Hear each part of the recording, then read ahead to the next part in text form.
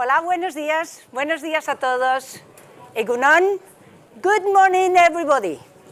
Here we are in this amazing city, Bilbao, in this incredible and amazing Vizcaya Accelerator Tower. Bueno, daros la bienvenida a todos porque estamos aquí en esta maravillosa Bilbao y en este maravilloso Vizcaya Accelerator Tower. Estamos felices de compartir con todos vosotros. Sabéis que hoy estamos lanzando una edición muy especial, que es Ecosystem Builders. Aquí no venimos únicamente a conectarnos, a estar como estamos siempre en South Summit identificando oportunidades. Venimos a co-crear y a construir juntos este ecosistema, fundamentalmente en las áreas más foco en este increíble ecosistema como es transición energética, movilidad, industria 4.0. Y tengo el gran honor de introducir aquí a nuestro diputado general, a Unai Rementeria, agradecerle que estés aquí con nosotros. Sabemos que es una semana especialmente complicada porque es la semana de los presupuestos, pero sabemos, diputado general, de tu apuesta total por este ecosistema. Por eso estamos juntos construyendo South Summit con la Diputación de Vizcaya y con Vizcaya Startup Bay, con Koldo desde el primer momento y con todo su equipo construyendo esta primera edición de Ecosystem Builders South Summit con Vizcaya Startup Bay. Sé de tu apuesta, sé de cómo nos identificamos en cuanto a la importancia del emprendimiento y de la innovación como motor clave para el desarrollo económico, para adaptarnos a este tiempo que se mueve a velocidad de vértigo, y por eso, con un aplauso, te recibimos aquí para que tengamos una primera conversación de entrada. Aquí, mira.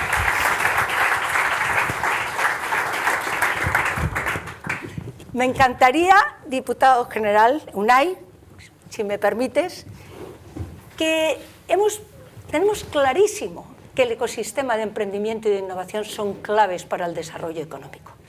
¿Qué me podrías contar de cómo vosotros visualizáis aquí este emprendimiento avanzado y cómo lo estáis desarrollando? Okay. First of all, I want to thanks to everybody for joining to us in this important event, this South Summit, and we are very pleasant to be here. And I'm going to answer in Spanish because I know that you have the translation service in your own, so I'm going to chat with my colleague and with my friend in Spanish. Okay. Pues María, y estoy encantado de estar contigo aquí porque como nos hemos encontrado hoy a la mañana y nos encontramos también, no tantas veces, también en Madrid y en Bilbao. Y además, ciertamente, cuando me preguntas eso, yo te podría responder, como solemos decir aquí, a la gallega, ¿no? Porque tú misma podrías ayudarme a responder a cómo hemos construido y hemos hecho realidad este Vizcaya Startup Bay, la estrategia de Vizcaya Startup Bay que tenemos en el territorio. Recordarás cómo antes de la pandemia, años 18, 19, estuvimos también en Madrid, nos acompañaste, te acompañamos, y allí, metafóricamente, teníamos esta torre, pero la teníamos en cartón. Fuimos a Madrid y enseñábamos la torre en cartón, y afortunadamente, el 2022, ya estamos en esta torre, la podéis ver, es una torre que ya ilumina lo que es el cielo en Bilbao, y prácticamente, bueno, sabiendo y reconociendo que aquí también está el equipo foral, tanto Ainara, Koldo, Iñaki, que bueno, han trabajado muchísimo en esta realidad, porque nos ha costado. Todos los proyectos son complejos y nos ha costado llegar aquí, pero afortunadamente, insisto, tenemos esta torre ya en marcha, ¿no? Lo habéis podido ver. Esta torre, para hacer el relato, hace 20, 30, 40 años, era la torre de un icono del financiero, la antigua torre BBVA. Ahora, de aquel icono financiero, nosotros lo que pretendemos y lo que ya hemos puesto en marcha es que sea también un símbolo y un icono para el emprendimiento, ¿no? Esa necesidad de emprendimiento que tenemos. Y lo hemos hecho insisto, dentro de lo que es la estrategia Bizkaia Startup Day, pero basándonos en elementos en los que somos fuertes. No podemos empezar haciendo de la nada, sino que con esas fortalezas que tenemos aquí hemos hecho el trabajo de generar este Centro Internacional de Emprendimiento y también, bueno, pues haciendo un benchmarking y analizando las buenas prácticas a lo largo del mundo. Qué bueno, diputado general. Hablas de las buenas prácticas a lo largo del mundo. Sabemos que hoy día lo que vivimos es en un mundo global, en un mundo sin fronteras. Bueno, South Summit desde que nace, como sabes, en el año 2012, nuestro objetivo es, esto es un mundo sin fronteras y es un mundo de una rapidez bestial en donde la innovación es la clave, ¿no? Sabes que nosotros estamos también en todas partes. Pero hablas de buenas prácticas y de buenas prácticas internacionales y de cómo el ADN de la Diputación General y de Bizkaia está claramente con la innovación y el emprendimiento. ¿Por qué no me cuentas o no nos cuentas a todos esas buenas prácticas? ¿Cuáles habéis tenido de referencia a nivel internacional para poder construir todo esto? A ver, yo creo que cuando hablamos de buenas prácticas lo primero que tenemos que ser es humildes, ¿no? Nosotros somos un pequeño territorio, los que nos conocéis, los que sois de aquí podemos trasladar que apenas 2 millones de personas, 1.200.000 en Bizkaia, 2 millones, pero también una ubicación geográfica que puede aglutinar al sur de Europa en torno a 4 o 5 millones de personas. Y muchísima humildad, porque el mundo está lleno de oportunidades y tenemos que aprender de esas buenas prácticas que existen en el mundo. Nosotros nos hemos fijado fundamentalmente en 4 o 5 ubicaciones, ¿no? En concreto, el tema de la fiscalidad, como tenemos autonomía fiscal, quienes no nos conocéis, tenemos una amplia capacidad que luego, si eso lo podemos hablar. Nosotros nos centramos mucho en Ámsterdam y Londres como ámbitos en los que la fiscalidad ha sido en ese benchmarking algo importante a tener en cuenta, ¿no? Desde el punto de vista del emprendimiento. Nos hemos centrado también en Boston en todo lo que tiene que ver con los distritos de innovación y con las concentradoras. Nos hemos centrado en San Francisco para las cuestiones de aceleración. Para nosotros Tel Aviv también ha sido, Israel, un referente en esas conexiones tan importantes que la hemos querido poner en marcha aquí también entre corporates y startups. O sea, esa combinación a nosotros nos parece uno de los keys, una de las llaves importantes para que esto sea un éxito. Y bueno, sabiendo también, os he trasladado unas cuantas dentro de lo que son los elementos importantes, sabiendo que eso hay que implementarlo a tu ecosistema. Y claro, la implementación de esas buenas prácticas aquí pues es diferente, ¿no? Claro. Nosotros tenemos nuestras propias recetas, nuestras formas de implementarlo, con las fortalezas en las que somos importantes y ahí es lo que hemos hecho. Está fantástico. Here we are together, people from many places, many different countries around the world. And here we are co-creating ecosystem all together, ¿no? And, creemos ahí que has hablado de dónde te has basado internacionalmente y has hablado, introducías antes y digo, mira, me lo introduce, pero no lo abordamos porque lo vamos a abordar ampliamente. A mí me encantaría que pudieras compartir con todos nosotros cuáles son las fortalezas del ecosistema aquí en Bizkaia. Aquí venimos, isn't it true? We come here to make business, to identify opportunities, to identify the place where we are. ¿Nos podrías hablar de esas fortalezas? A ver, con toda la humildad también tenemos debilidades, pero vamos a centrarnos en las fortalezas, ¿no? Cuando hablas de fortalezas, preguntarle a un responsable institucional cuáles son las fortalezas de tu territorio, pues tienes que poner unas cuantas. Entonces es como preguntar, y me vas a permitir la expresión de, a ver, yo tengo 2 hijos, a ver quién quieres más de los 2. Pues ¿qué quieres que te diga? Les quiero a los dos por igual, ¿no? Uno es mejor en unas cosas que en otras, pero a los 2 por igual. Pero por destacar alguna fortaleza, sin duda una es la fiscalidad. Nosotros tenemos, como he dicho, una autonomía propia, el concierto económico, esa relación bilateral que tenemos con España nos posibilita que somos quienes aprobamos aquí las reglas y por tanto es una de las grandes fortalezas y esa capacidad de flexibilidad y de movimiento que tenemos, ¿no? Segunda de las cuestiones, bueno, lógicamente nuestras corporates. O sea, las empresas tractoras que tenemos aquí son muy importantes para nosotros y trabajar con ellos, como os he dicho, en esa buena práctica que también la vimos en Tel Aviv y en Israel, pero trabajar con ellos nos parece fundamental. Y por poner una tercera, lógicamente porque soy de donde vengo y sabéis que soy administración pública, la colaboración público-privada. Siempre tenemos como ADN que cualquier cosa que pongamos en marcha es muy importante hacerlo en colaboración público-privada. A ver qué hacen las empresas y ayudarles desde la administración también a que sean las mejores posibles, que sean las mejores tractoras posibles, porque si a esas empresas les va bien, la atracción a nuestra pyme, y nuestro tejido microempresa y a nuestras startups va a ser importante. Fantástico. Bueno, yo creo que os habréis quedado, como yo, todos encantados cuando hemos llegado a este Biscay Accelerator Tower, ¿no? BAT. La verdad es que, no sé, aquí se rezuma como algo especial, ¿no? Yo creo que la condición fundamental de nuestro ecosistema es claramente conectarnos, el tener la oportunidad de, como muy bien has mencionado, y sabes que desde que nacimos en el año 2012 para nosotros el ecosistema estaba formado no solamente por las startups, y en ese momento dijimos, claro, las startups no son solo digital, las startups son innovación y por tanto necesitamos innovación en todas las industrias y en todos los sectores. Y además de eso no deben de conectarse únicamente o no necesitan únicamente conectarse con los inversores para la identificación o para encontrar financiación, sino que es un actor absolutamente clave, la corporación, ¿no? Y bueno, venimos trabajando juntos, vosotros desde que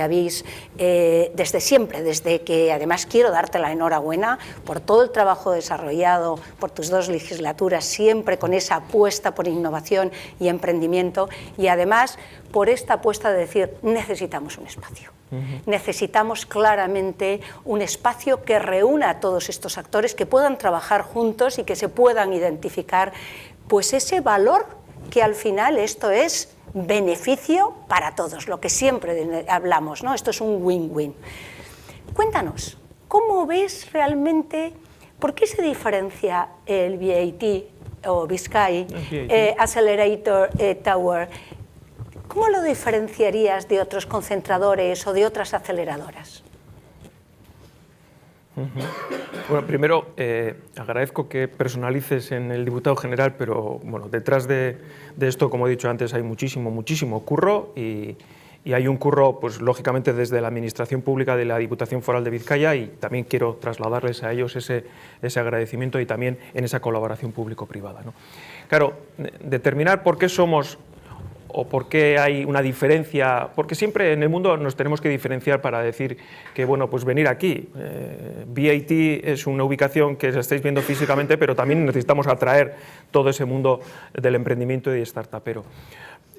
A ver, detrás de BAT esto es un icono, pero detrás hay un completo ecosistema. Uno sale del edificio y ve que somos un espacio industrial. He dicho antes que tenemos una atracción geográfica en torno a 3-5 millones de habitantes en el sur de Europa para lo que es el mundo del emprendimiento, que tiene que ser un tamaño importante. Ese ecosistema está dotado de muchísima fortaleza también en el ámbito universitario, en el ámbito de talento, que luego también podemos hablar, pero hay detrás algo más, ¿no? Si no, no funcionaría, si no el BAT no sería tal. Y luego hay otro elemento que casualmente lo veníamos, y me viene a la cabeza, lo veníamos comentando cuando veníamos para aquí, es la conectividad. O sea, esto tiene que estar necesariamente conectado físicamente y virtualmente, ¿eh? Nosotros podemos decir, y lo solemos decir así, que somos un hub de hubs, ¿no? Estratégicamente bien ubicados, pero también con esa conexión física y virtual en el mundo. El BIT, en estos momentos estamos ocupando 4.000 metros cuadrados en la primera fase, el 80% de ello ya está ocupado y por eso nos hemos aventurado a ir a la segunda fase de otros 4.000 metros cuadrados, ¿no? La torre en su totalidad podría tener, si no me equivoco, Ainara, unos 10.000, 12.000 metros cuadrados de ubicación de startups y de corporates. Y esto, que nos ha costado mucho, pues tendrá que avanzar en su momento. Lo que sí es que formamos ya una comunidad de muchísimos agentes y para mí eso es la clave, o sea, que haya movimiento. Y la comunidad ya hay hasta 220 agentes que están en torno a este BIT, en este ecosistema, agentes de todo tipo, como he dicho, startups, por supuesto, porque tienen que ser principio las startups, las corporates, mundo venture capital, pero también universidades. Tenemos las 3 universidades cercanas de aquí y las que tengan que venir, los centros tecnológicos, o sea, toda esta comunidad está vinculada también a nuestro VAT y eso es ecosistema y eso es importante. El impulso sí lo tiene la Diputación Foral de Vizcaya junto con el Ayuntamiento de Bilbao. Lo teníamos claro que teníamos que tener una infraestructura y una vinculación de estas características y luego lo está gestionando, lógicamente, Price en colaboración con Impact Hub y con Talent Garden, ¿no? Y esto es VAT. Pero, para centrarnos, los elementos más importantes, por digo que nicho dentro del emprendimiento es porque somos muy conectados, 140 nodos internacionales en todo el mundo, porque tenemos nuestras corporates muy importantes, además es un modelo de multicorporate con esas importantes empresas que traccionan muchísimo, porque también estamos haciendo algo a medida a las necesidades, ¿no? Esas cartas de servicio que son tan importantes en el mundo del emprendimiento aquí, y porque también hay una administración pública que nos gusta que haya movimiento y nos gusta apretar y estar junto con el emprendimiento trabajando, ¿no? Conjuntamente. Eso sería un poco, me he alargado, pero era importante destacar la diferenciación de VAT con otras ubicaciones. Sí, sí, yo creo que es muy importante porque es como luego volveremos a hablar de la identificación de cómo hacemos este ecosystem builders dentro de South Summit y con Vizcaya Startup Bay. Bueno, yo creo que esta semana, la semana pasada, pero para mí se alarga todavía, en España tenemos que estar. Yo desde luego estoy feliz y creo que tenemos que estar todos los que estamos aquí francamente contentos porque sabes que se ha aprobado en el Congreso la ley de startups, la ley de empresas emergentes y la verdad es que ha sido un paso adelante extraordinario, ha sido un antes y un después que yo creo que a nivel regulatorio, a nivel de apuesta por todo el ecosistema de startup y de innovación, es decir, que es mucho más amplio que la mera startup, ¿no? Y que la mera startup digo en sentido absolutamente positivo, porque ya sabéis que considero que es la inyección de innovación que genera todos esos nuevos productos, servicios que van a permitir a la gran corporación o a la empresa tradicional responder al ritmo vertiginoso del mercado. Teníamos desde fuera envidia sana, porque ya estaba todo el mundo diciendo a ver cómo nos vamos para Vizcaya, ¿sabes? Porque es que vosotros, antes que nadie, también porque, como muy bien has dicho, una de vuestras fortalezas es toda la fiscalidad, es decir, vuestro régimen propio de fiscalidad. Todas las medidas que se aprobaron después, además, que sé que las venís trabajando desde hace mucho tiempo, desde la Diputación General, desde todo el ecosistema y que se han aprobado en enero pasado, en enero de 2022. ¿Podrías decirme cómo influye estas medidas que habéis aprobado para facilitar todo este ecosistema? Bien, yo ahora os podría decir que venga Iñaki Alonso aquí, que es el director de Hacienda, y os mete... Pero luego le tendremos, Os mete... bien, os mete... Pero me vais a permitir dar una pincelada, ¿no? Yo quiero trasladaros la importancia que para nosotros tiene la fiscalidad. El concierto económico, esa relación bilateral que tenemos entre las instituciones vascas, en nuestro caso la Hacienda vizcaína, la Diputación Foral de Vizcaya con Madrid, hace que nosotros nos tenemos que preocupar de recaudar dinero, porque es el dinero que gastamos aquí, ¿no? Por las partes de las instituciones vascas. Si nuestro tejido económico, actividad económica, tuviera un cayera, no tendríamos suficiente dinero recaudado como para poder hacer frente a los gastos presupuestarios y al estado de bienestar que tenemos que hacer frente. De ahí que quiero concienciaros de la importancia para nosotros de la fiscalidad y de la importancia que tengamos actividad económica, tejido económico, empresas importantes y startups. Porque lo que hoy es startups, afortunadamente y escalando, mañana será una empresa de alto valor tecnológico, de alto valor económico para nosotros y podremos seguir recaudando y sosteniendo el sistema de bienestar. Por eso estamos muy flexibles y muy concienciados desde el minuto cero a que teníamos que hacer algo y rápido en favor del emprendimiento. Y sí, estamos contentos que España también haya regulado, porque eso es bueno. Eso es bueno para todo el ecosistema y nos posibilitará que nosotros también dentro de nada hagamos otro pasito más, porque eso es buenísimo, siempre es bueno, nos vamos animando, en general, específico. De todas maneras sí tenemos determinadas peculiaridades que todavía pues, no nos han copiado, entre comillas, ¿no? Por ejemplo, sí es cierto que en el emprendimiento, si hay una persona o una empresa que quiere invertir en un startup, nosotros como administración tiene la capacidad de deducir el 35% de toda esa inversión. O sea, la administración pone el 35% de esa inversión inicial en una startup por parte de una persona particular o una corporate o una empresa que quiera hacerlo. No es un ejemplo. Otro ejemplo, bueno, en cuanto a qué complejo es el emprendimiento y qué complejo es cuando tienes que cobrar también, ¿no? Porque tienes que vivir de algo. Y cuando la startup va bien, esas retribuciones, nosotros tenemos un tipo impositivo muy adecuado, ¿no? De un 20 o un 25%, porque de repente hay un momento en que recibes, si afortunadamente va bien, muchísimo dinero. Bueno, y eso no puede ser que vayan unos tipos marginales, ¿no? Del 49-50%, no, sino que lo tenemos a un tipo del 20-25%. Y hay una cuestión que para nosotros es clave, y sí la ha regulado España, que tiene que ver con el talento.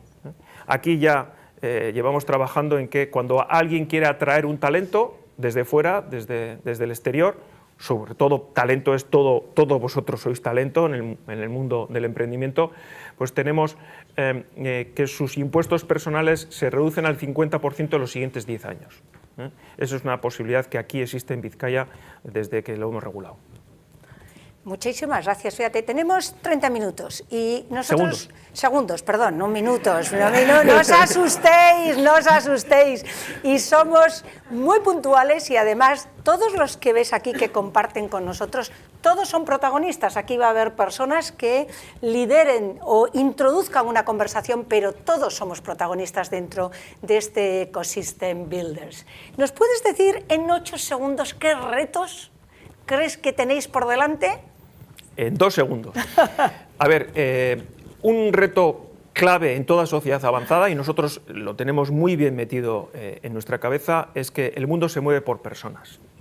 Y nosotros necesitamos personas. El talento es la necesidad que tiene toda sociedad avanzada y también tiene Vizcaya. Por tanto, yo hago un llamamiento clarísimo desde aquí en que os necesitamos todo el talento, mantener lo que tenemos, lógicamente, pero atraer todo el buen talento que sea necesario. Porque lo he dicho con anterioridad, nuestro estado de bienestar de toda sociedad avanzada, pero también en Europa, depende que nosotros tengamos la capacidad de generar talento, de formar talento, de mantenerlo aquí y que haga emprendimiento y que genere nueva actividad económica. O sea, sois clave. Pues nosotros, eso, la verdad... y vuestra colaboración con nosotros, que eso también es clave y que lo tenemos que seguir manteniendo. Nos encanta, querido Unai, querido diputado general, muchísimas gracias y muchísimas gracias a toda la Diputación General, a todo el equipo que conformáis esto y a todos vosotros que venís desde todas partes y que aquí vamos a seguir creando juntos ecosistema. Muchísimas gracias. A ti.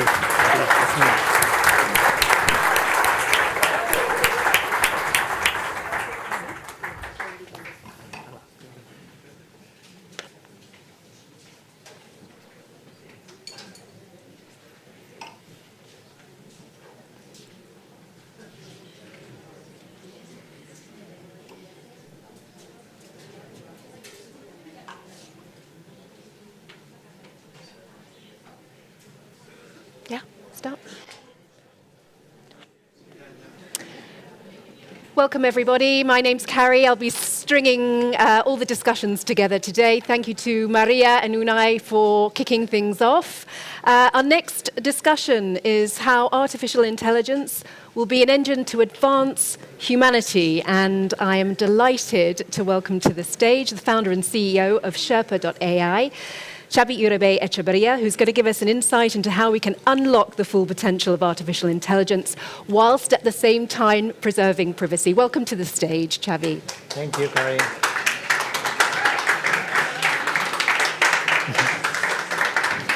How are you? Good. Good. We've got some really big news to announce, which we'll do in a couple of minutes, but I just wanted to start off with perhaps a more philosophical question. Just tell me and tell everyone here how artificial intelligence and privacy complement each other. Okay, thank you, Carrie. And I wanted to start with saying thank you as well to South Summit, to Maria Benjumea, and to the President of Vizcaya for inviting me to be here. I think they are doing an amazing job to create an ecosystem here. So thank you for inviting and thank you for working for the ecosystem. So, and about related with your question, so I think So at least at Sherpa, we think that privacy is a fundamental ethical value. So all our mission, all our vision is to create products that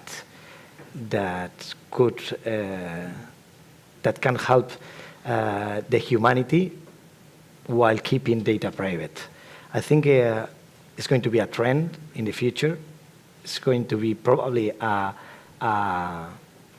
having in the UN a few weeks ago, and probably will be also a human right. We think that we are pushing because it's not only so the data privacy will be a huge trend in the future. So that's our focus right now. Right, on to some big news. It's across the Spanish press this morning and on other news outlets. You have announced an important agreement with the US Department of Health to use your platform in the diagnosis and treatment of rare diseases. First of all, many, many congratulations. Thank you. Yeah, fantastic news.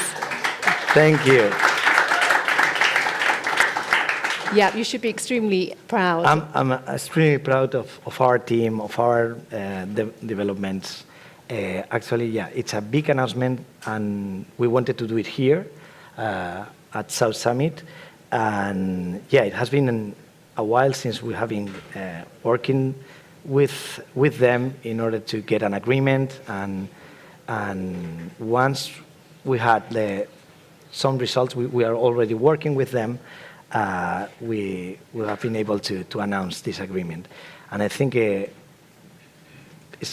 it's going to be so. The results are quite amazing. So they will publish in a few months, and yeah. So thank you. I'm very proud of our team, of our product, and yeah, it's quite impressive. Yeah, it is very impressive and very significant. So how do you think that this technology and this specific development will impact the advancement of science and health? Science and health. Okay, so let me explain you. Let me give you a little bit of context. So if we could, so the AI is applied in many sectors. And the technology is there. So we have technology to solve diseases that the humanity has suffered since it started. So, but let's say the challenge is so the technology is, the AI can solve that, but AI needs data to train those models. And in healthcare, there are, of course, privacy limitations, and it should be like that, because it's, as I said, data privacy is a fundamental ethical value, so we shouldn't be able to send data, but we need data in order to solve those diseases that we have in, like, all the humanity suffering. It could be cancer, it could be whatever that we want to solve. So what we have been building is a platform that allows to train those models without sharing data, so without keeping the data private. So I think it's going to be a leapfrog in the trainment and probably diagnose and also probably the cure of some diseases that we have in the humanity has been suffering. So that's what we are doing right now in healthcare, and that's the biggest challenge, is to use those data to solve those diseases, because the technology is already there. It's already there, applied in different sectors, but we need that challenge. Yes, so you see AI being hugely significant in the advancement. Of course, probably is one of the sectors that will have more impact in the near future. So AI can see patterns, can see biomarkers that a human eye can see. So, but again, the challenge is to be able to use the patient data, the medical records, the blood tests, and all that. So that's the big challenge, and that's what we're trying to solve. And actually, the first results are quite amazing. So we get 100% of accuracy in a model without sharing data. So it's quite amazing. Excellent. Well, congratulations again. Thank you. Now, at the moment, many people are worried about their jobs. Do you see artificial intelligence a complement or a substitute for people's work? This is a quite philosophical question. Yeah. It's always when there is an innovation, always is the same, like the same question, the same debate, and what I think is that I'm always optimistic. And I think it has, as any big innovation, has good things and bad things. But it's all about the usage. So it happens with any innovation. If we want to get green power, we can do like how do you say energy nuclear fusion. Mm-hmm. We can there is the ITER project and so on. So we can create green power, but also we can create the hydrogen bomb. So it depends on the human. So I'm always optimistic, and I see that we should regulate, of course, but I think there are more.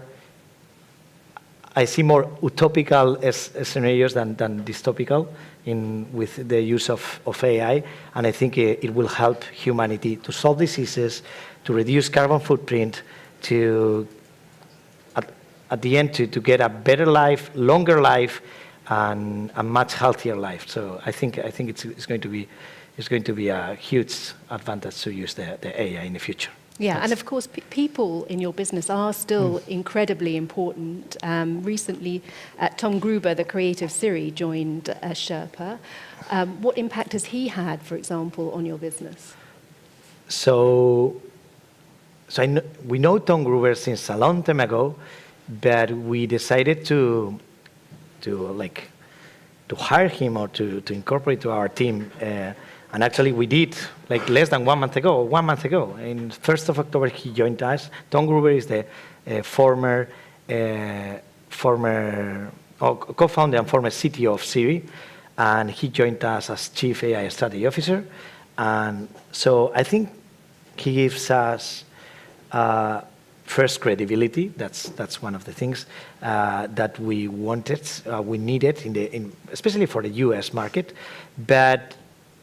It also gives us he also gives us a huge vision of what we should do in terms of the applying AI to certain sectors. So he has been around in the technology world at Apple, Siri, Apple, and some other companies, and I think it helps us to focus more in the impact that we can get with our technology, because we are really good at technology, especially here. We are really good at technology, but we need to focus in a sector that has a lot of impact and sell it. So, and this is what US people can help us a lot. I think the US market is more focused, not only in technology, and probably so our team can be as good as or even better in technology, but we need to focus also in the market and in solving problems. Yep. Always great to have visionaries and as part of a team, Yeah. of course, and that refers to the importance of people in your business. We're hearing the words federated learning bandied around a lot in Yeah. the world of AI. Can you just explain briefly what that is? So briefly, so it's going to be a long. We've got 3 minutes. Let's say that we need to solve, or we want to know if someone is going to have lung cancer or not in 5 years. So we will need.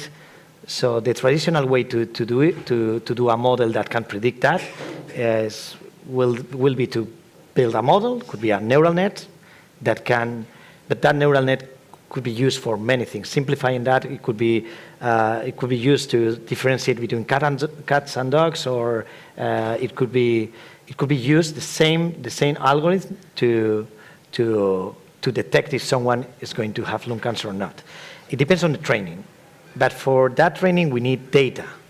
So we need to, let's say that we need 1,000 X-rays of lungs of people that that they have had lung cancer in 5 years, and 1,000 that they don't. Mm-hmm. So we need to train with that in order to, the algorithm needs to create their patterns, see the biomarkers that the human eye can see. So the traditional way to do it is to send it to a central node, to a central server, all the data from different organizations, even different countries, from different countries. But if we do that, we are not compliant with the current regulation, of course. We have a huge attack surface, so the security will go down by exponentially. And what we have built is a cloud platform where you can upload the model. It automatically creates a software that can be installed, in this case, in different hospitals. So it learns locally, yeah. And only the learnings are combined in the cloud. So there is no exchange of data of any patient, any medical record, any blood test. So we keep the data in the hospital, but we use that data to train that model without sharing the data. That's the fundamental the fundamentals of this paradigm of federated learning. So keeping things local. Yeah. Yeah. Okay, just briefly in the last few seconds, just tell us when your privacy platform is going to be rolled out. Pardon? When? Yeah. Okay. So the reality is that we have been testing the platform. So we built an MVP. It's called minimum valuable product, like 1.5 years ago, and we have been testing with top worldwide organizations. One of them was Telefonica, that we released we did the press release like 1 month ago. Then but we have been testing with much more organizations. Today we are announcing that we have an agreement with NIH, and we already tested with them, but we expect to announce before the end of the year. So it's going to be like the inflection point once we announce the platform and once we get more customers. So until now we have been testing, ensuring that we have what we thought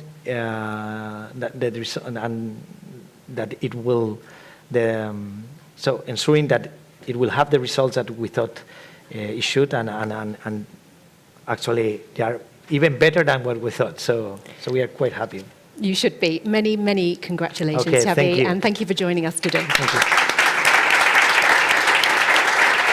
Vamos.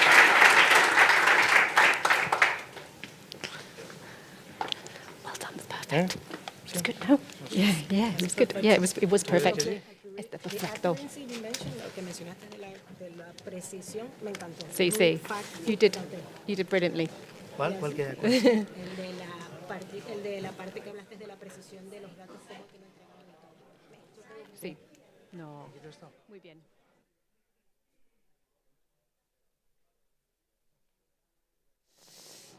Right, we're going to move on to our next panel, how we can help build cities through data and sustainability. Efficient, practical, fast, connected, clean and safe. They're just some of the words that describe smart cities. Now is the time to start thinking about how the infrastructures in a net zero economy will look. Smart cities should enhance the quality of life while reducing gas emissions. Of all the technologies, we ask which are the ones that are taking us closer to this scenario? What is needed to be capable of genuinely implementing solutions that optimize the flow of energy, of people, and of data? Well, to help us answer these very important questions, please welcome to the stage Liz Fleming, Chief Ecosystem Officer at South Summit, Carles Morales, the CEO of Orpheus, alongside Chris Card, founder and CEO of HeyChange, and Hezirez, the CEO and founder of TerraFence IoT Cybersecurity. Welcome them all to the stage, please. Let's go.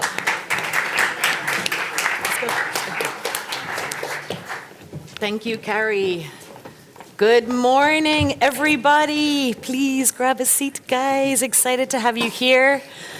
Good morning, everybody, and welcome to Ecosystem Builders. We are so excited to be here with you guys this morning. This is a totally new format for South Summit, for Biscay Startup Bay. This is an unconference, a reverse conference, so I just want to explain a little further exactly how we're going to do this morning.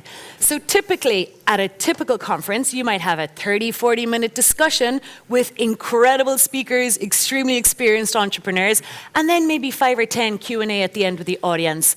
This is the reverse.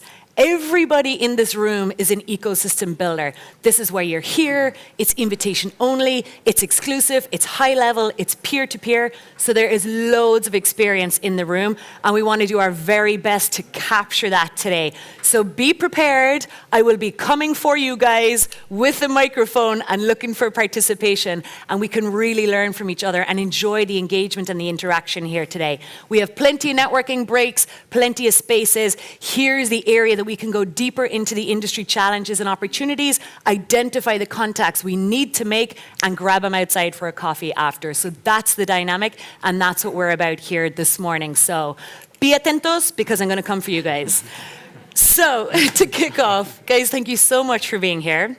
We have 4 incredibly experienced entrepreneurs that have traveled in from all different parts to be with us today.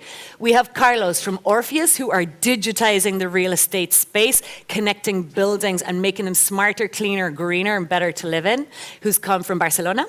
We have Ezi, who has come all the way from Haifa in Israel, who's the founder and CEO of Terrafence, an IoT security company.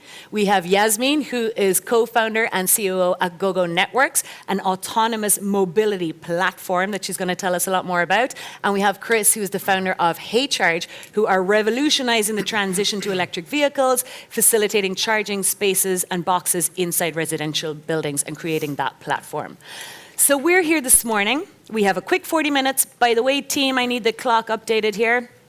If that can happen, I have 7 minutes here. We definitely have more than 7 minutes. Our discussion this morning is about building better, more livable, upgrading the urban environment into greener cities. How can we improve? How can we use technology to improve how we live in an urban environment from all types of perspectives, as a citizen, as society, from B2B, B2C, from government, from institutions, from large corporates? And that's really the conversation we want to kick off here this morning.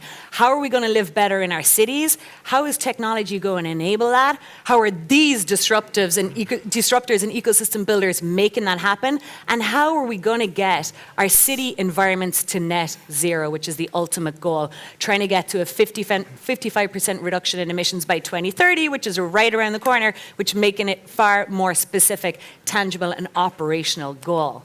So, guys, how are we going to do it? How are your technologies and the opportunity that you've seen in the market improving our cities and making them greener at the same time? Chris, what do you think? Let's go. Well, our problem statement was basically 46% of Europe. It's actually 56% of folks in our home market of Germany live in apartment buildings. And the solutions for providing charging in these buildings before us pretty much didn't work. They didn't meet the unit economics. They didn't meet the usability needs. And so we invented a technology that basically allows us to provide EV chargers that do not require an internet connection. It lowers cost, and it improves the user experience when the users are in an underground garage. It improves the security picture, and it improves supportability. We actually originally really focused on residential buildings, but when we invented this technology, we realized the problem is bigger. There are all sorts of folks, people charging in hotels, people charging in workplaces, and so we built a platform that allows anybody, utilities, charge point operators, wall box makers, to deploy technologies based on our platform. And so we've kind of seen the scope expand a little bit, but it's all about enabling charging in these underground environments that do not have connectivity. And we think the impact there could be huge. Nice. Sounds like a complex problem to solve, so I'm glad you guys are on it. Yasmin, GoGo Networks, how are you guys changing our cities? Yeah, so to start also with data, when you think that 20% of the cars that are in the cities for logistics are more than 40 or about 50% of the emissions, when you think of how can we bring, our cities cleaner, we thought about how can you already get logistics under control and transition toward a more efficient systems. Most of the loads of trucks that we see in our cities are empty or like half empty. And of course, most of the vans are electric. So what we thought with autonomy is at the end, autonomy is a very big umbrella word. You can think about autonomy for many things, and there's a lot of legend about autonomy. But what we try to look at with autonomy is, okay, how can we find use cases that are simple and that can help solve solutions for logistics, because it's easier to move packages than people, and at speeds that can be controlled in an environment that can be replicable or geolocalized. And so what we have built at GoGo Network is basically a platform that is vehicle agnostic, that connect different type of robots, from like sidewalk robots to vans that are electric and autonomous, and that serve retailers or food partners. So imagine you're like Carrefour and you think, okay, how do I meet my net zero emission objective? How do I transition my logistic fleet toward autonomous and electric? And I don't want to have to deal with each separate vehicle. I don't want to have to understand how to automatize my own fleet, or how do I manage the dispatching of vehicles, which is very different to dispatch drivers. And so we have built, let's say, the software that do that, and we integrate on the one end with clients, and on the other end with like the vehicle partners. Amazing. Again, pretty complex and a lot of data involved there to make all of that happen. And moving on to you, Urzi, what's happening with all of this data, this tsunami of data? Actually, can you hear me? It's Yeah. okay? Oh, actually, I wanted to go to the previous discussion when he talked about data, connectivity, and there are good people and bad people, or actually he mentioned how we use the nuclear power related to atomic bomb or to green power.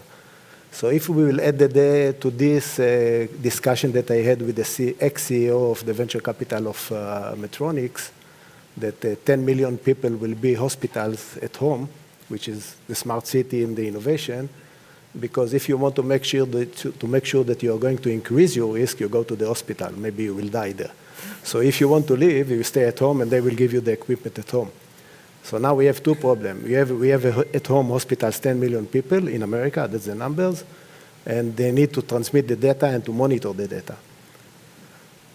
Going back to good people and bad people, so if everybody is good, no problem. We can transmit the data, connect to the internet, and make the monitoring and help the people with the AI, with all those technology. But since we have a little bit of bad people, hackers, this connectivity can be damaged, and they know how to make money out of it. So you have to be aware that any connectivity should be protected, very well protected, especially if it's medical, and we are coming to solve this issue.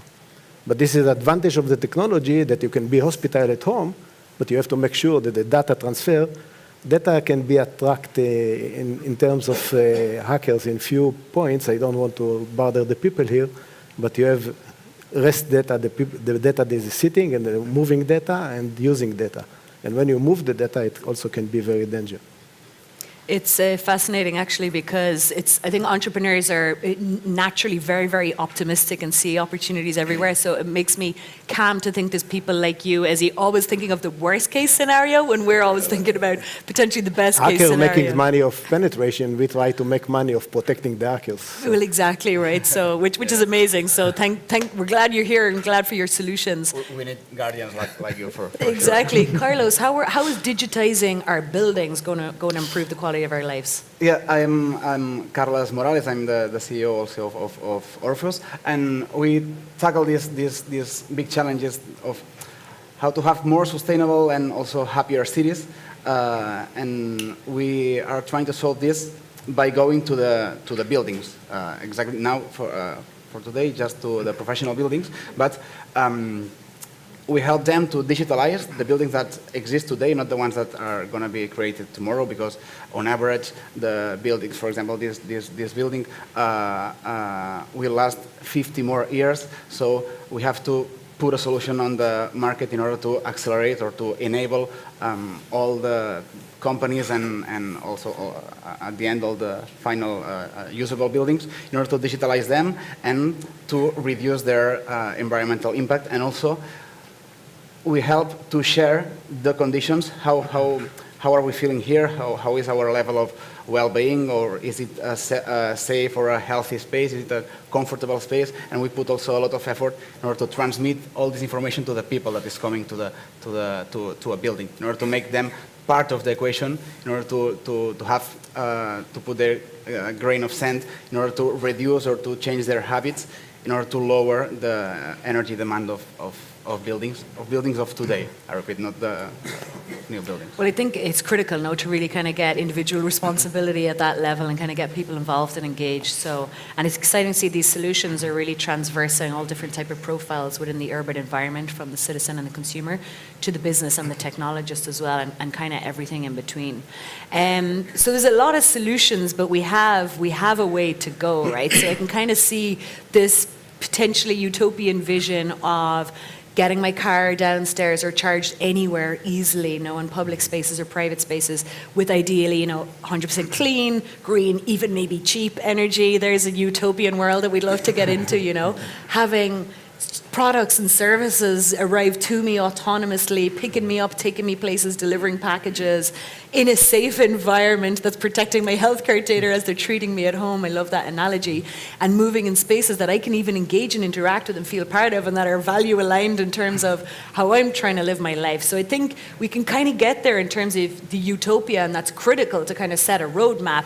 But let's be perfectly honest, there's an awful lot of challenges to get there. And I think the data opportunity is enormous in helping cities be more efficient, be smarter, and be greener. But there's a lot of, friction along the way in terms of operations.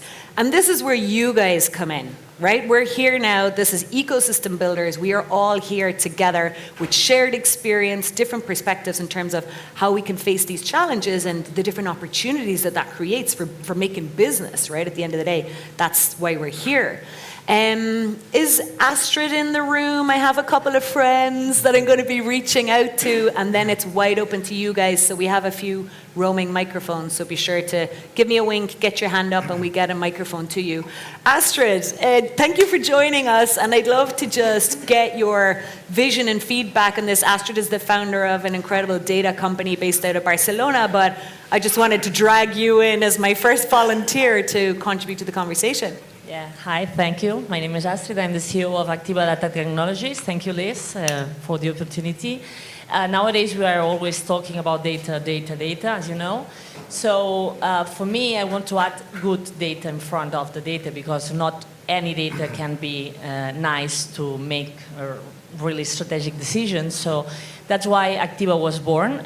We built up a platform to check the data that companies are using to make strategic decisions in a flexible and low-cost way. Because what we want in Activa is to let any kind of company, from smaller to bigger companies, to have this good quality data. Last year, 2021, just in internet, every single minute, we were creating 79 zettabytes of information per minute. A zettabyte is 1 million gigabytes per minute. So you can imagine how much data we are getting into our companies, non-structured, non-qualified. So it's extremely important not to get any kind of data, just good data to make these kind of decisions. So I hope we can help you guys, and let's keep talking about how data can help us to build better cities. Excellent, thanks, Astrid. I love that we're getting the full value chain there in terms of getting the inputs, getting the outputs, and everything in between, particularly as we get to the Internet of Everything, and particularly in urban spaces, right? Because you have institutions, public administration, corporate citizens, there's so many players kind of participating there that it's critical, know that this is coming in from the right source and making sense together. Even with you guys, your vehicle autonomous, knowing you also, it's different types of brands and platforms connecting and engaging. Please join us, yeah. Hi everyone. I'm Ernesto. I'm from Sigma. It's a food company based in Mexico. 7 years ago, we acquired Campofrio here in Spain. And for example, in Mexico, we have one of the largest cold supply chain distribution networks.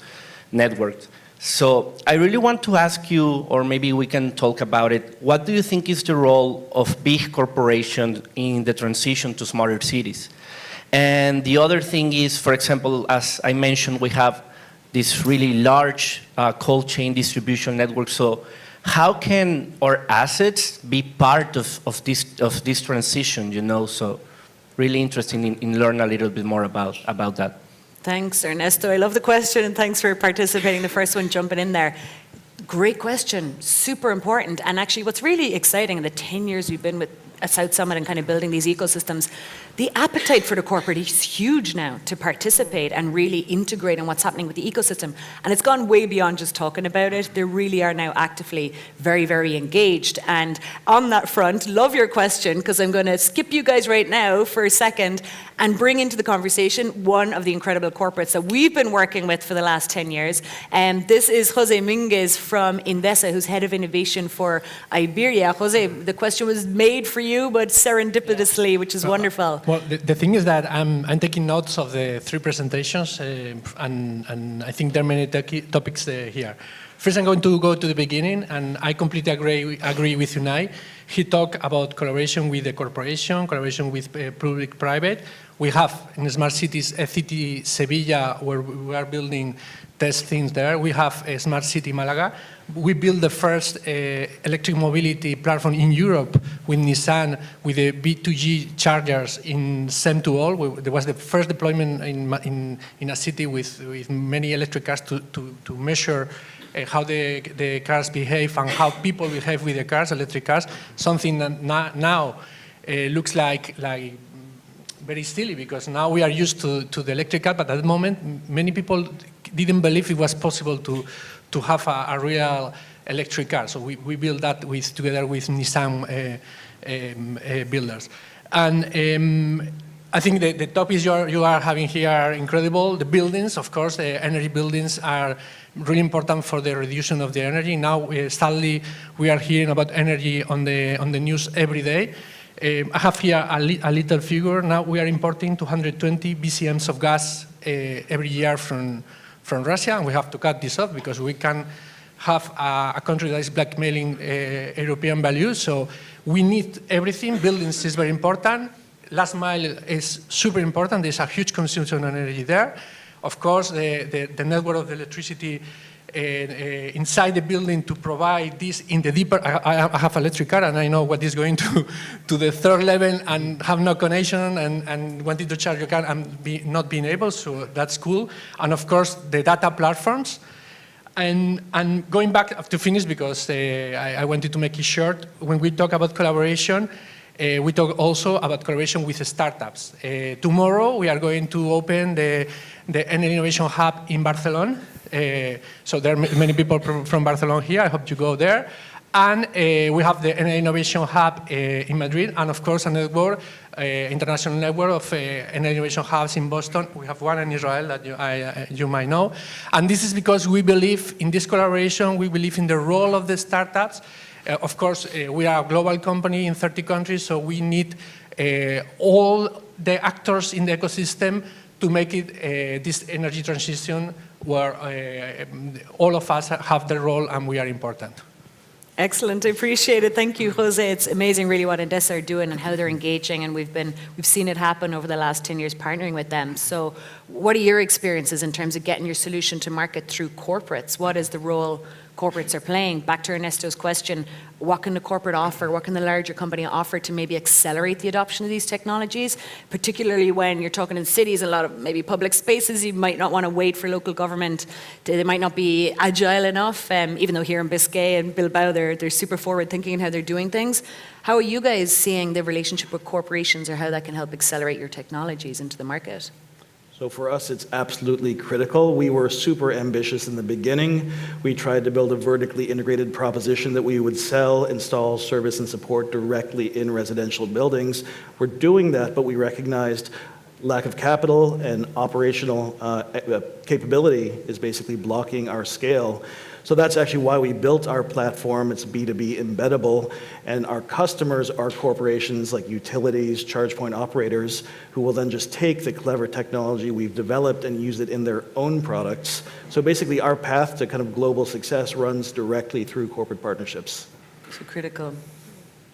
I mean, in our case, it's absolutely our partners. We are serving corporates, so we are working with large retailers because the thinking is that you can change people's habit and make them transition toward electric vehicle. But if you convince a big corporate like yours or Carrefour, or like you just like totally change a whole fleet of vehicles. So it's a huge scale. Plus, it's also a role model for the rest of corporates. I totally believe that they have to lead the way. And actually, I have you on my radar. My CFO is from Mexico.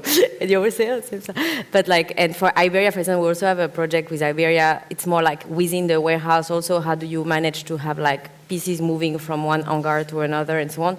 But I think for us, it's our main partners, corporates. So. Yeah, big cooperation and smart city and building management, very similar. At the end of the day, if we are taking only the example of autonomous car or electrical car, at the end of the day, the car will come back to the corporation. They should be recharged, but they may come with some of the battery left. So maybe the corporation will use the battery left of the 5,000 people cars, because that was cheap now, it's free anyway, and then they will upload the cars when the electricity is very cheap, nighttime or whatever, if it's a building. And all those people want to use the smartphone to know if the car is already uploaded with the energy or not, and this. And again, here we have all the cyber issue. And from our point of view, going back to the relation with corporates and startups, my personal opinion is at least we have a love and hate relation with corporates, because it is quite hard to match the paces. Yeah, we are a startup, a very lightweight team, and then we find big corporates that there's a big challenge and also a big opportunity behind it, but we already had some victories and also some fracaso. No. Failures, yeah. Yeah, failures. Thank you. Trying to keep those things advancing with them, but at the end of the day, they have the power. They have the. Yeah, what? It's a question of pace. Basically, it makes more time to move them, but if you move them, the scale is just huge. Yeah, they have the power to change things, but their pace is like an elephant, and then when they find a rabbit like that, like us, it's quite, for us, it's quite hard. Not just to say only super good things about corporates, just from very honestly point of view. No, I mean, I love that. What we want is transparency, really, in terms of what the reality is, let's be honest. I love that analogy of the elephant, right, picking up speed, because it's maybe not the fastest, but once it gets going, it's pretty hard to slow down. Folks, let's go. Who wants to get involved in the room? Question here at the back, please. There's a microphone on the way. Thank you.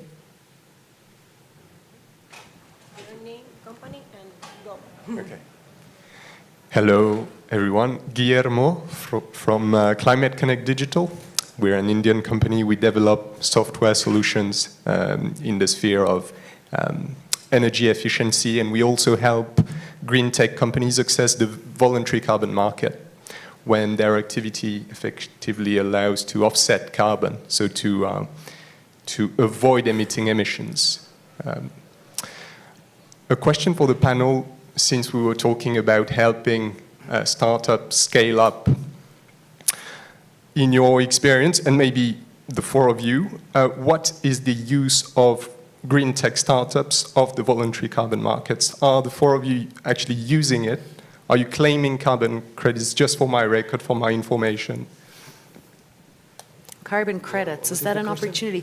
Carbon credits, so is there any way that your technologies can be connected to specific metrics around reducing emissions for the companies you're dealing with or the consumers? Is that something, it's just an enormous market right now, okay? So in terms of accessing other revenue streams or even investment, is this something that is relevant within your businesses? Short answer is, of course, yes. We've got an enablement story because we're allowing people who otherwise would not have had an electric car to own and operate them in the city. Of course, how you translate that and claim the credits is very much related to the regulatory scheme in the country you're operating in. We like to make our lives complicated, so we're operating in multiple countries. In Germany, we are claiming the carbon credits where the owners allow us to, so it's kind of a commercial question in terms of how do you negotiate your service contract for a building. In other countries, we're working through resellers, and so we're enabling the resellers to claim the credits. It's actually a really interesting opportunity, I believe, no? Because you're distorting business models for the better, I would hope, right? And I think it's kind of an innovation that we need if, again, you really want to accelerate the adoption of these technologies and actually get to your 55% reduction by 2030 to get to the net zero, right? Let's get real.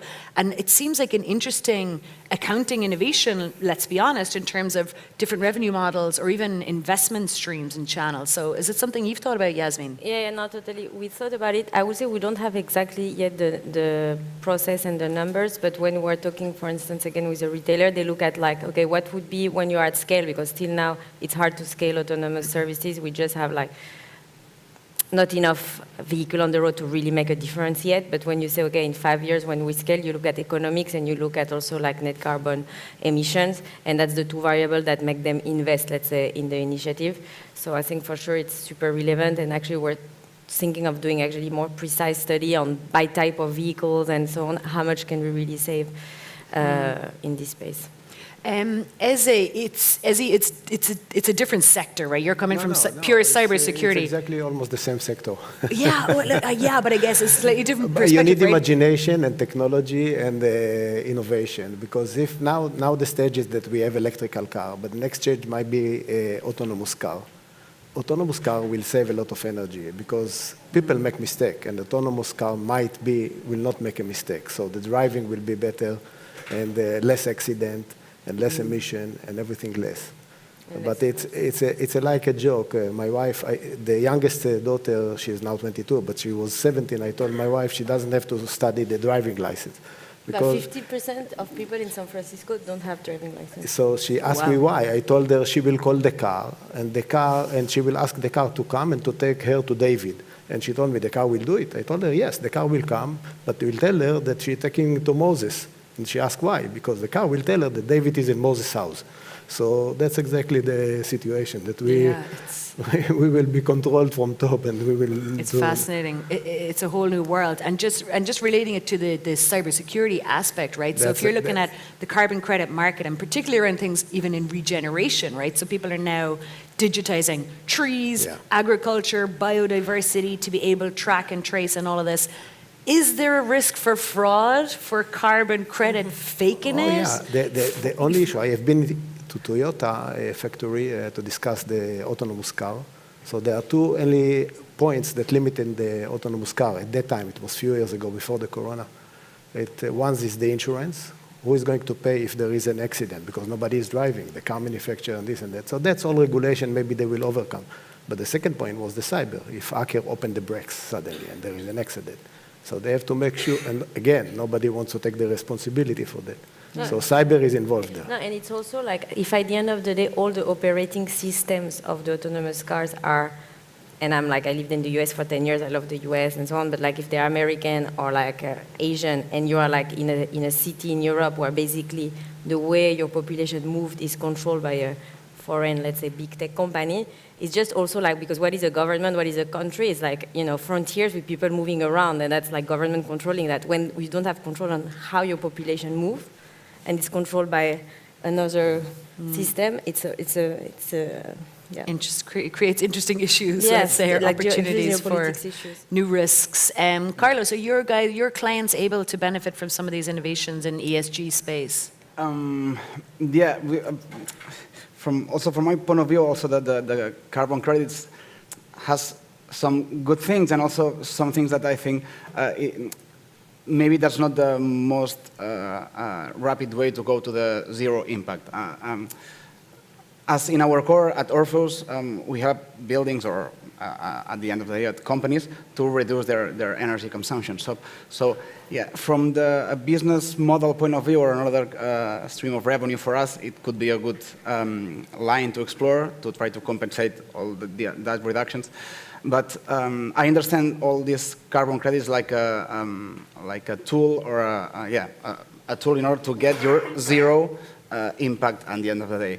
And also I see a little dark, I don't know if the word is dark, but a little dark face to try to, if you have money, like you can buy bad behaviors, no? Or you can allow yourself to, for example, to consume more that you are supposed to do. And I have my doubts if this is the most fair or the most rapid way to go to all the buildings, all the operations in the factories, and at the end all the demand of a country to lower and lower in the most fast way. But really we didn't explore that path that much. So I want to help you. Allow me to help you. In Israel, we had a study about it. If you just control the air condition and you change only 2 degrees, instead of 20, you put 22, you decrease the emission in amount that it's unbelievable.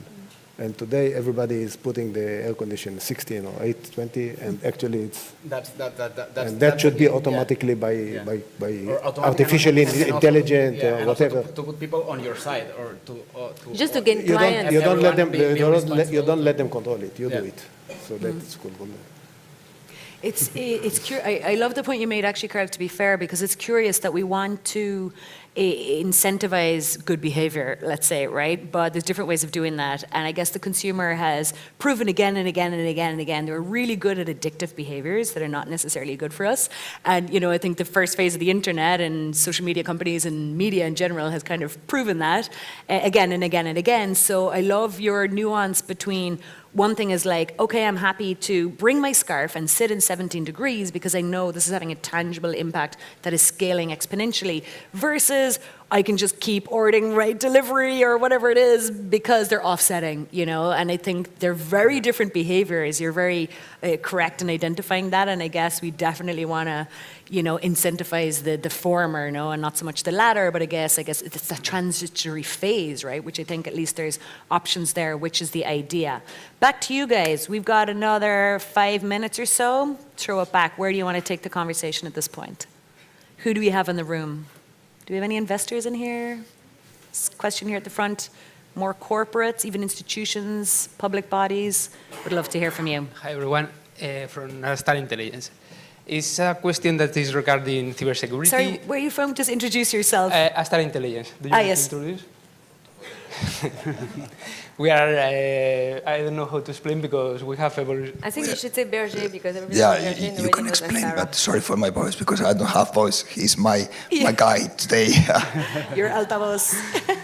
We are specialists in mobility. Okay, awesome. The question here is more for cybersecurity and interoperability platforms like you, like Google, but maybe the other opinions are interesting.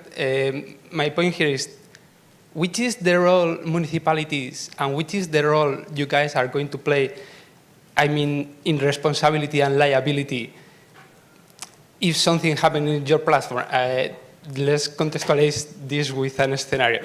We are in 2040 and 20% of the fleet of Bilbao is autonomous. Okay, and a cybersecurity attack hit, and all the fleet stopped. So, which is the role of municipalities as manage? I don't know which role, if they have to play some role, and which is the liability, because in that scenario, each minute the city of Bilbao is going to lose, I mean, millions every minute. So, cybersecurity and interoperability. So first, let's go to a scenario in 2022 when you actually can go to Madrid or to Zaragoza where you're going to have autonomous fleets and they can stop or they can bump into a car. So it's happening today, not in 2040. And it can have an accident. And then the question is like, okay, who is responsible, right?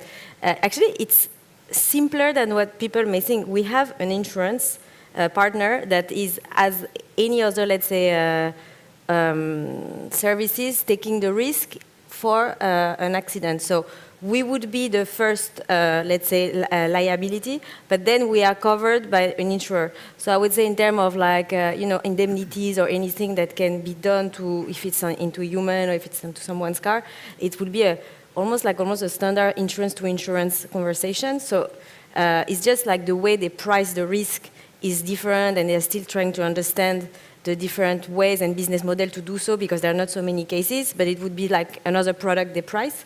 Then the other question that is a bit more macro is actually like, if you're blocking a whole service in a city, what is the role of the operator versus the role of the city manager?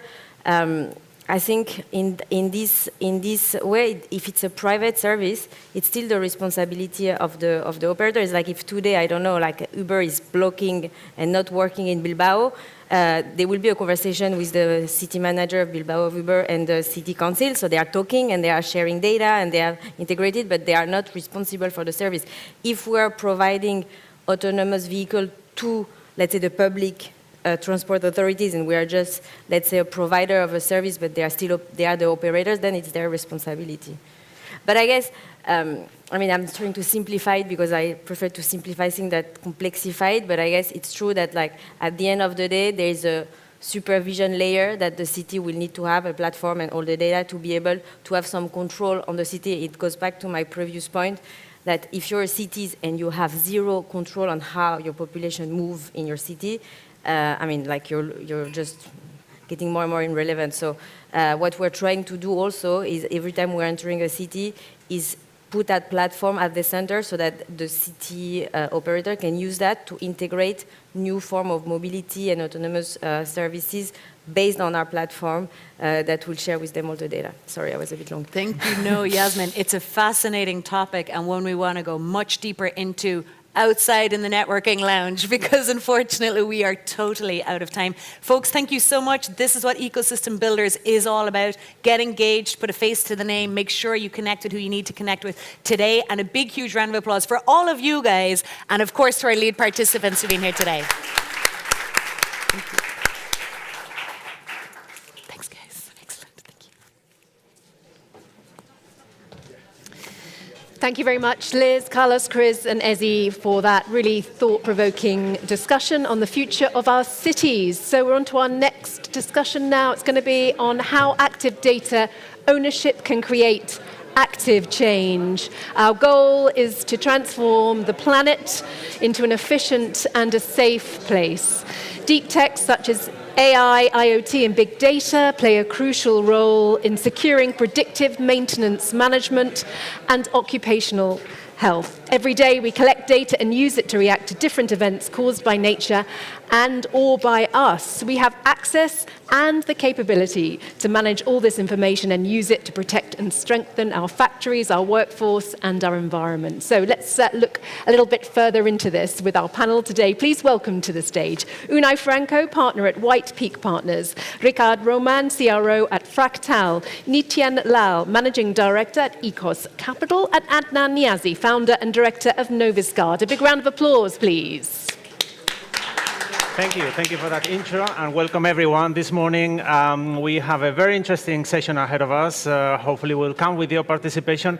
We're going to be discussing the power of data and predictive analytics and how this can make our world, the world around us, more efficient and safer. I'm Unai Franco. I'm partner at White Peak Partners. We are a corporate strategy and finance boutique focused on technology. And I'm very pleased to have three very distinguished guests that will help me open up the discussion.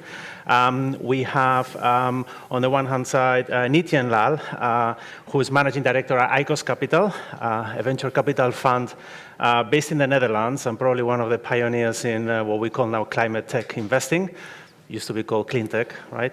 Nityan started his career as a consultant in renewables and technology, and over the last 20 years as an investor has come across many different companies and with multiple technologies, including those that will be relevant for our discussion today: IoT, big data, analytics, AI, and so on.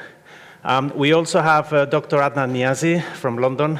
He's founder at Novus, Alter, and Novus Guard, which are companies basically offering risk management solutions to keep workers and fleets safe. And Adnan is a mechanical engineer and PhD, and he has an extensive career in academia in the fields of robotics, AI, and IoT, among others. And last but not least, we have also Ricardo Roman, who is a Chief Revenue Officer at Fractal, who is an asset maintenance management software that helps companies optimize operations and leverage the power of data. Ricardo is a computer science engineer, an MBA, and prior to joining Fractal, he spent several years as an engineer in processing plants for large corporates. So that's a pretty good lineup we have here, but obviously we also have all of you that I hope will also participate, sharing your views, your experiences, asking questions, answering questions, and so on. So let's keep this interactive. First question, maybe to Adnan. Let's start with you. From all the different uses of data in a manufacturing environment, for example, which ones are the ones that most excite you today? And I'm talking about use cases or applications that are real and possible today. Thank you, Unai, first of all, for having me. My main area of interest is occupational health and safety, and how lone workers especially can be protected in an industrial or a manufacturing environment. Now, with the advancements in AI, IoT, digitization, it's inevitable that the leaner workforce will become more widely prevalent. But that also means that more hazards, more risks for those working in lone working conditions. And what we don't want is any of the gains as a result of automation to be overshadowed by the increased number of accidents or incidents.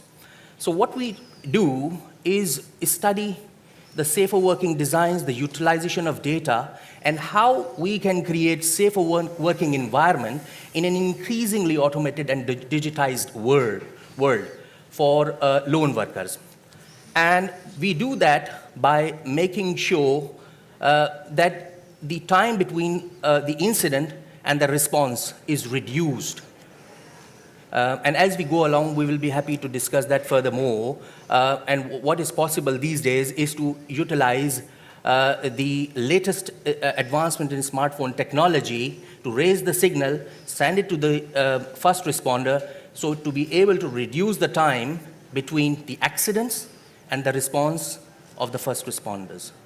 So, for example, what we do is the automation or the signal which is sent utilizing the internet or the data is eliminated. The GSM mobile phone signals are enough, and once the signals are raised or they are received, the response by the first responders is reduced to 3 or 4 minutes. So this is the area which that we are working on currently, and the product that we have worked on is called Novus Guard. Interesting, interesting. And I think there's one point that I would like to get back to later on with your help. But let's go to Ricardo as well. I mean, from in your experience, I mean, corporations, how ready do you think they are to sort of embrace the uses of data and to adopt active data policies in your experience? Well, we are focused on maintenance. So in maintenance, there's a huge challenge because we have maintenance operators that are very keen and they know they have to use data to make better decisions. But then they struggle internally with the data politics, let's call it that way, because they have to, engage with operations, they have to engage with IT departments and all that. So data management, at the end of the day, is a well, it's an area that relies on different sectors of the company and can suffer a lot from siloing and you know, having departments to focus on the core goal and not sharing information between them. So that's one challenge that we've seen in these big corporations, that they don't have like an unified data management structure in place. So the effort gets lost in the politics. Yeah, interesting. I would love to hear from you corporates in the room whether your companies are embracing any active data policies and how they are achieving that. Nityan, in your view, what is the most important shortcomings of sort of data and predictive analytics at this stage of development today? And yeah. Now, we are mostly focused on climate tech related technologies. And when it comes to climate tech, solution for saving the climate is generally not in the software. The software is a critical path to understanding what is going on in your factories, manufacturing installations, the value chain, and figuring out how to address those problems. Eventually, it will be people and machines that will solve that problem. And then we have several investments in this, in precision agriculture, artificial intelligence, and predictive maintenance in this area. And what we see common is the quality of data tends to be a problem. Mm-hmm. Now you have quality of data, meaning what comes in is not necessarily sufficient to be able to make smart decisions. Mm-hmm. It has to be complemented quite often with manual or cleaning up of data. So that is one issue. The other issue has to do with vendors. Vendors are quite often coming in, software providers, and misrepresenting. You can say, they say, oh yeah, we'll have the solution for you ready next week, but actually it turns out to be 2 years from next week. And those two create almost an aberration, hesitancy from corporations on whether or not to adopt it. Interesting, interesting. I would like to pick it up on that point. How many, is there any startups, scale-ups in the room providing some sort of data analytics or data-related services? A couple here. So what kind of, what can you share with us in terms of what are the bottlenecks that you see to expanding? Is it really the lack of the quality in the data? Is there any other sort of challenge that you're facing when targeting an organization and trying to sort of help them? Yes. Hi again, this is Astrid from Activa Data Technologies, providing this quality data platform. So I cannot be more agree with you that it's a challenge for a lot of companies, and actually with you, Ricardo, too, because sometimes some clients come to us because they realize that they're having experience in this quality problem, but it's not just the quality. It's a bigger problem. Actually, they don't know how to structure their data because of the silos or because they are traditionally working completely apart, one department from the other. So once they call us to solve a small problem, we realize that it's bigger than just quality. Of course, without quality, you always heard about garbage in, garbage out. So of course, quality, it's strategic, but I think that nowadays companies start understanding that they need to use data in order to take decisions. So for me, the main subject here is how can help corporations to use data as an active in their companies. Mm-hmm. So I just throw that ball, and how can help them to be more data driven. For me, that is the main question. And of course, then we can talk about quality and Activa. But I mean, for me now, it's because some industries, some sectors are not that comfortable using data. I mean, they have it, they know that they have it, but they don't know what to do with any specific sectors in your view that? The more traditional ones, like industrial or banks, for example, last week I was talking to a bank. It was from Europe, a huge one, and the guy was telling me that today they have a lot of things in paper. So it's crazy because they have a lot of information, historical information that it's key for their decisions, but it's today still in paper. Yeah, so we have to face with that. Interesting. Yes, please. So my name is Rui Duarte, so I represent the corporate company here, so from the financial sector, so precisely. So you're from? Arval, so I'm from BNP Paribas Group, financial institution, so I totally recognize the diagnosis that you just made. Let's say we, from our perspective, we struggle a lot with compliance, consent, data privacy, so the rules are very, very, very strict in terms of data capture, data usage, the limits. So I don't know, how do you see, let's say, the scenario, the landscape, to help corporates like us, that we need to build better products, we need to know better, let's say, how to, for example, from a maintenance point of view, we have a product which is a full service leasing, and in fact we have risk management, so we have plenty of limits in terms of using the data. So I don't know how you can help us, let's say. Thank you. Interesting. We have another question on the back. It's not a question of mine, but yeah, I'm a startup in this world. I'm Lorenzo from Catachem. We work with chemical companies.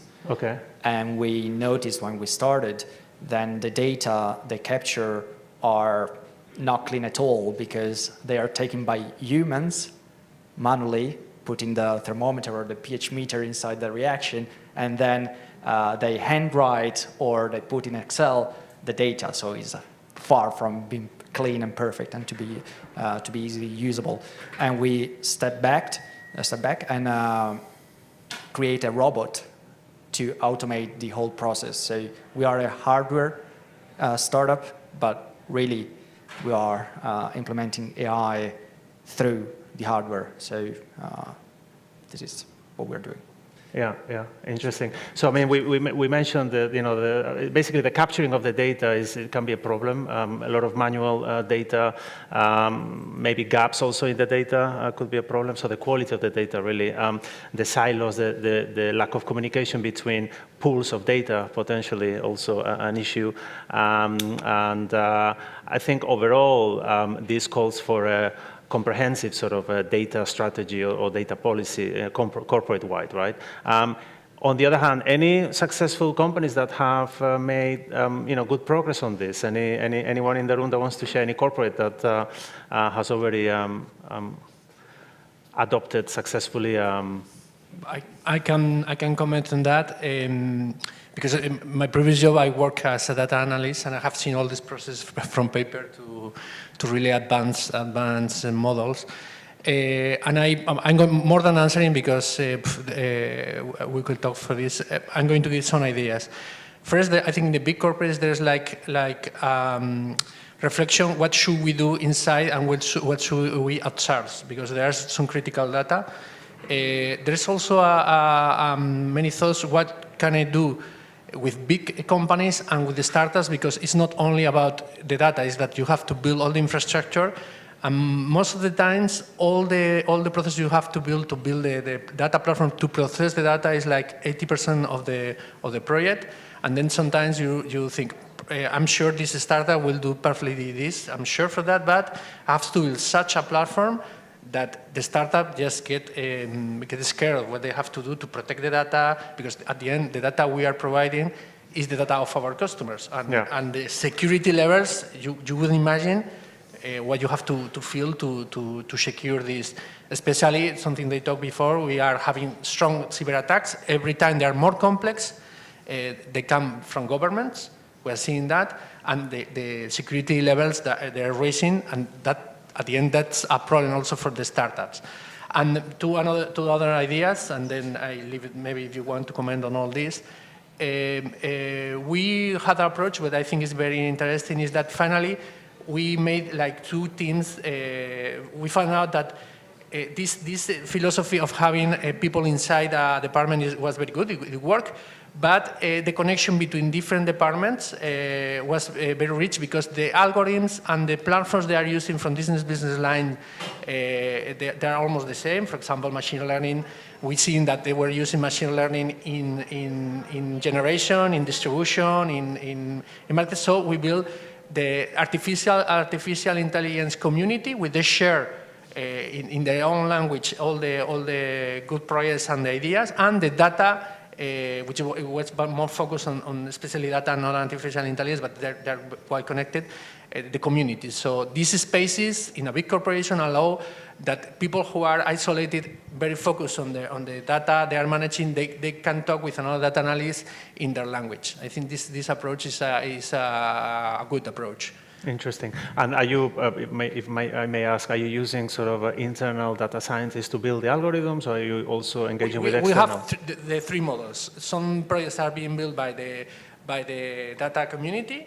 They are data product owner inside the companies, and we are doing projects with the startups, and some of the projects are being outsourced to big corporates. It depends a lot of the kind of the project. Yeah, so the three approaches. Yeah, interesting. Anybody else wants to share any best practices on both at corporate level, but also from a startup or scale-up point of view, right? How to penetrate and help companies most effectively. Anybody in the room?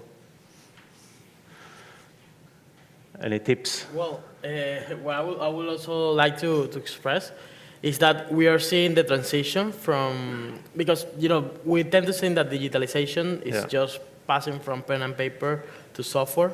I will say that's the first step, but there's many more to it. And in many companies, we're seeing that the innovation department is driving a lot of these changes.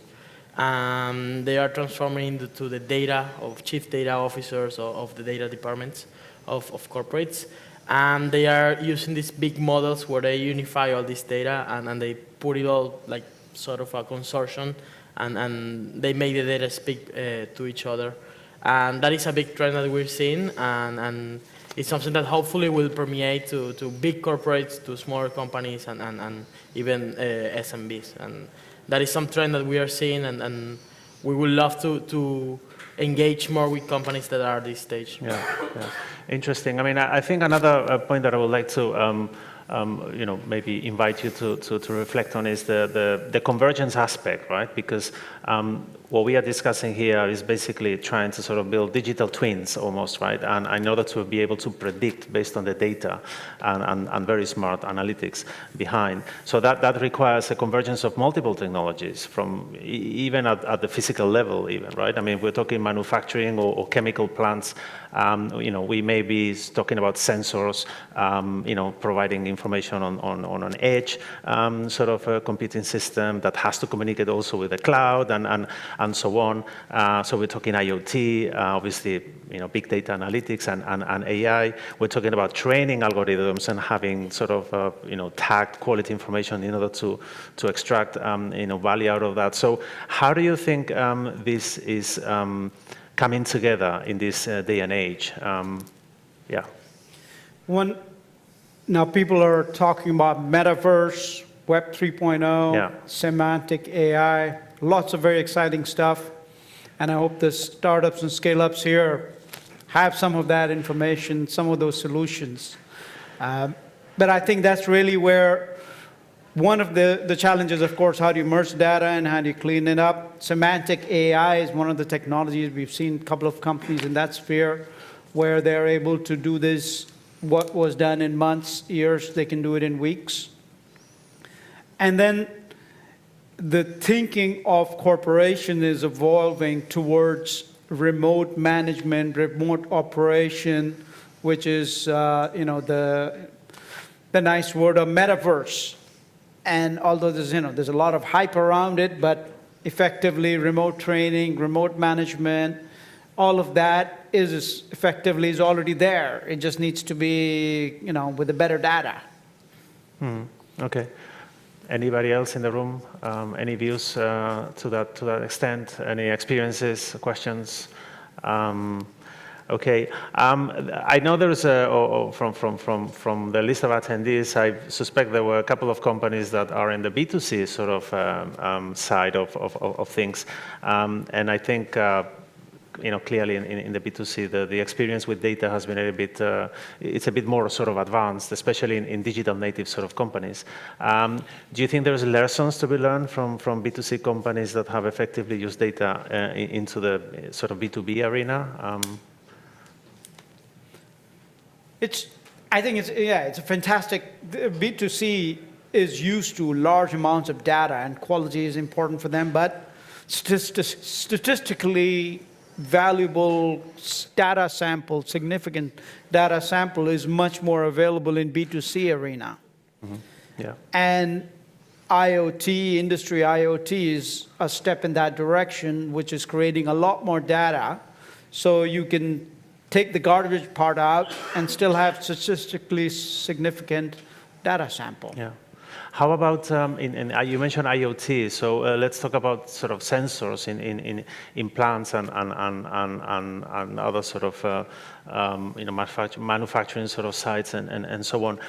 Is there lack of standardization a problem there? I mean, how are you, hardware is often seen also as a sort of an impediment to scale. So how are you guys in the room dealing in this sort of space? How are you guys dealing with that? Are you seeing shortcomings from the lack of standardization in technology? How big a stop is that? Yeah, I mean, in the context of standardization, there is much work to be done, and there is some progress already made. But I think we are living in an age of evolution where transition from traditional methods to more sort of digitization and AI-based, IoT-based progression is taking place. Mm-hmm. These are very exciting times on one hand, but on the other hand, there is this inherent resistance and the urge to maintain the status quo, which is affecting a number of areas, including someone mentioned about the quality of data, the capturing of the data from the origin, processing of the data, the categorization of the data, standardization, all of those are part of this mix. Now, in the specific context of, for example, safety and security, and how that can be linked to increasing digitization, the effective utilization. Now, unless the available data is synthesized, captured effectively, and utilized to improved safety on shop floors, for example, there is this resistance as we move forward, inherent resistance towards leaner workforce, whether we should go lean and compromise safety. And if we go for increased safety, then inevitably the workforce that you try to make it lean on the shop floor will have to be increased. So there is a balance, optimum level of balance that has to be struck. And so what we find in the context of making the shop floor layout more and more effective in the context of improved safety, it's becoming imperative that a combination of automation on the shop floor, including robots and AI, etc., loaded with the sensors that capture the data at the origin, including those human workforce utilizing the wearable devices, etc., they are able to capture the data at the onset and relay the data back to the data center. So these are some of the things where the data capture, processing of the data, all of this that has to be automated, modeled, and standardized, and to build the confidence of the future, automation. That's very important where we are working. And yeah, interesting. Yeah, I mean, I think you touched upon a really interesting point because, in fact, I mean, I think we talk now about Industry 5.0, not 4.0 anymore, where the human is also an element of the obviously a crucial element in any process, right? Human in the loop kind of processes. So I think you were guiding towards some sort of passive data gathering, but we also have to not forget sort of the active part of humans, right? You mentioned earlier sort of the input data, inputting data manually. So how do you see that sort of relationship sort of evolving? Anybody has any? Yeah. I can comment a bit about the standardization. I think this is like something we already have seen in hardware. Everyone can remember the VCR when there were the 3 different systems. Why don't they do one system? I think here the forces are, from the user's perspective, it's always to better have a standardization. But from the company's perspective, they try to push their standard. And this is happening in software, and this is happening in hardware. You get to something like, for example, you go to an electric plug, and you find that the manufacturers do have an interest in having the same connector. They don't agree, and finally you find a charger that have all the 3 standards. And this is happening in data too. So the European Commission, in every project they do, they try to push protocols that they are standard, but even inside the same people who define the standard, there are no agreement because it's not that easy. So I think at the end, all the forces are driving this standardization where they feel they can make more money, obviously, the companies, and at the end, the market put it in the right place. And this is happening in IoT, this is happening in the progress of communication of the devices, I think we can see that. I think from the data perspective, the first part of the project is always taking all the data in the cloud from the different sources and trying to make what technically I call it, I don't know if this is the technical word, the dictionary. To understand what does exactly means every data to start to, and this sometimes it seems very, very easy, but it's really complicated because every definition of the data, where does it come, what protocol, sadly, to the data analyst to process it. Yeah, it has to be clearly defined. So anybody has any other views on this topic? Any questions or any experiences that wants to share? Yeah, please. Yeah, exactly. I have an example of that. It's around failure modes. In maintenance, that's like the center of all your efforts to try to avoid these failure modes. And we often see that different technicians report the same failure mode in different ways. So you have like a mosaic of words that are being used to describe the same phenomenon. One of the efforts we're doing with NLP is addressing this issue and trying to get a unified data set of failure modes. And no matter that this happens between technicians in the same country, between technicians in the same region or country, and it happens with technicians in different countries. For example, Latin America, that we are using the same language, and Spain too. We call the same failure mode in different ways, and just expand that to the rest of the world. The amount of data that is being created right now, but has no same pattern, it is staggering.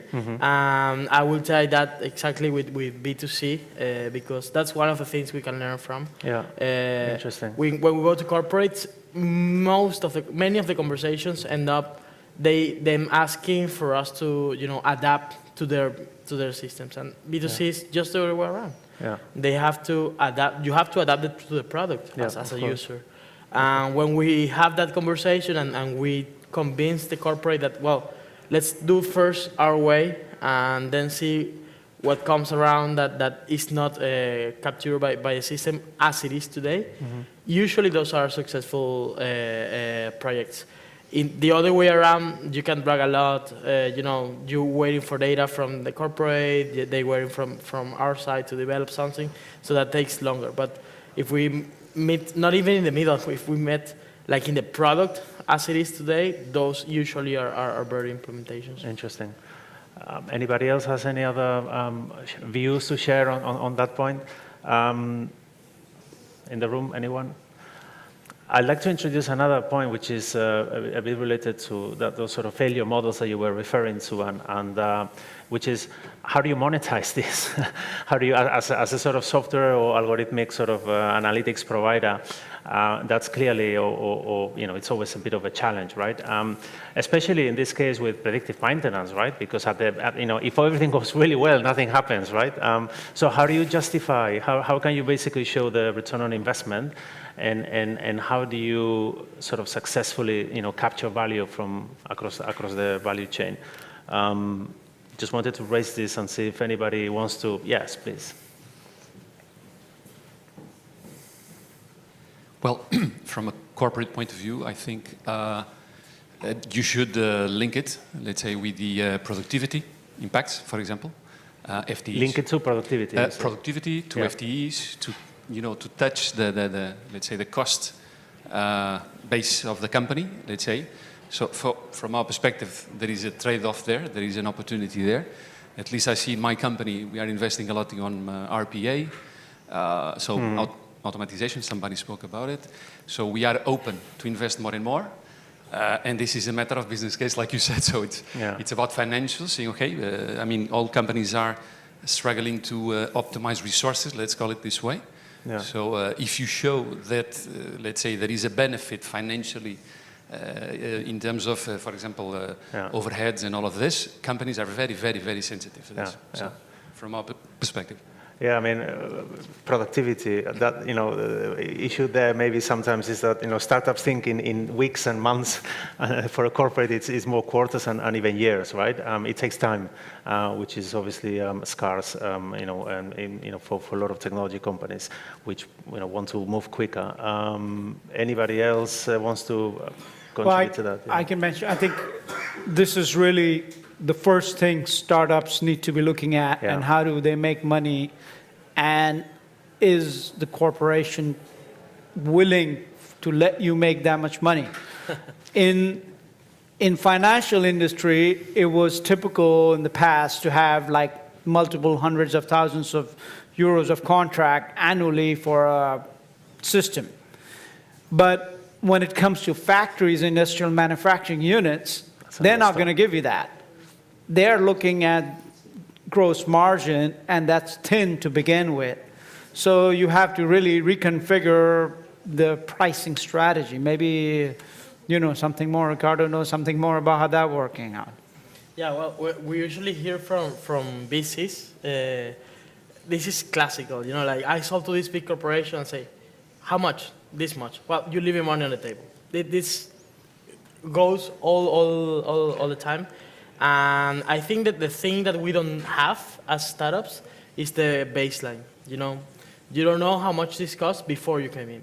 You have some reference because your experience, because you've done this for companies, but for that specific case, you don't know the baseline. And well, constructing that baseline within your software can help you catch some of that value in the future, especially with predictive maintenance, because it's pretty obvious that the first month things are not going to change much.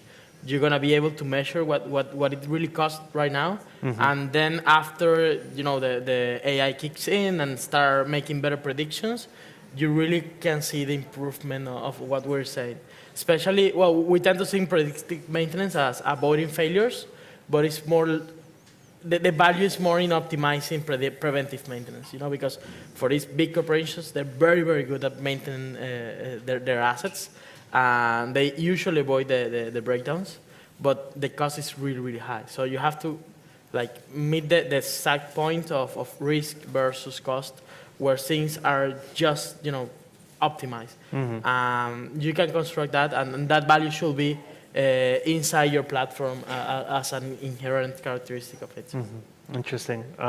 Anybody else has any experience in that regard when it comes to monetization of all that intelligence in the algorithms and the software? Excellent. I think yes, please. One of the things is that the corporations, the manufacturing environment and the industries, they've been working on traditionally is the reduction of the overhead estimation costs. Now, if we are able to capture the data relating to overhead and the modeling around those areas and monetize those, I think the corporates can be encouraged to think about those. The direct costs, in many cases, are unavoidable. So where, for example, we can demonstrate that there is good savings to be made with the results of the modeling and the effective utilization of, you mentioned about predictive maintenance. Some of those industries utilize the predictive maintenance cost towards the overhead estimation. And so there is a connection. If you are able to make a direct link and establish how predictive maintenance costs and the other overhead estimation costs can be reduced and modeled, then I think we have some case for corporates to answer. Yeah. And startups have a role to play in that. Yeah. Interesting thought. I think we are running out of time. Is there anything else that we have time for the very last point, if anybody wants to share or ask anything to the audience and to our guests? No one. Okay. So I think that's it then for today. And thank you very much for your time. Thank you for participating as well. And I hope you continue the conversation offline because all of you, I'm sure, have a lot of different experiences, and you can benefit from that, those discussions. So thank you again. Thank you.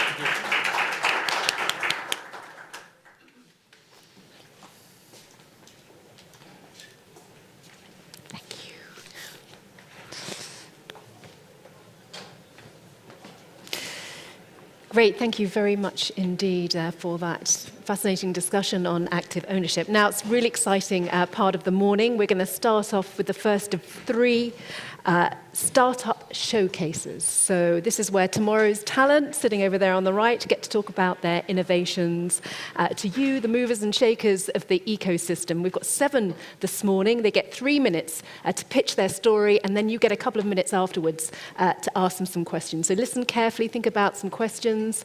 All those that are pitching, if you could be succinct with your answers so we can get as many questions in as possible, that would be absolutely brilliant. So let's start with the first of our showcases. So this is from Israel, Cyber 2.0, a system offering total defense against the spread of cyber attacks within organizational networks. So please welcome to the stage Cyber's CEO, Snir Rosenfeld.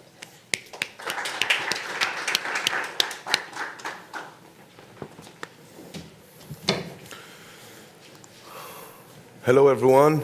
My name is Snir Rosenfeld, and I'm the CEO of Cyber 2.0. I'm very excited to be here. We Cyber 2.0, and we are saying that we are beyond EDR. Now, before we dive into the cyber system, I want to speak with you about Albert Einstein. Albert Einstein used to say, if we keep doing the same things, we will always get the same results. Now, everybody likes to quote him on that say, but everyone's failing to apply that. Now let's understand how it comes to play in the cyber area. When we look at the cyber area, we see that there are mainly EDR solutions out there, and the way we see it is EDR is not enough. And why is that? Because EDR, by definition, means endpoint, detect, and response. Solutions that basically are based on detection prevention, meaning first you have to detect and recognize every malicious software, and only then you are trying to prevent them from spreading through the network. Now, the problem in this method is very, very simple. I'm relied on detection so hard. Now, yes, we perfected the detection. We do anomaly detection. We do behavior analysis. We do a lot of things. But basically, if I'm unable to identify the malicious software, then I'm not even trying to prevent it. And this is the problem that we want to access. Furthermore, defense systems today are great, but they are good as long as they are active. But if a hacker gets a hold of a computer, the first thing he will do, well, basically will disable the defense system. And once he disables the defense system, the customer is no longer protected.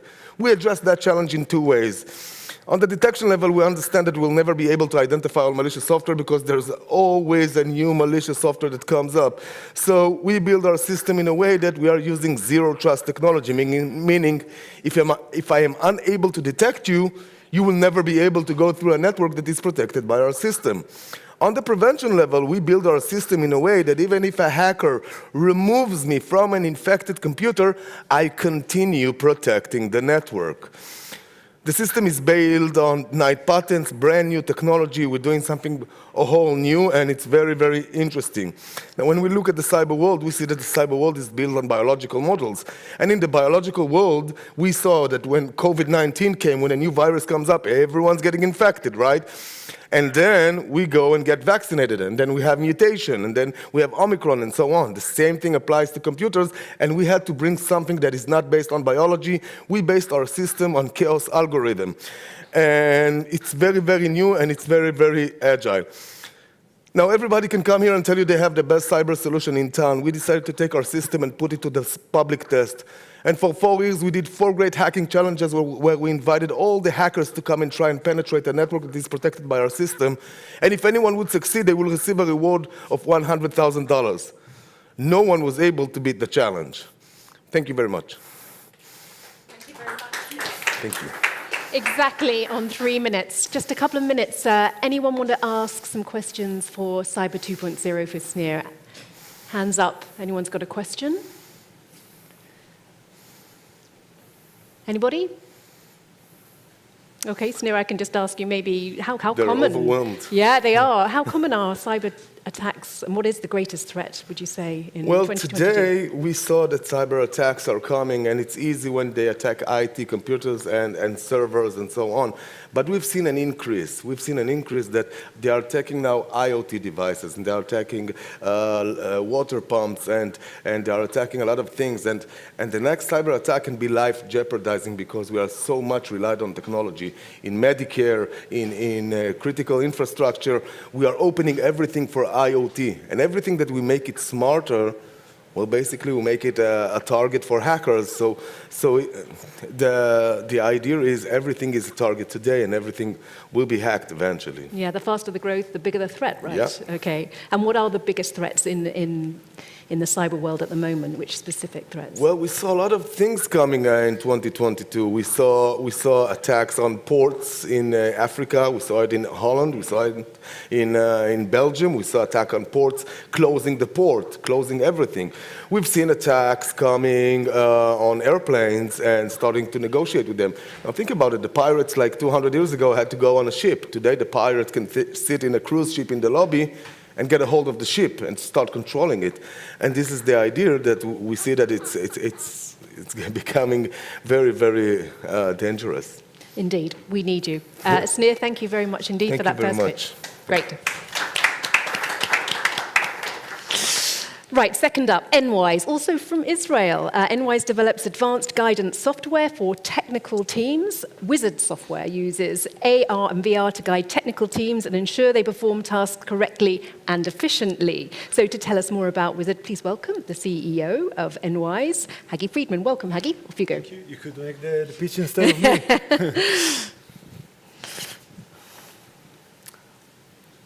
Okay. Hi. So I'm Hagi Friedman from NWISE, the CEO of NWISE.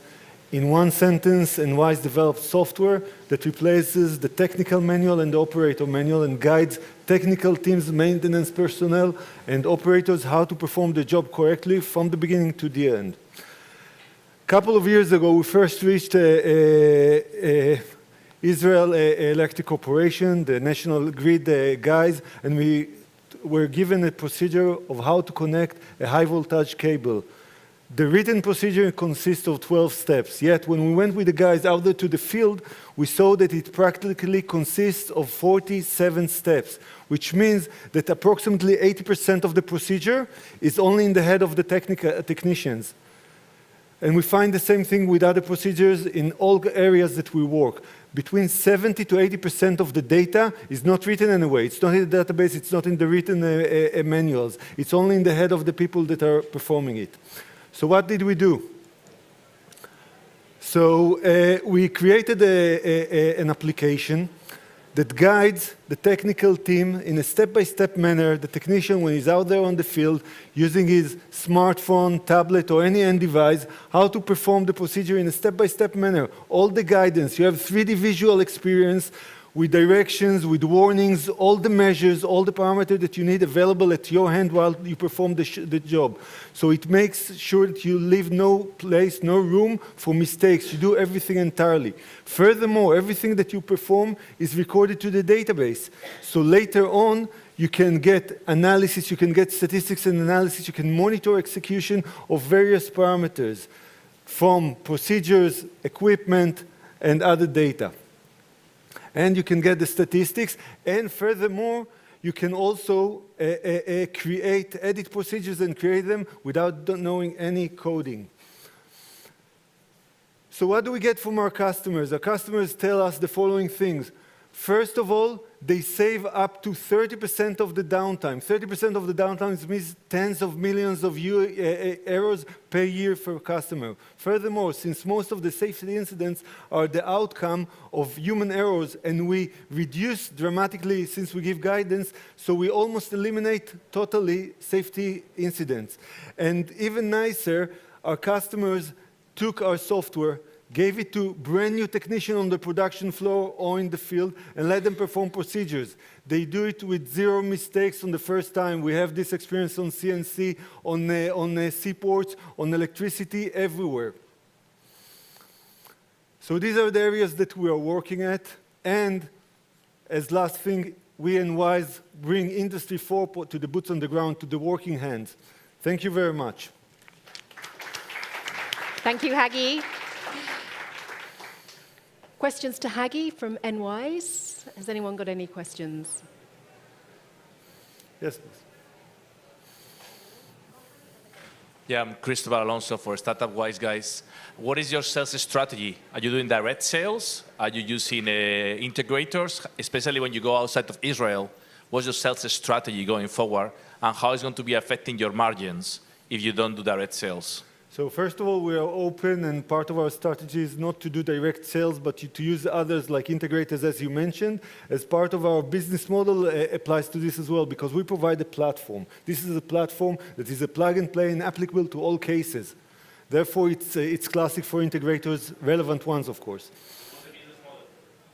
The business model from our point of view is SaaS, software as a service. Okay, anyone else? Time for one more question. Yep, another one. As nobody wants to ask you more. So you say it's SaaS, but how is it working? Is it per machine? So how is really the SaaS working for you? Yeah, so mainly we are aiming at users, but we are open to adjustment according to the relevant case, but we are not aiming at the amount of content, which means that we are indifferent how much content, how many procedures, equipment, and so on. Furthermore, we encourage to use it the more that you can. And part of the nice thing over here is that it's easy to implement the content. You don't need us in the loop. Okay, we provide a platform. The organization or the integrator can do A to Z, everything from the beginning till the end. Great, thank you very much, Hagi. Thank you very Hagi much. from NWISE. Thank you. Congratulations. Thanks. Round of applause. Right, on to our third startup showcase. From Italy now, the team at Carcatem has invented the robot chef for chemists, speeding up the development of new products. Well, to tell us how they do this, this is Carcatem's CMO, Lorenzo De Cataldo. Over to you, Lorenzo. Thank you very much, and hello, everyone. So at Carcatem, we developed the first fully autonomous, zero-emission chemical reactor to accelerate the development of new chemical products. Here, a real case. A group of researchers in the pharma industry working in a lab like this had to make 300 ml of nanoparticles to test a new drug. But they could make just 8 ml a day, so it means that they needed 37 days. Instead, they used our robot, and instead of 37 days, they just needed 1. And then they cut by 92% their energy consumption and by 100% their emissions. 3 minutes are not enough to tell you how the robot works and how our Spotify of experiments works, and neither how we developed our AI and a whole digital system. But it is enough to tell you about our competitors, companies that are embracing our same vision, but they're trying to achieve it with low-tech, Industry 3.0 devices. And so nobody has automated the whole process, and nobody is capturing as much data as we do. And this allows us to operate in a blue ocean of a multi-billion market. Everything is chemistry. We are now targeting just pharma, cosmetics, and nutraceuticals companies in Italy and Switzerland, but we are planning to expand pretty fast thanks to aggressive business model that is far from the traditional one. So we are not going to charge for CapEx and maintenance fee, but we're offering our users a subscription model. So far, we have been granted 1 patent, we have 1 peer-reviewed paper published, and 9 LOIs signed. We have been accelerated by UC Berkeley and named by TechCrunch Disrupt one of the best 200 startups in the world. The team is made of people with extensive knowledge in physics, chemistry, and startups, and advisors with broad experience in hardware, supply chain, and multi-billion exits. If you are either in the chemistry field and you want to improve your development, or you are a seed investor interested in clean tech and robotics, please reach out. We are Katachem. We make the future happen faster. Thank you. Many thanks, Lorenzo. Any questions for the robot chef for chemists for Lorenzo? Hands up if you've got any questions. Anyone? You like asking questions. I'm Here worried. we go. Everybody's very shy or not understanding anything, which is probably because we're not very good at it. You said you have 9 LOIs. What does it take for LOIs to become sales? So where are you in the product cycle, and how will you be selling those? So we are now making the first 15 robots, the final version, the first industrialized version. And we are giving them to our clients with, let's say, contracts that say, if we reach the KPIs, and we are pretty confident that we can reach them, the contract turns it into a full contract, let's say, a subscription. So the LOI becomes a POC contract, and then a full contract, a paying contract. And in those contracts, how much they care about the emissions versus the automation versus about the cost? So how much the part of cutting emissions? Zero. Nobody cares. Nobody cares. Okay. Nobody cares, but the feedback we get is, come on, we're making drugs. Who cares? We are saving lives with drugs, so nobody is complaining about the emissions.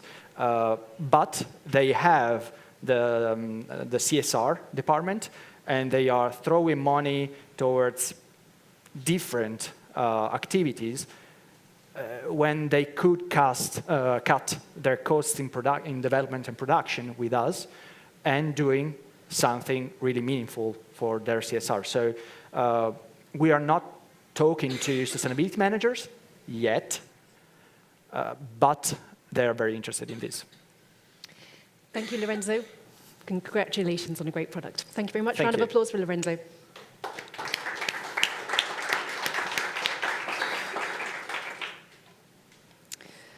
Okay, number 4, we're on to Novasguard. You might recognize this young man. He's been on before. It's a product from the UK. Novasguard is described as your portable lifeguard, a lone worker product that doesn't require internet or Wi-Fi, nor any user action to send a distress signal to first responders. This is the founder and director of Novasguard, Dr. Adnan Niazi. Adnan, take it away. Thank you. How soon you respond to an emergency could make a difference between life and death. Hi, my name is Adnan Niazi, and I'm the founder and director of Novasguard, a smartphone app which is designed for the safety, security, and protection of everyone.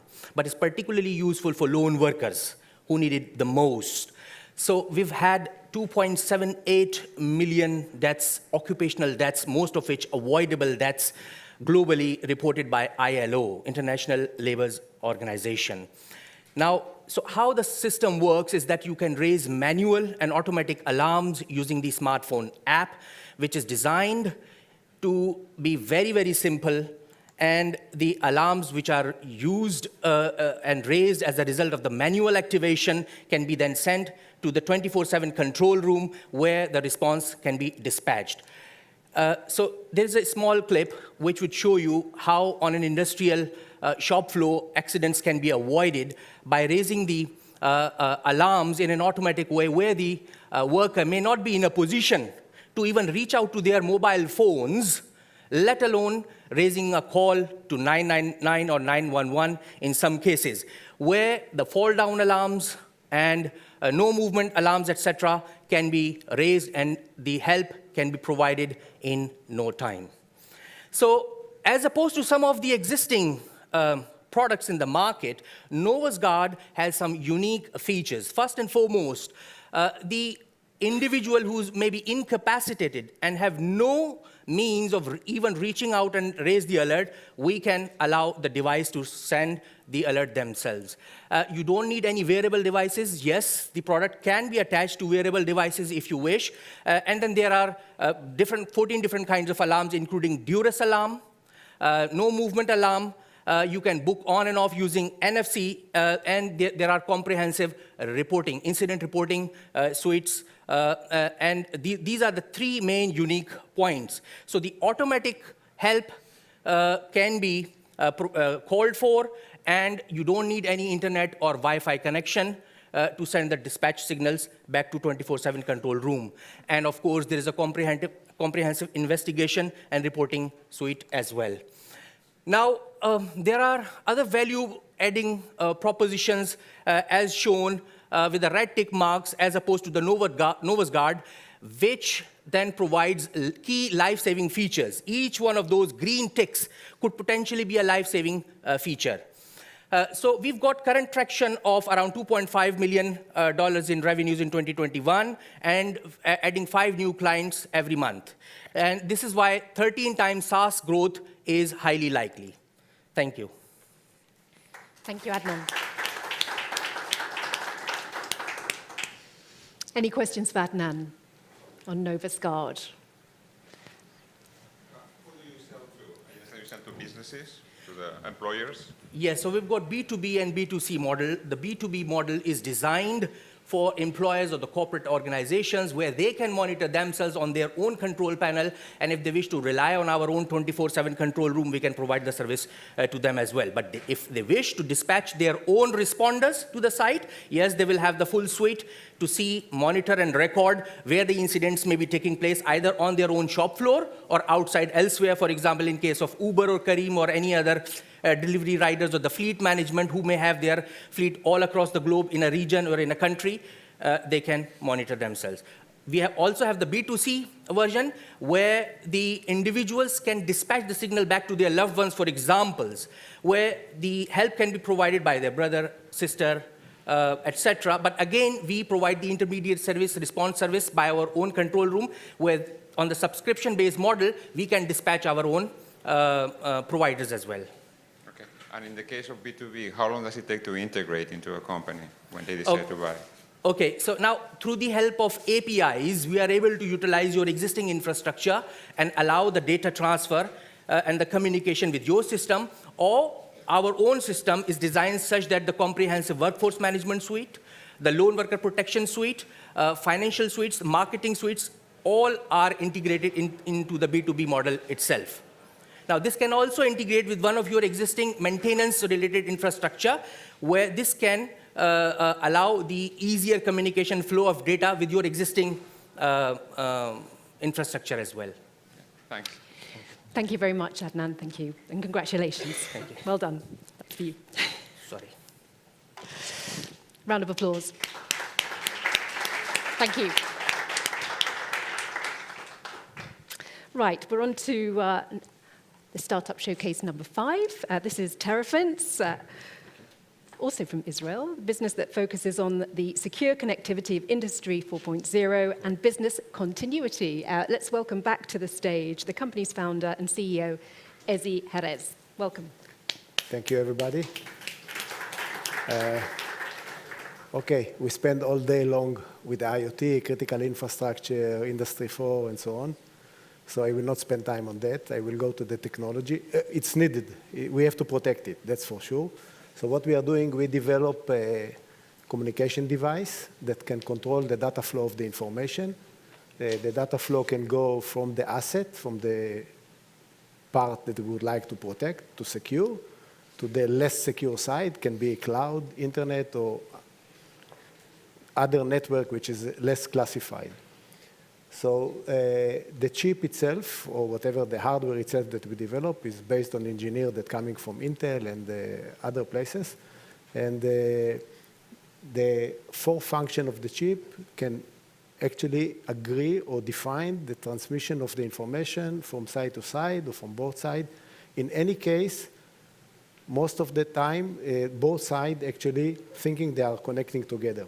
I have a very short time. So actually, we try to maintain connectivity, security, and compliance. That's any protocol, any TCP/IP, UDP, SCADA protocols, we support them all.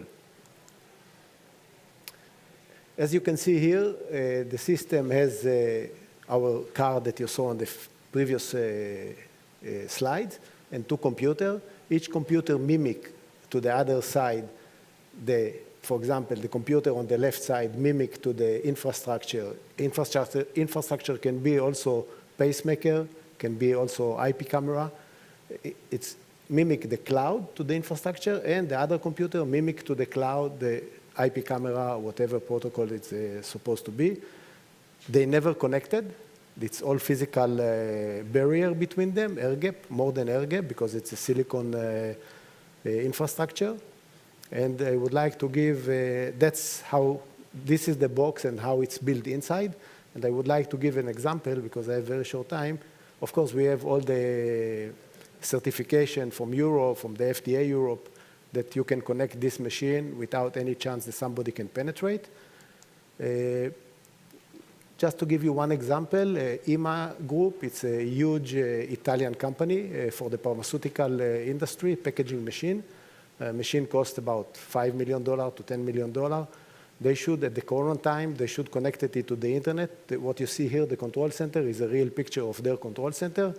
Nobody allowed them to connect the infrastructure of pharmaceutical to the internet. Once they use our machine with the FDA approval, they could connect it to the internet. And they have about a few thousand installation, and approximately that's what I have at the time. If you want to get more details about this one or about any other stuff, so we appear on their data, on their website, as well as on our website. If you have any question, sorry it was so short time. Thank you very much. Ezzy, any questions for Ezzy from the floor? Anyone? Well, Ezzy, maybe I can ask you what your greatest challenge has been in creating this product along the way. For you, the greatest challenge for you? Yes, you have to protect many protocols. It should be very viable. And the issue how you can come to a company, just cut the line, put our machine in 5-10 minutes, and it's working. That's a challenge. I can imagine. Anyone else with any questions? How much cost the device? Sorry? How much cost the device? In the level of thousands of dollars, like firewall. The alternative system, which I developed many years ago, which is optical system, it costs like $50,000, $70,000, and we reduce. So the first step was to reduce it to a small system based on the FPGA on silicon. And the second step is to make all those boxes that you saw before on a chip of $5. That's where we are working now. Anyone else? Any more questions for Ezzy? Thank you. Nope. Thank you very much indeed, and congratulations. Right, next up from Spain, we have Unischool, a patented direct-to-chip cooling system for liquid cooling environments based on a self-adaptive heatsink that extracts heat efficiently and selectively, independent of heat load scenarios. Give a big welcome, please, to the CEO of Unischool, Ramon Jimenez. Welcome, Ramon. Thank you. Well, at Unischool, what we are looking is the green digitalization. In the current world, there are two revolutions, the digital revolution and the green revolution, but these revolutions are split because the huge consumption in the data centers. Currently, 1.5% of the whole electricity consumed in the world is consumed in the data centers, and 40% goes to the cooling. So in Unischool, what we have made is just try to merge this revolution with this simple solution. It's a patented direct-to-chip liquid and a smart cooling solution that has a thermal improvements and energy savings that allow us to save up to 70% of the electrical bill of the data centers. help us to improve the thermal performance of the heat extraction up to a 50%. We can extract up to 300 watts per square centimeter and increase the life of the device in a 20%. This is based in a smart heat sinks with thermally activated fins that adapt their position just regarding the temperature that they are perceiving from the device. Is a simple, repeatable, and scalable device that has been developed during the last 6 years with collaboration of different universities and the European funds. Some data for the environmental impact of the device is that regarding if we were using this device in the whole data center existing in the world, we were saving the same amount of electricity that Portugal is consuming in 1 year, and we were avoiding 175 million tons of CO2 per year. So we can close further this circle because we can extract the heat and use in the data center or in the district heating, and we can reuse our devices. Comparing with our competitors, we can see that we are in the peak of the companies because we have the highest energy efficiency and the highest thermal performance. So what are our customers? Our customers are the data center owners or operators, are also the semiconductor manufacturers, and we can work in both ways, just direct sales or sub-licensing. We are now developing a pilot with Media Cloud in a data center, and we are working with Intel in an IoT project with 5G also for proving this scheme. So we expect to have in 6 years something like 60 million incomes, and the teams is made by me and all the founders and the people who has created the idea of this device. Why Unischool? Because we have a strong value proposition, is the right time, great industry feedback, and incredible team. And just only to finalize, say that in this time, we could fix the same CO2 amount as 16,000 trees only these 3 minutes time. Okay, thank you. Thank you, Ramon. Questions to the floor? Come on. Unischool. Any questions? Yeah, go ahead. Okay, thanks. Yeah, I'm Isaac de la Peña from Conexo Ventures. Pleasure to discuss with you. Very compelling presentation. Can you retrofit existing server farms to use this technology, or needs to come from the manufacturer with the technology inside? We can manufacture our own technology, or what we want also is to look for some manufacturer that can implement in the microchip. We have both devices, the one that we implement above the microchip, or the one that we have developed and tested that is incorporated in the same microchip. Okay. With 2 different layers of silicium is working. And that is more efficient, but can you go to an existing manager of a server farm and use existing microchips and retrofit them? Okay. That's this device, the second device that we put on the existing microchip. Great. That makes it much more interesting. And you mentioned about the savings for the world, which is great, all the green savings, but what is the compelling case for the manager of the server farm in terms of financials? How much they will save yearly implementing this? For our customers? Yes. Yeah. What we have made the figures is with an IRR of this investment higher than 20%. Our clients are going to have an IRR higher than 20%. And with that IRR, we are reaching these figures. So, I mean, any client that wants to invest in this kind of solution will have an IRR higher than 20%. Okay, I'm going to throw it over to a familiar face on the right now, just 30 seconds to answer the next question. It's a follow-up question. So can you do it without hardware? So can you actually just use the software side of your product to implement in other hardware in the future? I know you don't right now, because the 2 retrofits were with hardware. Can you do one solution without hardware? Not yet. Okay. Up to now, we are using only hardware solution.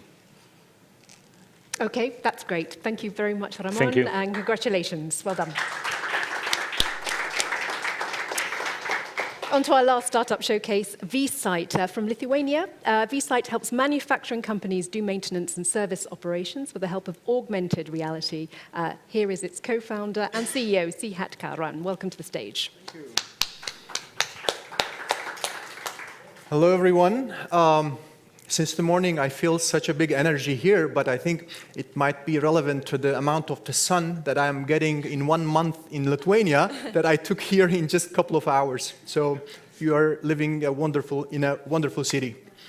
My name is Cihat Kahraman. I am one of the founders and CEO of vSite. We turn normal field worker into a super field worker with our technology and change the way they interact with each other. Since the morning here, we are talking about the data, IoT data, paperwork, step-by-step instructions, but none of those are getting to the field when they need the most. And because of it, the companies are having 3 problems.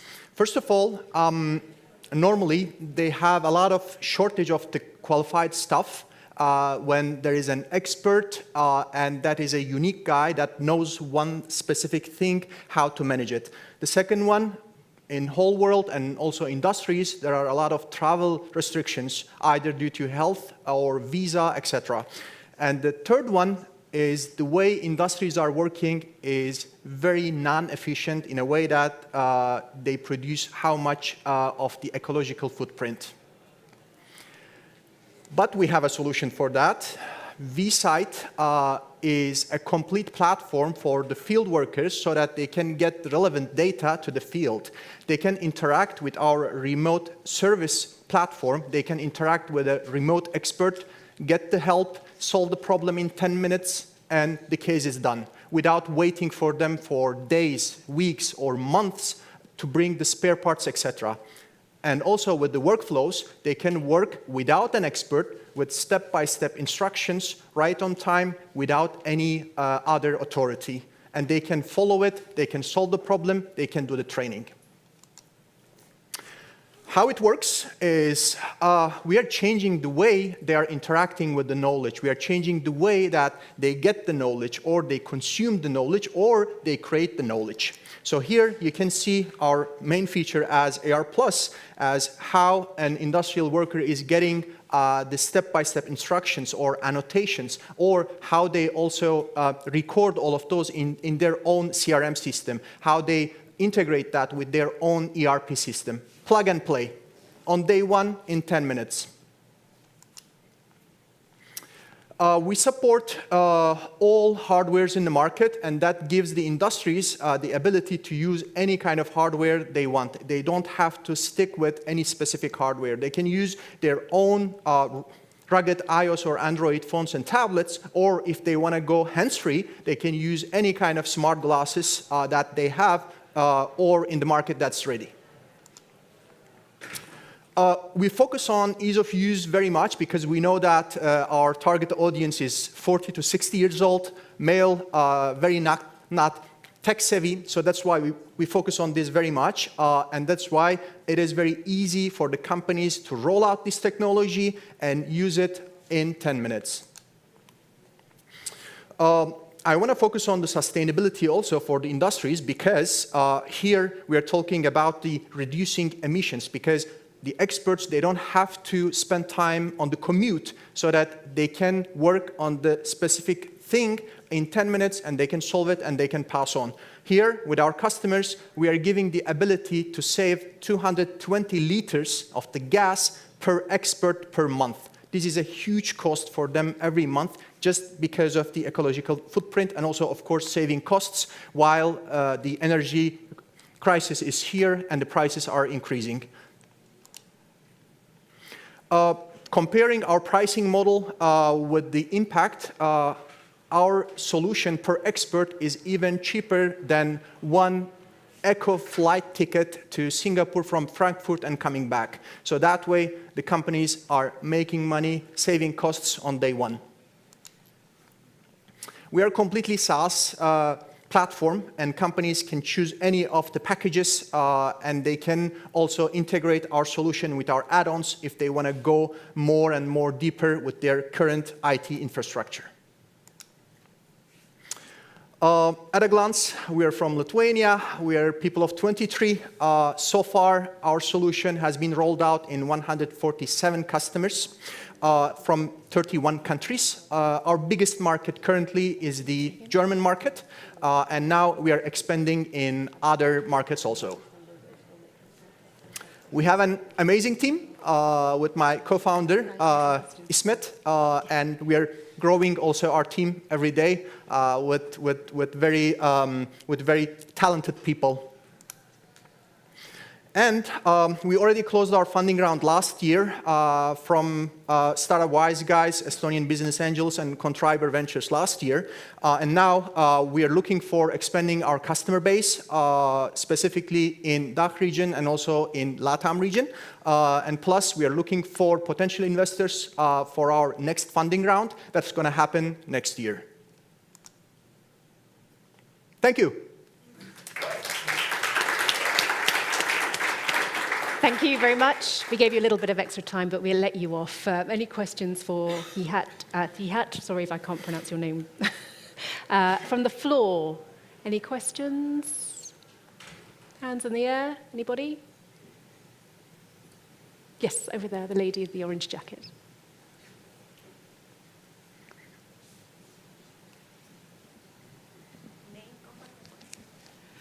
Hello, I'm Paula Kant. I'm from Invest Hong Kong. And I would like to ask you, so this means that the system is for the workers who are already in a company. It just means less displacement of the experts. Is it like that? Correct. You don't have consumers repairing their own stuff? Correct. And plus, it means also scaling the expertise to anywhere they want. For example, from one of our customers, Isuzu, they scaled in different regions where they couldn't do in specific African countries. It was very hard to bring any kind of experts to those geographies. So we give them the ability to expand in those kind of countries, scale their maintenance stuff, scale their service stuff. So, because with your system, you can basically also train the staff you already have to a next level, right? Exactly, exactly. Absolutely. Thanks. Anybody else? Any more questions? Maybe just in the last 30 seconds, you could give us an idea of a case study. Sure. Completing the case study of Isuzu, so right now they are connecting their 80 different service points on different geographic locations of the world to one training center. They do the periodic training with our platform, and plus they are sharing all the knowledge from one center. We had a webinar yesterday with them, so we also announced the KPIs. They decreased the amount of site visits by 80%. So all other unnecessary site visits are not there, and we are talking about whole world. Great, thank you very much indeed, Thihat from B-Site. Well done, congratulations. Great, well that concludes our first startup showcase of the morning. We've got another one with 11 participants this afternoon and another 3 on mobility tomorrow. So these are the movers and shakers of tomorrow, of course, tomorrow's leaders and innovators. We thank them very much and congratulate them on their fantastic pitches and products. Well done. So we've just got another discussion before lunch, and it's all about the future of technology and innovation in a time of uncertainty. Our panel will address the motivations, the challenges, and industry trends from a startup perspective. Sorry, I'm being followed around by a chair. Let's welcome our panel for this. Welcome to the stage, Fabian Hakim, Managing Director of SaaS at Startup Wise Guys, Oscar Villanueva, the CEO of Nimiz, Martin Lade, the co-founder of RapidWorks, Angelo Della Plane, the CEO and co-founder of Smart Kiwi, and Stefan Gombold, the CEO and co-founder of Heaven, coming to the stage. Okay, we're just going to actually welcome them in a few minutes because we're just waiting for a few more people to arrive, I believe. So just what I wanted to mention actually is that this is all about connection, it's all about networking, and we're very grateful for you to be here. Of course, you can do all those connecting and that networking in person, but we'd really like you to do it also on your social media platforms. That's the way we want to get our message out there. So it's hashtag ecosystembuilders22. Hashtag ecosystembuilders22. On all your social platforms, please talk about what's inspired you, what's motivated you, what scared you. All those thoughts for the future, we'd be really grateful. Okay, I think we're ready now to welcome to the stage our panel. Please take it away. Thank you very much. Ready? Okay.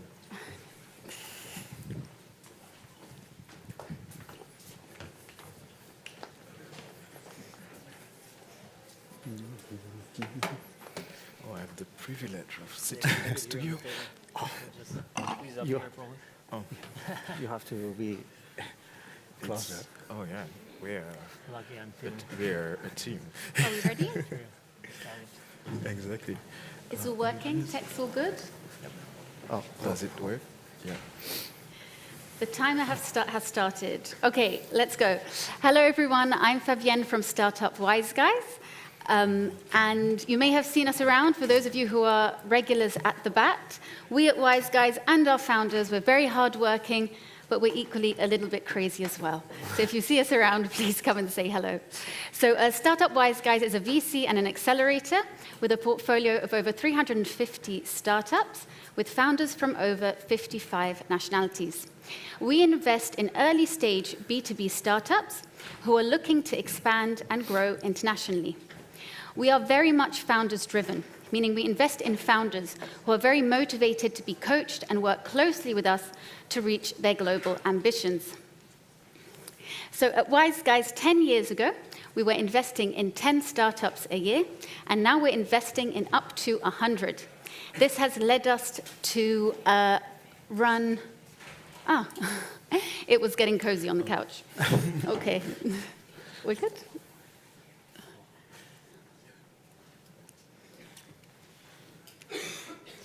Great. So this has led us to run accelerator batches in 8 locations across Europe and Africa. And I'm very proud and happy to say that we are running our first SaaS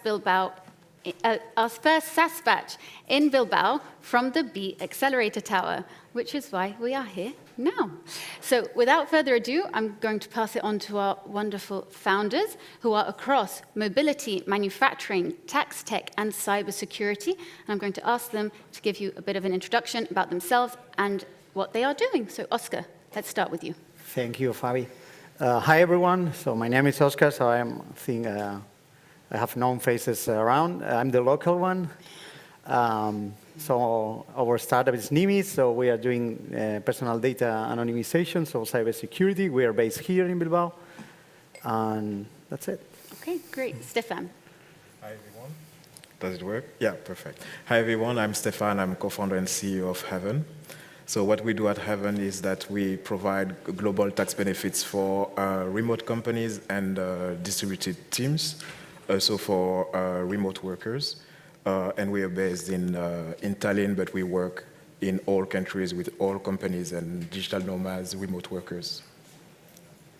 Thank you, Stefan. Martin. Hi, I'm Martin. I'm the CTO and co-founder at RapidWorks. We are based in Tallinn, Estonia. RapidWorks digitalizes manufacturers' complex and custom processes in a matter of days, so companies can visualize progress, locate bottlenecks, and also determine and optimize their processes in an easy way. So yeah, thank you. Great. Thank you. Angelo. And my name is Angelo. I'm the CEO and co-founder of Smart Kiwi. What we're doing is we build predictive software for shared mobility and logistics. So in a nutshell, what we're mainly trying to do here is try to understand where demand hubs are going to be located in each location and tell them to companies so they can position their fleet on a better way in order to get more rides and be more optimal when running their operations. Great, thank you. Okay, let's get things started off. So as startup founders running a startup, you're constantly working through times of uncertainty. Now, given the last few years with the global pandemic and all the macro challenges that we've seen, that we've had to go through, how have you been managing these times of uncertainty, and what has been your main motivation? Angelo, let's start with you. I mean, the main motivation I've had is like, I've always been in the mobility space. I've worked there for about 8 years, right? And I always liked that with shared mobility, you can be part of good change for the planet as well, since it's like sustainable, right? Like the idea of shared mobility is like to reduce the number of cars you have in the streets, right? By adding, I don't know, like new types of services like bike sharing schemes, car sharing schemes, even let's say like electric scooters, etc. Right? So like at the end of the day, like the main motivation was to help these companies, since I've been part of them, but from a different perspective, like the software side of things and the data analytics, right? So I take their data and I help them to understand in a better way and build predictive models that will tell them like, hey, this is the optimal way to position your fleet and to run your operations on a better way and more effective and efficient way. So my main motivation was like to help the companies to improve this and be more effective, yeah. And the end goal is, it's very much sustainability based. Yeah, exactly. I mean, like the end goal, as like with all shared mobility, sustainability, I would say, like try to reduce CO2 that we have and then like make cities more livable and everyone happier, yeah. Okay, great. Oscar. Yeah, I mean, the uncertainty of these times, as a founder of a company, it's kind of okay. We launched the company in 2020 and suddenly the lockdown. So it's kind of okay. We have to add talent to the team, grow the company, develop the platform, all completely remote. So it was okay. That's the way. So we are always facing uncertainty with our companies, so we launched the company, but then suddenly there are new opportunities. So in my case, in cybersecurity, there is a lot of data going around, so up and down, remote workers, and those kind of stuff bring us the opportunity to protect the data. There are more data breaches, there are more compliant rules, so this is a great opportunity also for us, so we try to take profits on that, so that's the way. And you launched your company just before COVID hit, is that right? Yeah, just before, 1 month before. So what would you say were your main learnings from those difficult? There are good things and there are bad stuff, for sure.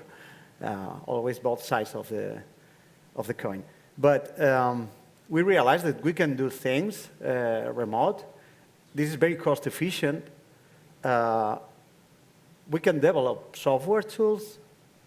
But then suddenly there is a lack of the feeling of team because you are not together. You lost the collective intelligence, you know, something that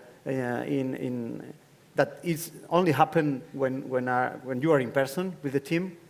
But then you can launch companies, you can do it well, but then you have to take into account this kind of stuff, and then when the lockdown disappears, so the first thing is we have to try to stay together as much as we can. So learnings, we can do it, but we have to meet somewhere else to stay together. Okay, great. Martin. Well, in an uncertain time like this, we definitely have to adapt to changes and also evolve as a company. But from a perspective of creating a startup, I don't think that there was much difference between starting a company a few years back or now. I mean, those problems or challenges have to be tackled anyway. But what motivated us the greatest was that we wanted to bring high tech into the manufacturing world. With our team actually worked together for 5 years, providing manufacturers with custom AI and ML solutions. And quite soon we realized that even though the manufacturers have a large amount of data, it's not structured enough to actually deploy any ML solutions. So it could be done maybe in a small scale way. But therefore, we started to actually look into a more scalable way so that to enable manufacturers to actually collect data in a structured way so that they're able to start looking into high tech. And that's the goal for RapidWorks, so that we are able to provide them with the base so that they can actually start using high-tech solutions in the manufacturing floor as well, not just the products that they make. Because a good contrast is that every day we are using our iPhones, like our high-tech gadgets. We have cars that are really high-tech, but the way those products are actually produced. They're still are using processes that are still run on Excel. We even saw some factory floors that had computers running Windows XP, so that's like for a long time ago. So yeah, I mean, there is a lot to be done, so to enable actually high tech on a manufacturing floor as well. Great, thank you. Stefan. Yeah, for me, at the beginning, uncertainty wasn't a motivation at all. I started because I was pretty sure that I would have a nice business. I wanted to prove myself that I can do good with taxation for mobile workers. And basically, 3 months after I started my business, COVID happened, lockdown, no one is mobile anymore. So it was more, it looked like the end of everything for me, because no one is mobile and we do taxation for mobile people. And then at some point I started to think, okay, maybe I should find a job, but companies were firing people, so it wasn't easy. And finally, I started to see the opportunity in all of this, is that companies started to organize themselves to hire people remotely, to keep going remotely. People actually started to travel more, but as digital nomads, what I was seeing at the beginning that everyone was at home. So finally, as I knew that I couldn't find a job anyway, that's how we evolved the model that we were thinking about to make taxes for remote companies, because it was very complicated for them from one day to the next to manage taxes in Africa, in the US, many countries in Europe at the same time. So this uncertainty kind of became an opportunity for us. But basically it's because I couldn't go back for a job that we kept pushing, and then finally we have a good business. But it wasn't easy, definitely not. Great, very nice. Okay, on that note, let's dig a bit deeper into each of your startups and the challenges that you're looking to solve. So from your perspective, and focusing on your respective industries, what are the main pain points you feel need to be solved through innovation and technology, and where do your startups come in there? Martin, let's start with you. Well, in recent years, manufacturing industry has been going through quite a few difficulties. I mean, a lot of supply shortages plus growing costs. And due to the pandemic, companies were forced to actually look into creating opportunities for the workers to work from home. So far, because companies have been working using basically Excels to run their processes, they haven't been able to collaborate with their suppliers or inside the companies in an effective way. Plus, they need to be able to actually operate the company effectively. So far, what the manufacturers have been trying to do is have custom software development for their ERP or MRP systems, or they will create some workarounds to it. If this doesn't work, then they will just revert back to using Excel files. So that's what we're trying to give them with RapidWorks, is that an easy way to really digitalize their custom and really, really complex processes so that they're able to keep working even, let's say, there's a COVID 2.0, then this is absolutely vital. We have to be ready for this. Okay, thank you. Stefan. Yes, so to start, at Heaven, we provide global tax and financial benefits for remote companies and remote workers. And from that perspective, we see two challenges at the moment in the industry of the future of work. The first one is the global competition for talents. That means that before COVID, it started already companies started to compete for the same talents across the globe. But since in the post-COVID world, post-pandemic world, this competition is even stronger. And the challenge for companies now is to hire the best people while competing with the entire world, which was very different before COVID. The second aspect, the second trend that we see when we talk about future of work is the great resignation. by the end of 2021, based on certain studies, 700 million workers will quit their job. By the end of 2022? 2022, yeah. 22, 700 million. Workers around the globe are going to quit their job. Okay. Yeah. So, and that's a big problem for a company because basically when you lose a worker, in terms of cost, this is 6 months of salary of this worker, which poses a real problem of how to attract workers, but also how to retain them. The main challenge at the end that we see, that will be the future challenge in the next 5 years, will be for companies to design efficient compensation packages that take into account this remote new condition. So when we talk about compensation packages, that means also including new benefits, such as global tax benefits, what we do at Heaven, but also global remote health in general, global health insurance, and also mental health that is becoming a big issue in the remote world, where people are more isolated compared to the world that we had before COVID. Okay, great. So Oscar, I think the problem you're solving leads on very nicely from what Stefan has said, because with everything that's changed, the management of data is so much more sensitive now, and it's a much more interesting topic, let's say. So. Yeah, you're right, completely right. So big data going up and down and around, it's growing, and it's going to continue growing a lot.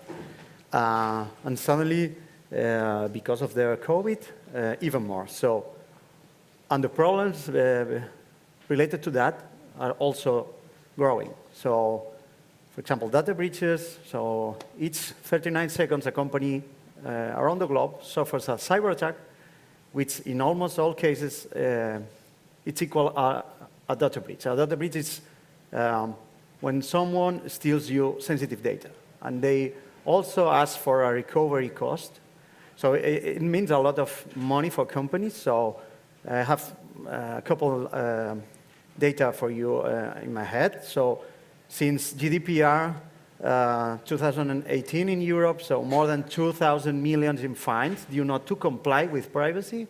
But not only this, in the US, an average of $4 million for the recovery cost for these companies. The recovery cost means you have to pay to hackers to recover your data, your sensitive data. How much? 4 million average per company. Wow. So it's a huge amount of money. And for sure, the impact on your business, because if you are in the stock market, somebody's going to tell you, hey, hi, but you're not doing well, this privacy stuff. So, and your stocks are dropping, so your value is dropping. Your customers are losing their confidence in you. You're losing also customers. So it's a huge problem. And NIMIS is solving these kind of problems. So we are a personal data anonymization software based on AI. So we can mask, we can replace with tokens or replace with synthetic data in almost all kind of formats. So non-structured data, documents, and databases. And we can avoid these data breaches. So when the hacker comes into your infrastructure, this data is not going to, it's useless for them. So there is no data breach anymore. But you can comply by design with NIMIS. So, and then, and latest but not last, it's kind of, we can generate new revenue streams for companies using these techniques, such as tokenization or synthetic data replacement. Because once this data is protected, you can do whatever you want. Selling data, sharing data, do analytics with third parties, and in a world that it's become open and open, so you have to share, you have to do lots of things, you have to do projects within other companies. So this is an important thing that NIMIS can solve during these industry trends in the cybersecurity space, which is across all sectors. So this is very interesting for NIMIS, so that's a way. Absolutely, it's relevant to all sectors, but is there a sector that you're most excited to focus on? Yeah, I mean, we're very excited with the legal sector, banking and insurance or healthcare, because this is where the most sensitive data is. So that's the most relevant sectors, but we also have customers on utility companies and public admins. So Yeah, but this is where the most focused we are now. Okay, great, thank you. Angelo.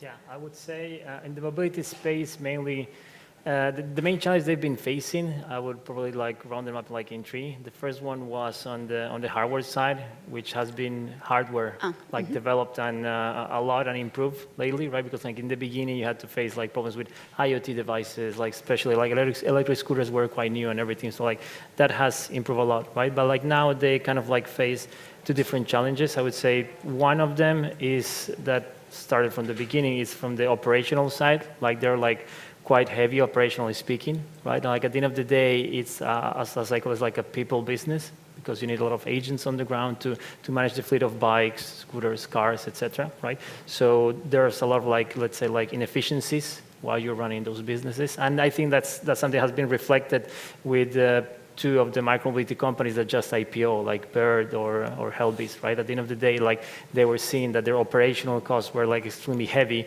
so like their revenue or profits are like none or non-existent, right? So at the end of the day, it's like if they can face better ways to understand, like better ways to run their operations, right? And maybe get more rides out of their fleets, which is something that Smart Kiwi is trying to do by predicting which is the best location and how to manage the agents, like providing them, let's say, like optimal routes to do their tasks and tackle their problems, right? Then we can probably help them to get to, let's say, like an optimal level of operations and then increase the revenue, right? And then I would say like the other challenge that they have is regulation, right? Like at the end of the day, I mean, like most of Europe is being regulated or has been regulated, but like we still have, let's say, like big cities like, I don't know, like London or in the UK, like we're still running trials, right? To understand if scooters can be implemented by the cities, like if they can be embraced or not. Like I think it's something that like it will take time and like trial and error to understand like what's the, let's say, like perfect size of the fleet, what are the exact locations, and also for people to get and use the vehicles as a mean of transportation, right? Rather than just, let's say, like taking a ride for fun, right? And also for the cities to implement these new services into the whole, let's say, like transportation services that the city has, right? Because like in the beginning, you only had like buses, the tube, metro, etc. But now you have, I don't know, car sharing, bike sharing, electric scooters. So like they'll try to understand which is the best way to tangle all of them together so people can have good access to them, yeah. Great. Thank you. Okay, one last question from me, and then we'll pass it over to the floor for questions. If you had a magic wand and all the resources you could possibly need at your disposal, what is the one thing you hope will happen within your respective industries within the next 5 years? Whenever you're ready. Yeah, I'm thinking on that. Like, just thinking of 5 years, yeah. Okay, I can start. Yeah, if you have it go, please. Yeah, thank you. Yeah. Yeah. So basically, if we had a magic wand, we would make our dream happen tomorrow, which is what we want to build in 5 years. Is that we would create a digital country where companies, so remote companies and remote workers, can register or establish themselves so that they can benefit from the best tax benefits, but also manage their paperwork in one place. So this is mainly a heaven, because that's the name of our company for remote workers and remote companies, because they won't have to manage the competition between countries that we have right now, between tax systems, managing a tax return here, another tax return there, tax benefits here, double taxation. That would be just one happy place with everything taxes managed. Okay. The ambitions aren't that high, as you can see. No, that's great, like a digital country with brand new regulations. So that's amazing. Oscar. Yeah, from Nimi's perspective, we want to become the state of the art within privacy, not only for companies, but for people, for citizens. So, I mean, my dreamland is kind of in your mobile device, wherever you are, you can use Nimis and protect your sensitive data, no matter if it's in a Dropbox or in your Drive or in your email with a plugin. So everything protected by Nimis in terms of privacy, you know, and affordable for all the population because it's a right. Then for sure, became the state of the art means that people can ask for that for companies as a customer. Okay, I want this kind of privacy. I mean, not NIMS itself, but this kind of privacy affordable for everyone. So it's kind of our dream in a digital world. I think it's affordable in some way. So that's our thoughts in 5 years, maybe. Great, thank you. Martin. Well, I mean, if I'm looking at it right now, that RapidWorks enables manufacturers to digitalize their process in a really fast way. But our goal is much, much higher. Our aim is to actually, as I said before, to bring high tech into manufacturing world so that manufacturing companies can benefit from the technologies that we are able to use every day, but they are also able to use that in their manufacturing floor, so that the end goal is to make manufacturing more faster, more efficient, to alleviate the resources, plus to create more complex products so that we can meet customer demands. And at the end of the day, make more profit as a manufacturing company. Great, thank you. So, Angelo.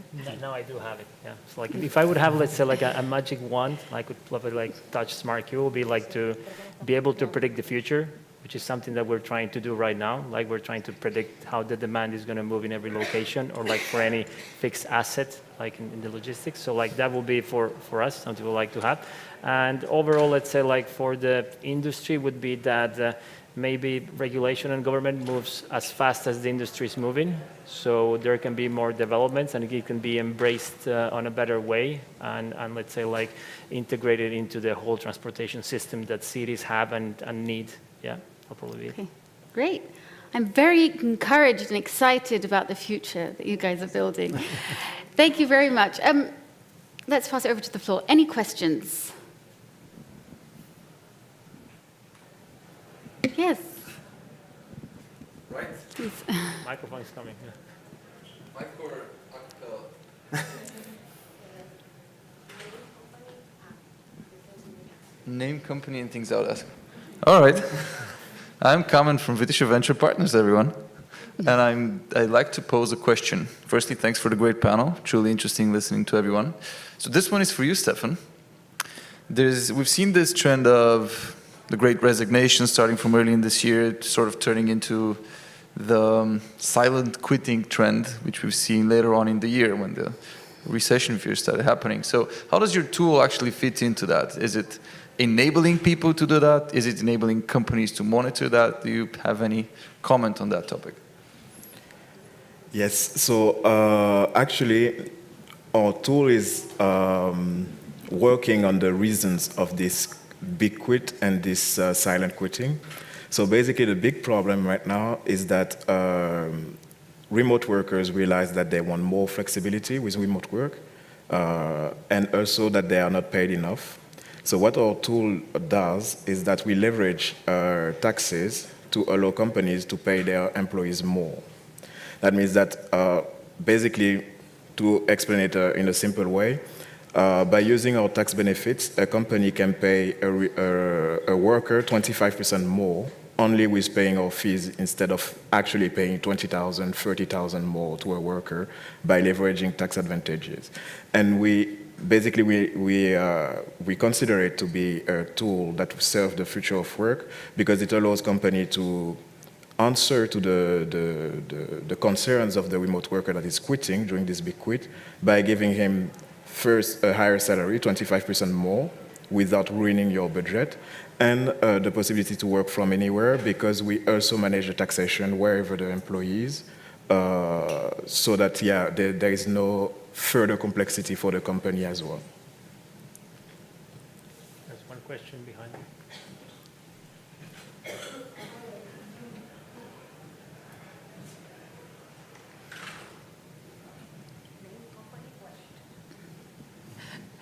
Hello, thanks all for your interesting stories and conversation. I'm Paula Kant from Invest Hong Kong. I have a double question. Firstly, going by the title of this session, is how relevant is it for you to diversify geographically in times of uncertainty? Meaning like, okay, if we see Europe in flux because of so many recessions at the same time, do you consider going for other parts of the world? And related to that, to develop your business in other parts of the world, if you will, be it the US, Asia, Africa, South America, how important is it to have to go there yourself to do that face-to-face sales, or do you think in this digital world you can do it at a distance? I can take the question. Sure. If you want. So, like, regarding, let's say, like the first part of the question about, let's say, like what location we're tackling, I would say, like, since at least in our case, Marquee, we're like a SaaS business, right? So at the end of the day, like what we mainly need is like external geolocation data or external data from certain locations, which at this stage in the world you can have like everything you want, right? Like in most of the biggest locations. So I would say like it doesn't matter much on like which location we start going first, since we're a SaaS, right? So like in our case, we kind of like we started working in Turkey because we found our partners there and they're the ones that have like more interest. But then like that does not mean that we can just like start working with a company in Spain or Portugal or Latin America, right? And regarding the second question, I'm myself Latin American. I've worked and lived in 8 different countries, and I would say that like in some cases to go and open a new location, it also depends on the type of business. Like probably SaaS, you can do it remotely 100%, but my advice would be to have like certain presence if possible in the country in the beginning, just to establish relationships, right? Because the way of doing business, let's say in different locations, changes a lot. Yeah, that would be my take. Thank you. Yes. Yeah, I could add my perspective on your question by saying that in the post-COVID world, the perspective in terms of workforce changed a lot. That means that you were mentioning doing business in various countries. Before COVID, we would think we need a team in each country, kind of, structure a team there. Right now, what we see companies developing hubs, also for many reasons, remote work, taxes, etc. We have more this tendency of having a hub. It can be people working that have the possibility to work remotely, or even people working on hardware, so that needs to be there on site. That this trend developed much more, is developing much more now than before. So for example, for Latin America, we would have a hub for example, in Colombia, that will serve the rest of the region. And we see even middle-sized companies doing this, startups like us, having a hub, for example, that can be even in Bilbao, that will serve the rest of Europe, attracting workers from the US, based in Bilbao, and then serving the whole Europe. So yeah, I would say that, and to complete on how we are relevant on that, basically there's still compliance or regulation aspect to manage in order to create those hubs. But we believe that this is the future of how companies will structure their activities worldwide. Thank you, Angelo and Stefan. If there are no more questions, thank you very much for attending. These are founders from 4 of the startups in our batch, 4 out of the 14 that we've invested in. So grab them for a chat or a drink. And yeah, we look forward to meeting you. And food, yes. Thank you very much. Thank you.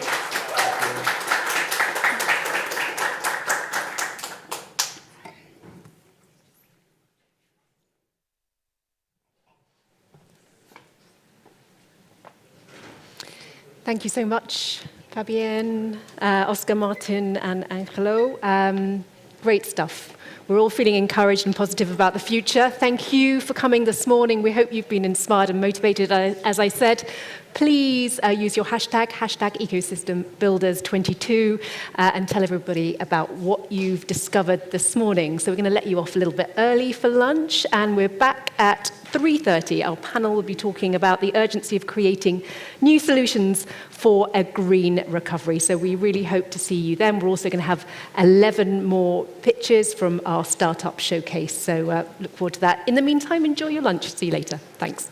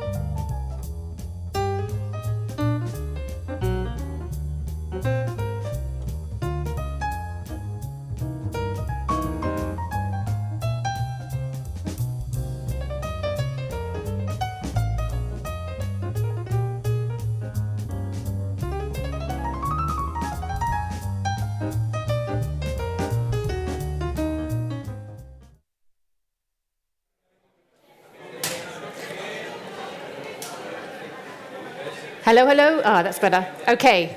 Right, we're going to get started. We've got loads to get through this afternoon. We hope you enjoyed your lunch. We hope you made some great collaborations, some synergies. Welcome back to the Ecosystem Builders 22 here at the B Accelerator Tower in Bilbao. We've got 2 fantastic panels coming up, and we've got 11 companies showcasing what they can do, the talent of tomorrow on energy transition and sustainability. That's all coming up, but we're going to get cracking with our first discussion of the day, which is about creating the urgency, creating new solutions, I should say, for a green recovery. The question that they're going to be asking is, are we actually on the right path towards green recovery? The urge to act to reduce our carbon footprint requires that we collaborate and share our know-how, our strategies, our do's and our don'ts, so that the industry can move forward in the right direction. Investment in tech solutions towards climate change can decentralize and accelerate this process. By 2030, 45% of emissions need to be reduced. But is this possible? And what steps are being taken to achieve just that? Well, these are some of the big questions that our panel are going to answer this afternoon. So please welcome to the stage, welcome back Liz Fleming from South Summit, who's hunting for the rest of the panel. Joining her, Andrea Constantinescu from Plant First Partners, Carlos Ray Nicolau from Foresight Group, LLP, Itziar Landa from Petronor, and Bastian Gambina from Klima. Welcome to the stage. Thank you very much. Big round of applause, please.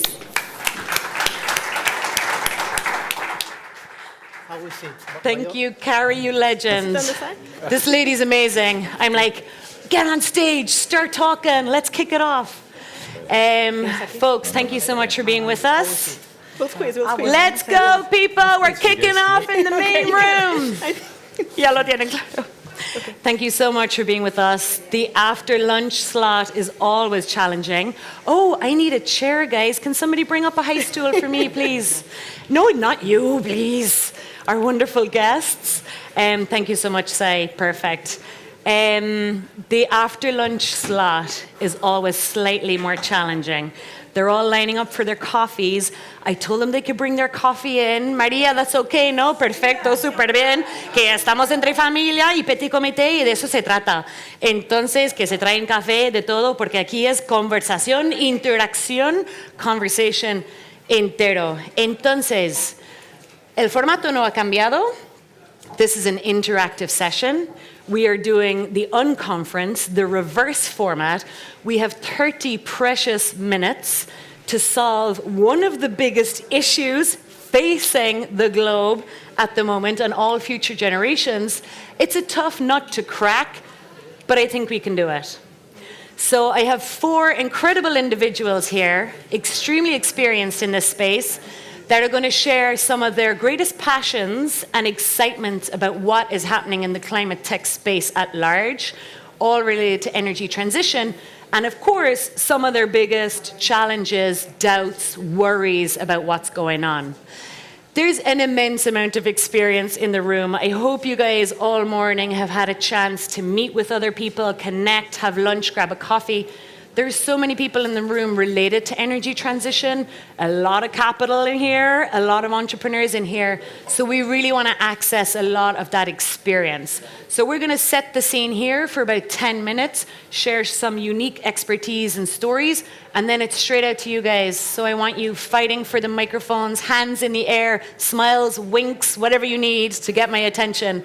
And we'll open up this conversation and see how far we can go in moving the needle towards a net zero economy. And this conversation is a particular favorite of mine, and it's like a preview of what's going to happen in South Summit Madrid next June in 2023, because we have just launched our concept for next year's edition, and it's Today 2030, where we talk about a world where we have hit our goal of reducing emissions by 55%. And we're going to talk about how we got there, where we fucked up along the way, what were the major disruptions that made the difference, and how do we manage to scale up these solutions. So this is a little bit of a preview of what's going to be happening in the entire conference next June in Madrid. So of course, you're all invited and welcome. So guys, no easy task. How are we going to get there? Now we're going to hand over to these individuals. We have Bastian from Klima Ventures, who's from the Elantra Group, huge fund looking at energy transition. We have Andrea from Planet First Ventures, straight in from London, traveling especially to be here, investing at climate tech at the earliest stages and scaling it up across Europe. Carlos is with the Foresight Group based out of Madrid, but a massive private equity fund out of London with 14 billion or so under management, investing in infrastructure. And Itziar, who's digital transformation at Petronor, who are the biggest refinery in Spain, and the traditional business doing something incredible in this space. And actually, you have the opportunity to visit their place a little later on in the evening. Don't miss it. So we have a real varied experience here, and now I'm going to hand it over and hear from them. So guys, big task, 55% reduction in emissions in 7 years in energy transition. How are we going to get there? I want to hear from you guys your most exciting solution that you're working with, you're investing in, that you're implementing. And what's the biggest challenge right now that we need to eliminate and annihilate to get to this goal, this ambitious goal that we have? Whoever wants to kick off? Ladies first, maybe. Very nice, very That's nice. an easy one. It's a topic that I think brings a lot of the people together, especially since there is a tour I'm hearing later on around the hydrogen hub. But Planet First is invested in Sunfire, an electrolyzer manufacturer based in Germany. The reason that we got excited about the investment is because hydrogen has a unique potential to decarbonize 20 to 30% of the nastiest, dirtiest kind of industrial pollution there is. And on the other side, can help all of us fly carbon neutral during our lifetime at an economically viable price point. So I'm a huge traveler.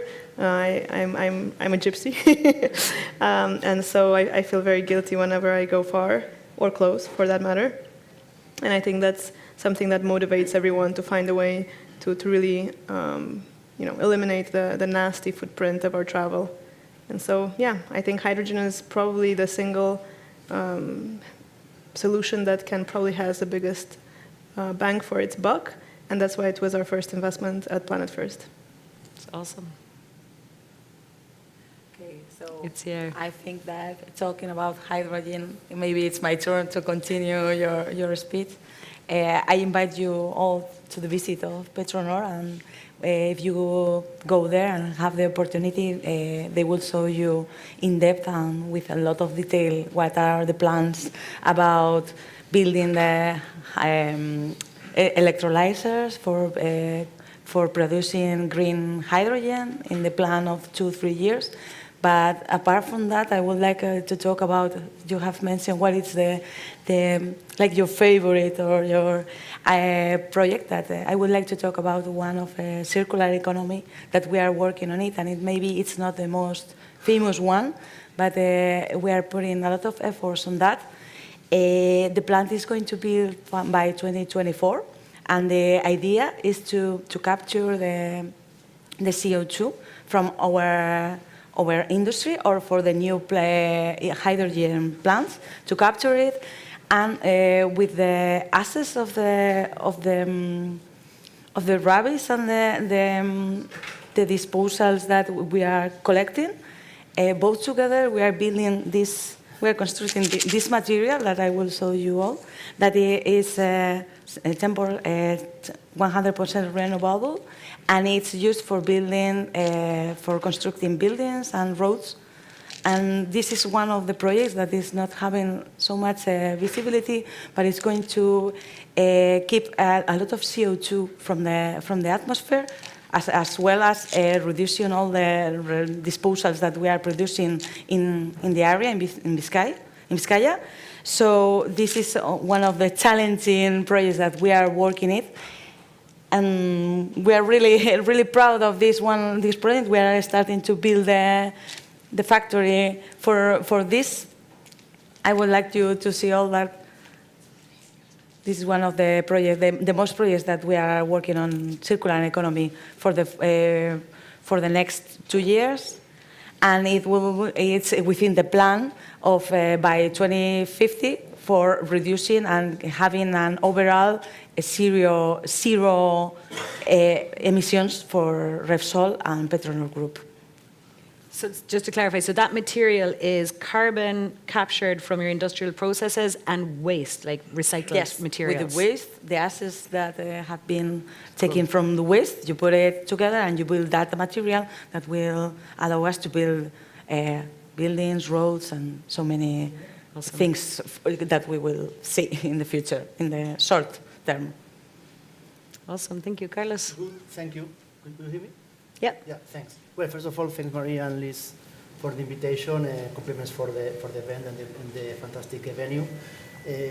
I'm Carlos Rey. I'm working at Foresight. You introduced ourselves before. We are typical infrastructure investor in the energy space. So yeah, we invest massively in generation assets, green generation assets. So it means mainly wind and solar. As you mentioned before, I think there are several areas in the industry that we need to tackle to become net zero. One of them is, of course, energy generation that we are, again, massively investing. There are other areas like transport, consumption, industrial processes. But, I mean, it's challenging, yeah, but I think the good point is that everyone converges that we need to work towards a net zero industry, each of us in our different areas. So more technology, we invest more in final products, it's more established infrastructure, yeah. We also invest in hydrogen, which is super versatile top kind of product, yeah. I mean, there are many different solutions or products that you can create with hydrogen for the industry, for transport, to recycle and start and reproduce energy again. So it's very versatile. I think it's going to be, at least in Spain, which is taking the lead on that, a good lead for reindustrialize our country. Yeah, and I believe it's going to be one of the vectors more important to us in the years to come.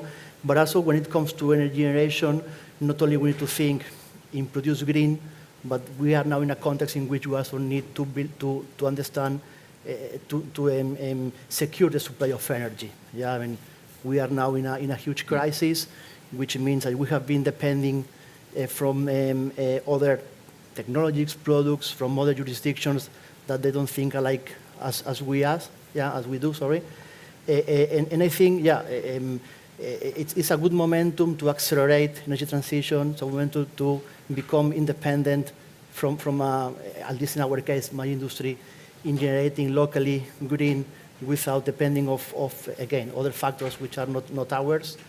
And it comes along with a lot of challenges and as you mentioned before, which to me is regulation. Yeah, we work in a highly extremely regulated market, yeah, from the technology to the product to supply energy, supply hydrogen to the grid, and there is no regulation yet or regulation comes behind the industry, yeah.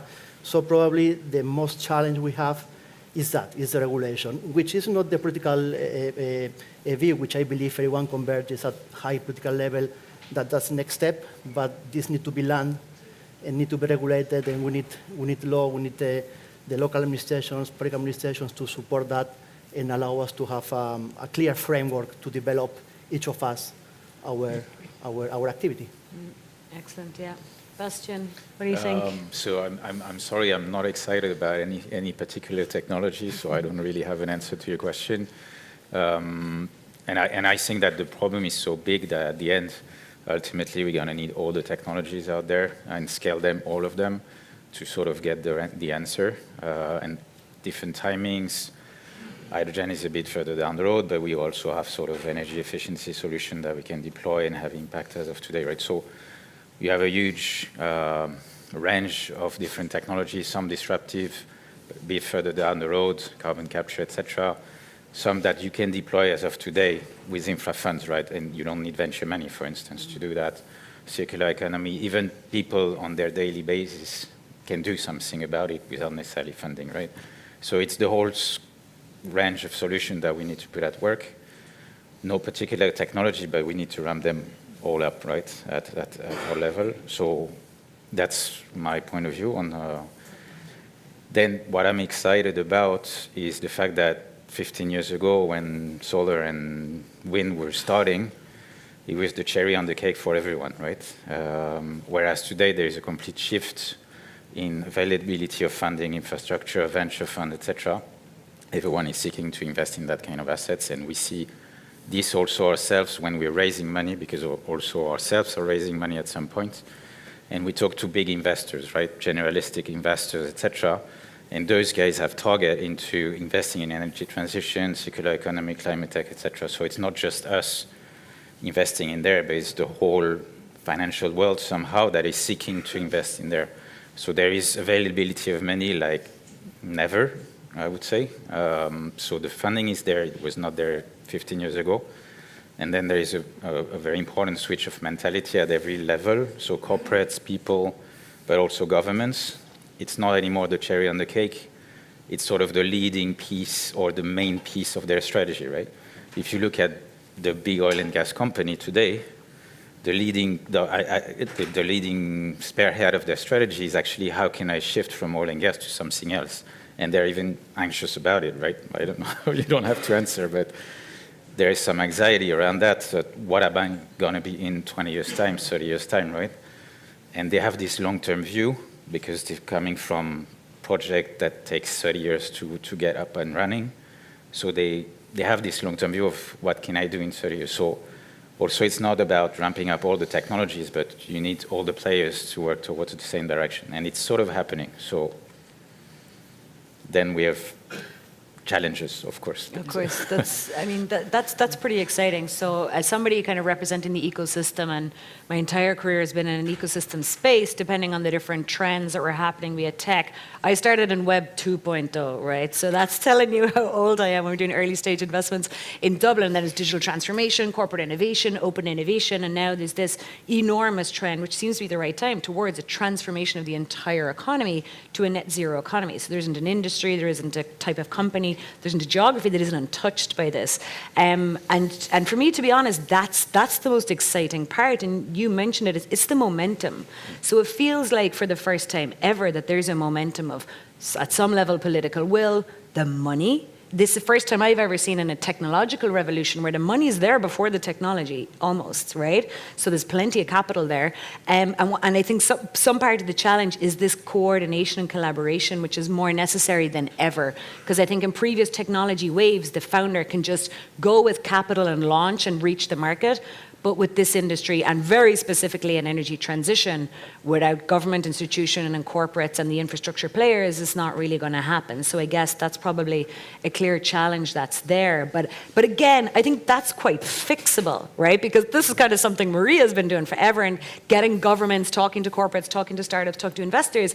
And for me, that's kind of easy as far as we see, because they've been doing that for a long time. And I think ideally, that's a nut we can crack, but I think it's really interesting that we put it on the table. And now I'm coming to you guys, right? So this is not staying up here. I'm coming straight out to you guys. So we are all facing this at an individual level, company level, institution level. Everybody is working on their net zero strategies, their ESG. We're at the implementation phase, which is amazing because we have 7 years. We're not looking at 2050. We're looking at 2030. How do we get to that first milestone of a 55% reduction? And that's where implementation is happening. So I want to hear from you guys. Okay, my microphones are here wandering. I want people winking. I have a few implantados y filtrados, so I'm gonna pull off Emilio, mi super amigo Emilio, who's head of entrepreneurship at Enegas.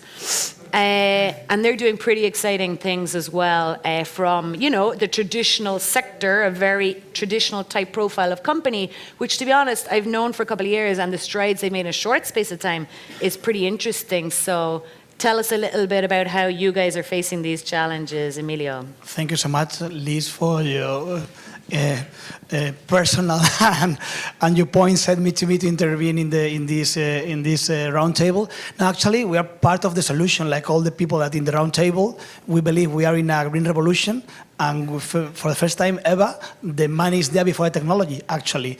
And when we talk about the famous value of death of the startups, when we talk about energy, this value of death is larger and longer than any other sectors. That's why the collaboration between the venture capitalists, the public sector, and the corporates is crucial to get this technology. McKinsey says that 50% of technologies needed to fulfill the decarbonization requirements, they are still in the labs, in the technology parks. And who are the best people to get this technology from the science to the market? The innovators, the entrepreneurs. And that's why we are all together to do that. And actually, from Enagas, we have several tools to try to fulfill this death of valley. We do pilots, we do venture client, we do internal entrepreneurship. Anything any startup can need from a corporate, we try to have a tool for them. And I'd like to ask the table, basically, what can we do? This is a big tackle problem that is the technology. How to efficiently get to transfer this technology from the science to the market. What can we do? Why are not doing this well in a country like Spain or in Europe in general? Why is working in any other continents like the States and not here? Any clue, any tip? What can we do to try to fulfill the requirement? To anyone of you. I'm happy to start with, I think there is, I've not invested that much in the US, but I did a few times. And I think there is a cultural difference also at the founder level, or even at the PhD level, right? A PhD from Stanford from the get-go is thinking about ramping up a business, not necessarily in Europe, right? So I'm not saying we should have all PhD setting up shop, right? Not at all, and you need fundamental science, etc., before you can get sort of technology that is applicable. But there is a sort of a different mix of PhD coming out of the US or PhD coming out of Europe, right? The mindset is not necessarily the same. This said, I think that the new generation is very differently wired, right? And then people 35, the people younger than me, basically, are wired differently, and we see more and more people coming out of their PhD or even university, technical university, going straight to setting up shop, right? So I think we'll get there. We're just a bit behind, right? But yeah, that would be my answer. I have a question. I'm happy to go next because I have a tooth to pick with corporates. They work in silos, and generally speaking, we find it difficult to. We have a portfolio of investments and working with new ones as well, and a lot of the theme is kind of driving corporate adoption, or sometimes public-private institutions like water utilities. I spend a disproportionate amount of my time in water because I'm a surfer, so I want to surf and clean water. So I'm looking at water companies. Water and wastewater utilities are, despite that there's a ton of technologies out there, they're very slow to implement. It's nobody's responsibility. There's not a real task force. So I think, Liz, you're kind of referencing this kind of, task force mentality that us as individual corporates, it's not really happening. It's not yet generalized, I think, across the entire economy, and it's definitely not pervasive in anything that has to do with private, public institutions. Depending on, wastewater is just an example, but I'm sure that the entire energy transition theme necessitates, is living at that interface of public-private. And so I would say that I think what needs to happen is to have task forces that are specifically looking at how to bring all of the silos across corporates or public institutions to work together to drive adoption. Because it's nobody's real responsibility. There's no job today. There's no one's job that depends on driving decarbonization technologies or the adoptions of these technologies in any given corporate. That job description has to exist. It has to be a task force. They're not the sustainability officers. No, the sustainability officer does not have that job, unfortunately. It's a different, in different entities, sustainability means different things, and but today that job that I just described does not exist, and it has to exist, because otherwise So you're it's going to head take of decarbonization inside a corporate, for example, that has a real or a city council, or or even at a corporate. I don't know who does it, for Repsol, for example, or for any other given corporate, but it needs to be someone that has the ability to impact, where the corporate has set a goal and there's somebody's responsibility and his or her team to just drive that, and has the power to influence the entire, different silos that need to collaborate to make that happen. And I think until we have that, it's just going to be very slow. But this is an awesome suggestion, and this is why I'm so glad you're here raising these issues, because that's a super practical kind of suggestion. And to be honest, I think we're getting there. Everything takes its time and it needs to be accelerated. But for me, the Chief Sustainability Officer is the new head of innovation, right? It began lower level.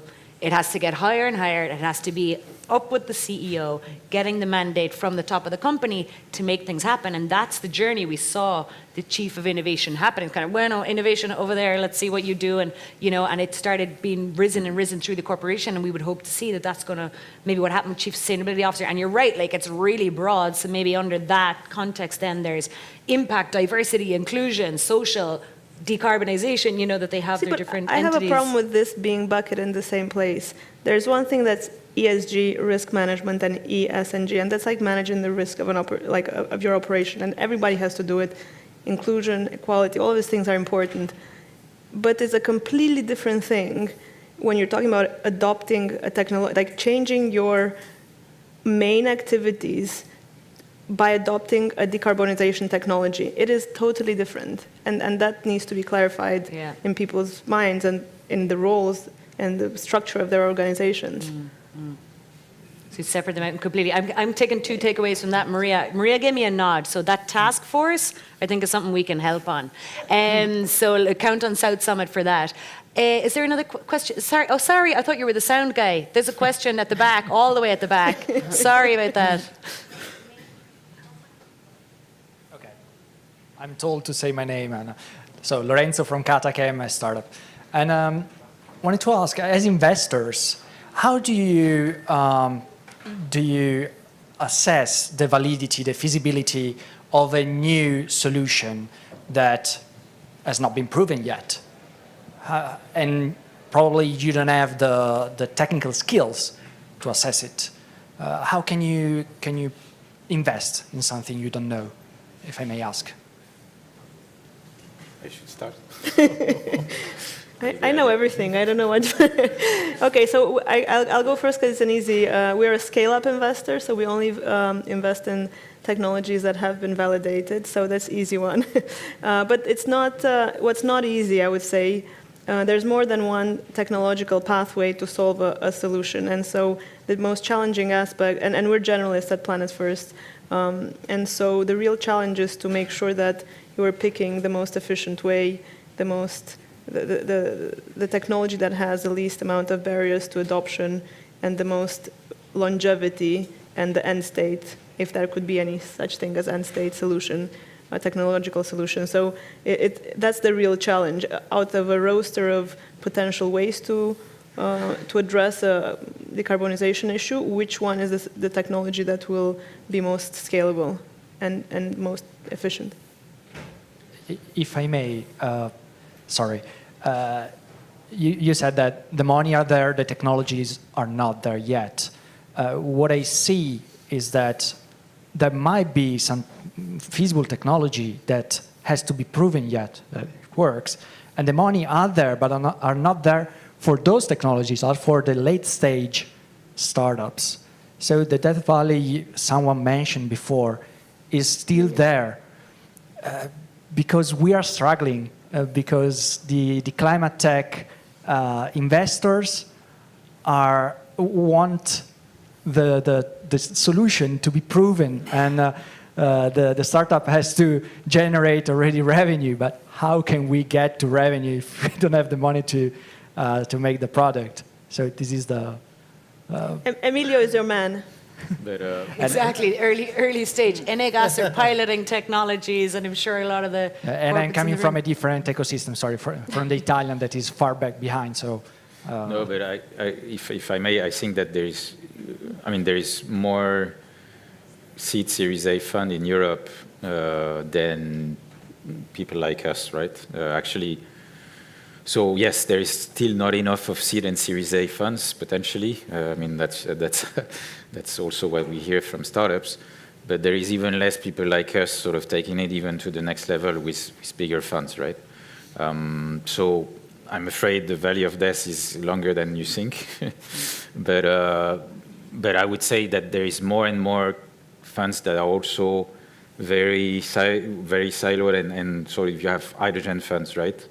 You have battery funds that are only investing in battery chemistry, etc. So this is growing. It's potentially not big enough for you guys, but there is more and more specialized fund, right? For instance, we're a bit specialized because we just focus on energy transition. So, but still, it's from hydrogen to carbon capture to trading software, right? So, of course, we don't pretend we know about everything. We work a lot benchmarking stuff against each other. So one way for us, back to your question of how do we assess technologies that are not yet commercial, is that we actually look at the other technologies addressing the same use cases, back to Andrea's point, right?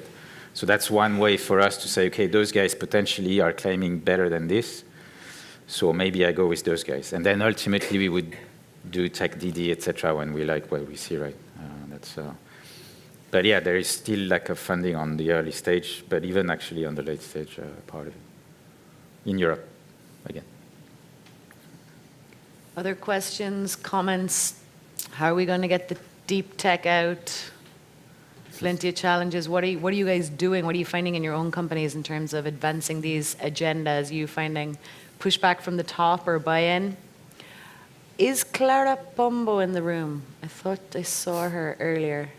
No, I'm going to ask her a little bit later as an expert that we have on technology transfer. Oh, excellent. Let's go. Santiago, go for it. Just one sec. We'll get the microphone so they can hear you at the back. Yes. So this is Santiago Muguruza from BBVA. I run the good company's strategy as an LP investor in different VCs that in turn are strategic for us. We're being quite active actually on the energy transition. I've met some of you in the recent past. And I don't know if it's a question or an observation, but you mentioned it, Liz, a little bit. I think that we are at the doorsteps of one of the most important disruptions in the economy has seen in history, probably similar, if not bigger, than the one we've seen in the last decades related to technological disruption. In this case, it's energy disruption. And energy transition is not something new. It's something that has happened for many years, but it has been led by companies, by incumbents. And now we are starting to see this moving to the ecosystem, no? The startup VC ecosystem. But it's a very different beast. It's a very different nature of the problem. And it's very different, the type of outcomes, the scalability of companies, the potential to generate or not network effects, the life cycle of the companies, the death valley, it's very different. No? So we're seeing more and more traditional VCs jumping into the space, more and more entrepreneurs jumping in solo, trying to get funding. And my question is, how do you see the ecosystem changing? No? Because we've been accustomed for the last 10, 20 years for a very tech-driven ecosystem which has very specific characteristics, and looking forward it seems that it's going to change a lot, and energy transition is going to be very relevant, but the animals are very, very different. So that's kind of like observation, dash question. It's true. Thank you. Thank you, Santiago. How is the ecosystem going to evolve in this space? Carlos. I share completely your view. I'm probably not part of the VC ecosystem startup, but which is true, and I believe with that is that there is a change in the mindset all across the chain. Yeah, I mean this is not driven because technology has has grown, and after this there is a new revolution. It's the opposite. Yeah? I mean, this is a changing mindset that we need to do that all across the chain. And we're talking before with Bastian when we talk about our LPs. There are money that need to invest in that because of that. Yeah, not because the return, not because the fundamentals, but because they need to invest in green economy, energy transition. They don't know nothing about that, but they need to do that. Yeah. So I think it's a good momentum, as you mentioned before, that needs to be captured. Yeah. And I think you guys need to be brave. Yeah, to go out there and be able to capture. Yeah, this change. Yeah, in the economy itself. Yeah. So it's interesting matter. Yeah. I think it's already starting to change. Even look at the profiles that are here, again, to have private equity groups participating now in this ecosystem and infrastructure and the most traditional type of businesses being here and being part of the solution, which is just incredible. When you come with a circular economy product from a refinery, I'm like, this is it, we have hope. They're talking about hydrogen in the space of 2 to 4 years and a circular economy plant capturing carbon by 2024, so that is super exciting. That's really what gives me hope, and I hope all of you guys hope. And I hope that South Summit and us and the team and the Biscay Startup Bay can help create that ecosystem and play that role and make sure that we're bringing all the right people together to kind of accelerate those goals and that implementation and make sure it's happening.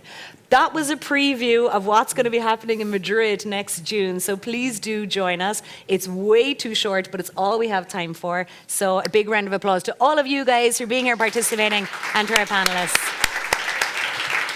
Thanks, guys. Thank you. Thank you, Liz. Thank you to all the panel on that discussion. More in Madrid in June 2023, of course. But it's time to move on quickly because we've got 11 companies who are going to pitch their stuff in the next startup showcase, all on energy transition. Are you okay? Good. Right, let's get cracking because we're going to run through them. They've got 3 minutes to pitch, and then we've got a couple of minutes for Q&A. So let's see how we get on. We're going to start with Uyghur from Switzerland. Uyghur empowers renewable energy optimization with geospatial data sets, unique machine learning models, and a thorough understanding of tech transition challenges. Well, to tell us more about this, please welcome its CEO and co-founder, Ion Padilla. Welcome to the stage, Ion.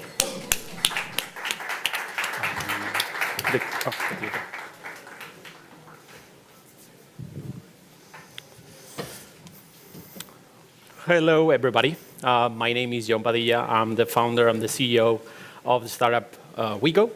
Well, we process geospatial data sets, satellite data with machine learning to optimize both the production and the trading of clean energy. So today we're facing a very crucial problem, which is that classic fossil fuel-based energy is very easy to predict. We have a kilogram of coal, we burn it, and we have X megawatts of energy. Simple. Right, when it comes to clean energy, this is way more complex, right? Because we don't know how much water, sun, or wind we'll have tomorrow, and therefore how much energy will be produced. And these inefficiencies cause problems both in pricing and in the trading of that same energy. Right, so how do we solve it? We combine several different geospatial data sets, primarily satellite data, that we combine with technologies, both radar and optical sensors, fuse them together using artificial intelligence to monitor these key environmental variables that are going to be converted into energy in the future through these clean energy assets. So this startup is basically financially supported by the European Space Agency and by the Swiss government that have helped us into developing this really cool technology. So we started in 2021 in hydropower, monitoring things like snow water equivalent, soil moisture, the melting of the snow, lake volume, all these variables that let us know how much energy a hydropower plant is able to produce.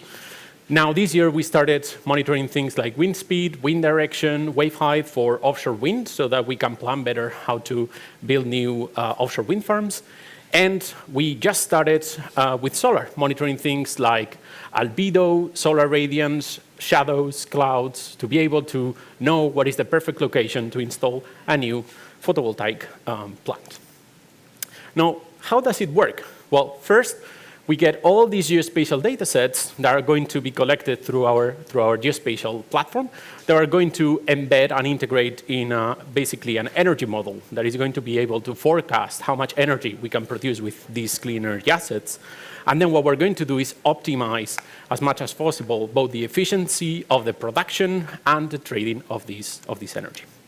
So what do we achieve with this? Basically, three main things. The first one is that we're able to increase the efficiency of the site location, the development of new clean energy assets, because we know better where to install a new offshore wind farm or a new solar plant. What is the perfect location? The second one is that we optimize the generation of that energy because the assets can better operate with this climate data set. And last but not least, because we can forecast into the future, we can better plan long-term trading and obviously intraday trading for these energy companies. So currently we're operating in 6 countries, almost 20 clients. We're already generating data for 34 power plants. We have a multidisciplinary team across Switzerland and Spain. And we are very welcome to new clients and investors that want to join our lovely ecosystem of clean energy partners that are here to support the transition to clean energy through the digitalization and geospatial data sets. Thank you so much.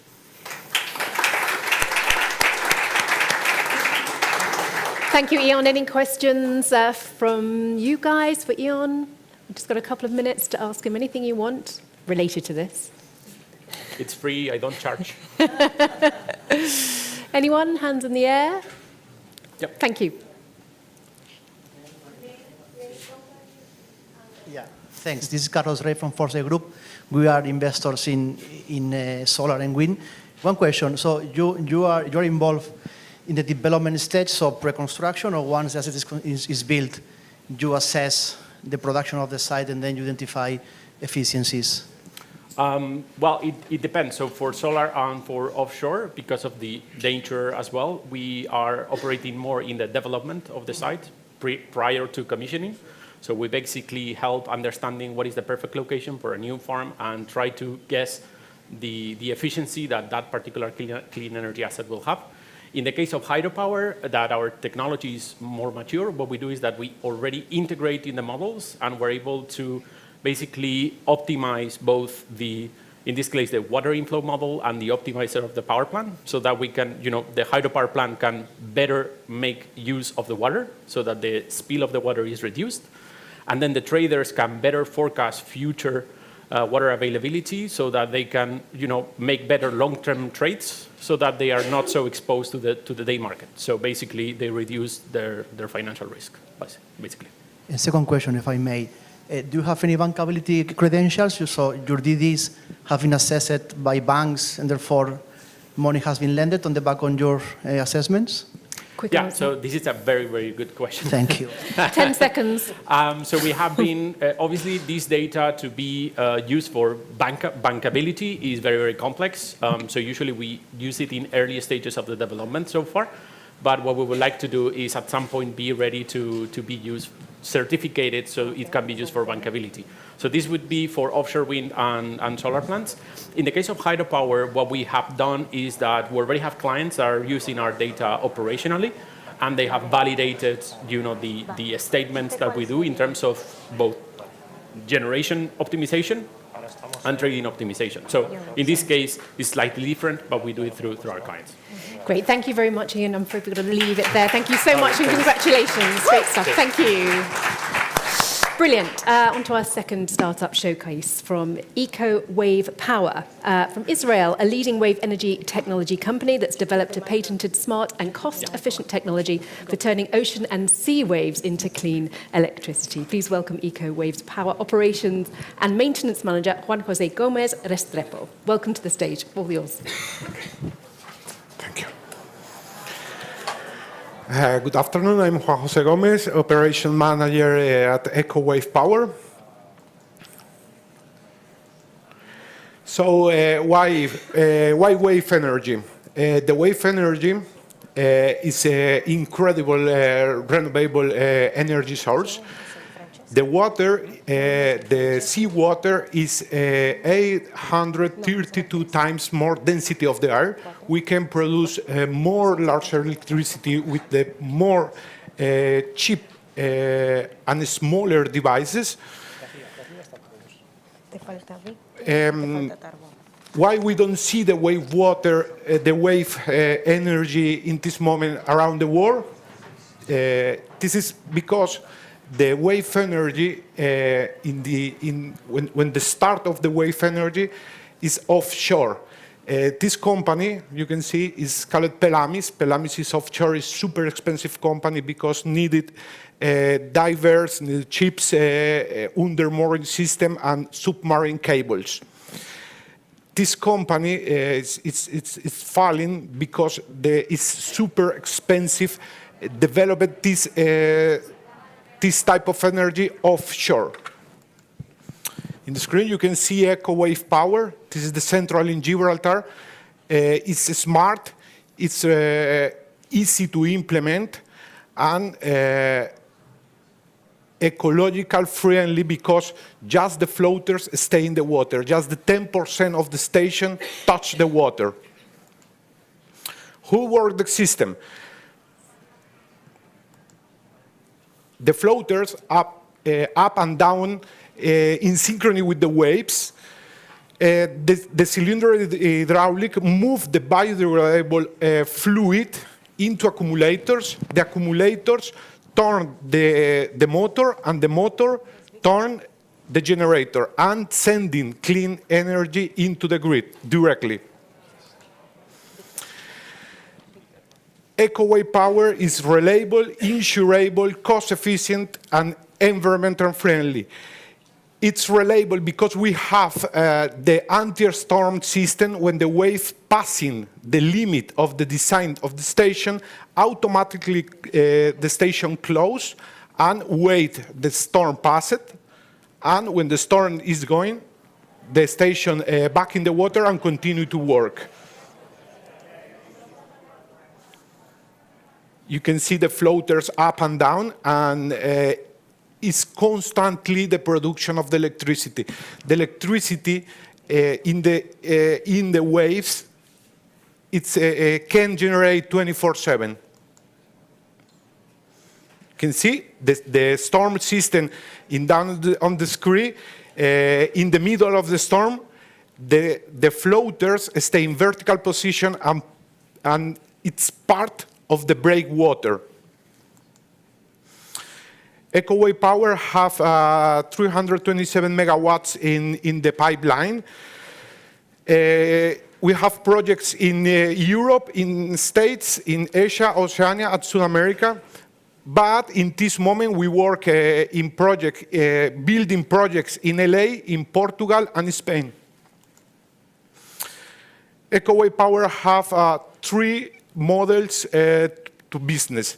Building, own, and transfer. Building, own 100%, and joint venture and Turkey. This is the team, the CEO Ina Braverman, the CFO Aaron Yahuda, and our engineers team and development team. Thank you very much for your time. Thank you. Wait, we've got time. Stay there for one quick question. You've gone slightly over. We'll let you off. One quick question for Juan Jose. No questions? No questions? Yep, over there at the corner. Thank you.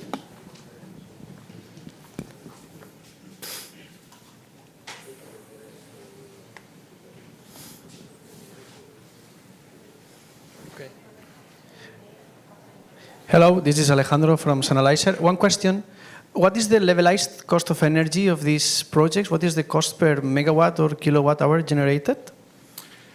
The cost of megawatt depends of the place, depend of the country we produce the energy. The cost of the energy in this specific country, we make a student for every single country. But in a big picture, the cost in the station for 20 megawatts, the cost is $0.05. Okay. In a big picture.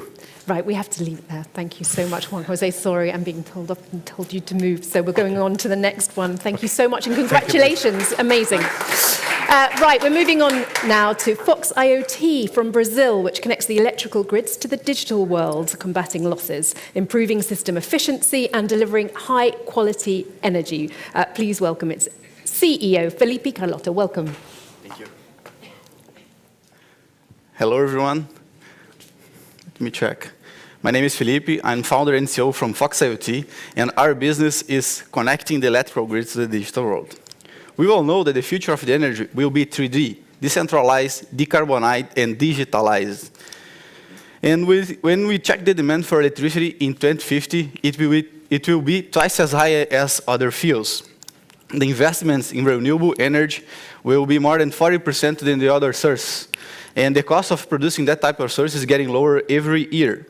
But the renewable energy is just one piece of the energy transition puzzle. This type of source places a high complexity on the grid. And that's we need advance in smart grids, and that's what we do. We work mostly in the distribution sector, where we can provide data collection and data analysis solution. Our first solution is for monitoring the grid in the low voltage side of the power transformer. And the second solution is for smart metering, with the connection of your device to the traditional energy meter and with several features like aggregation and real data science behind. Our differential is modularity. Basically, we have three segments: devices with all type of connectivity, the systems like MDC, MDM, and several APIs, and a platform for data analysis. With all that thing, with an unique and exclusive integrated database, and the utility can use each one separately. And who get benefits from our solutions? The grid operator with new real-time data for maintenance, the consumers with data for energy efficiency, the energy retailer for billing management and to report to the regulators who receive concise and aggregate information. Today, we are currently operating in Brazil. There are more than 86 million energy consumers with $28 billion in revenue for the distribution companies.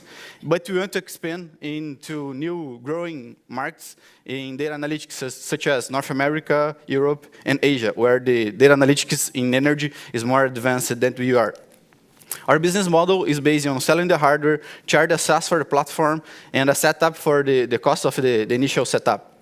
About your numbers so far, we already collect more than 10 billion data packets from the grid, hundreds of active consumers on our platform, 400% in average growth revenue over the past 3 years, and more than $5,000 in signed contracts with utilities in Brazil. These guys are the addition that make our business happen, including engineers, data scientists, and software developers. Right now, we are looking for a strategic partnership and funding so we can help the utilities to connect the electrical grid to the digital world. So, who wants a green and cheap energy? Thank you.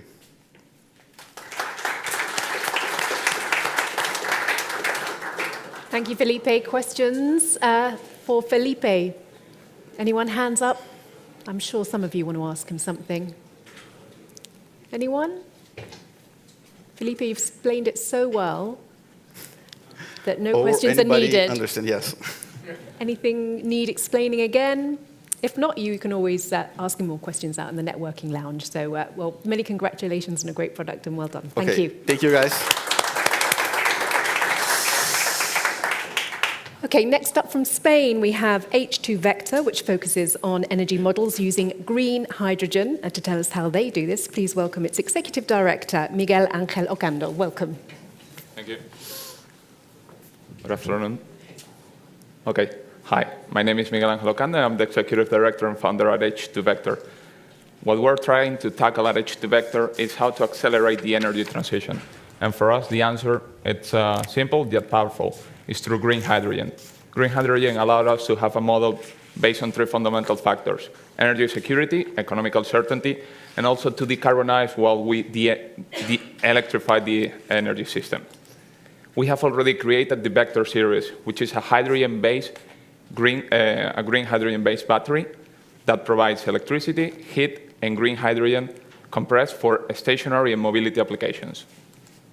Our vectors, let me jump this one. Our vectors are modularized and scalable systems, which are more profitable than lithium batteries today even building at our scale when the application needs an autonomy of above 16 hours. The market for hydrogen applications is huge, and we're trying to give a solution, provide a solution for small and medium-sized companies today. And also, the type of applications, you can see some examples, but the important thing of the applications that we're tackling is that energy have to be a critical asset and not only a commodity. On regards of performance, we have already built 2 of our Vector 10s, our smallest systems, and we are currently building 3 more systems for 3 different clients in two countries.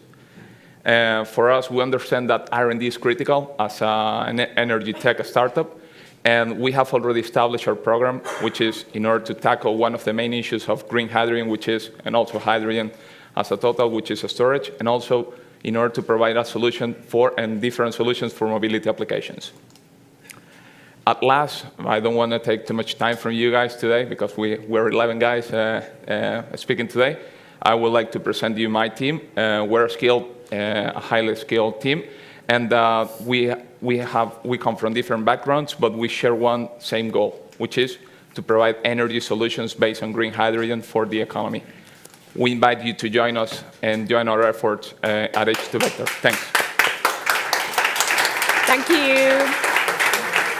Well done. I bet you've never spoken so fast, have you? I didn't want to waste too much time. Great. Any questions for Miguel from the floor?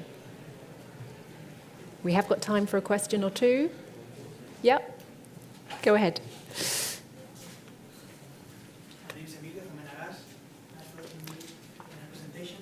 Thank you. This stage is your project, basically, and is it already yours, or is something that you have deployed with the for others? We're currently trying to run the product market fit phase. We have already customers, paying customers with signed contracts, but we're also trying to reach further, and we're trying to build more prototypes in order to deploy at different facilities to show our technology.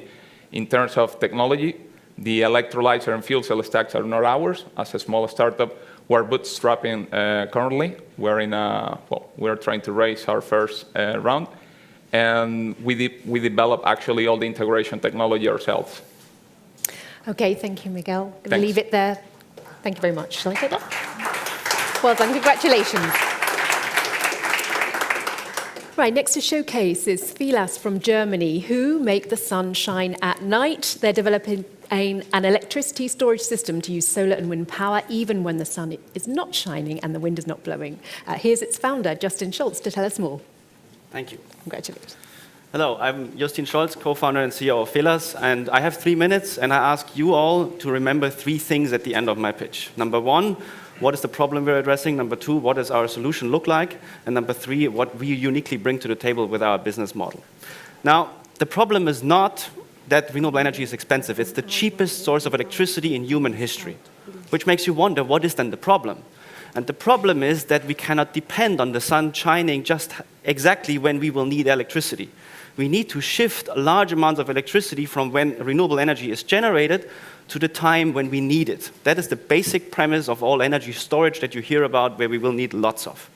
Part 2, what does our solution look like? Our solution is a next-generation liquid air energy storage. It sounds super complicated, but all you need to remember is we use air that we breathe as the storage medium, and the same way that you can boil water or water vapor condenses, we use a similar process to store electricity. All more details come to us later and ask us. Now, that has a couple of benefits. Why do we take all this effort? And it's because we, from the beginning, say it's a scalable solution. We need to scale globally, and that needs a globally scalable solution. And we need to profit and have a cheaper cost structure because of the scaling. Low cost, good term here. It's also, we use steel and gravel as main materials, not cost drivers. It's modular and transportable. We have filed patents for it, so there's IP. Although we use mainly off-the-shelf components, it's a safe system, and we can build it with a local supply chain. Who wants that? There's 3 different customer groups. What I want to highlight here is that in the renewable energy operators and developers sector, together with the industry, we already have a pilot partner where we're going to scale up as the next step. Who's us? We're a great team of now 15 heads, 7 full-time, very small but very efficient and effective team. And I said 3 things. The third thing I mentioned was the business model, and that's something that you can only do if you combine a long-lasting system that you can move and that is modular, and that is you can think of providing energy storage as a service and providing it in a leasing model and decoupling an asset lifetime from the project lifetime for the financial people among you. And that is something that you can only do with a system like ours. Now, we are raising a 6 million seed round right now, so if you're in the crowd here and an investor, or you are willing to do a pilot project with us, larger scale, I'm very happy to talk with you. And I have to be honest, I asked you in the beginning of this pitch to remember 3 things. I'm going to make it simpler. I want you to remember one thing, and that is our vision that I want and welcome you to join us, which is we want 100% renewable energy globally to become a no-brainer. It must be so cheap, so reliable, and so sustainable that nobody in their right mind would even consider firing up a coal plant. Thank you.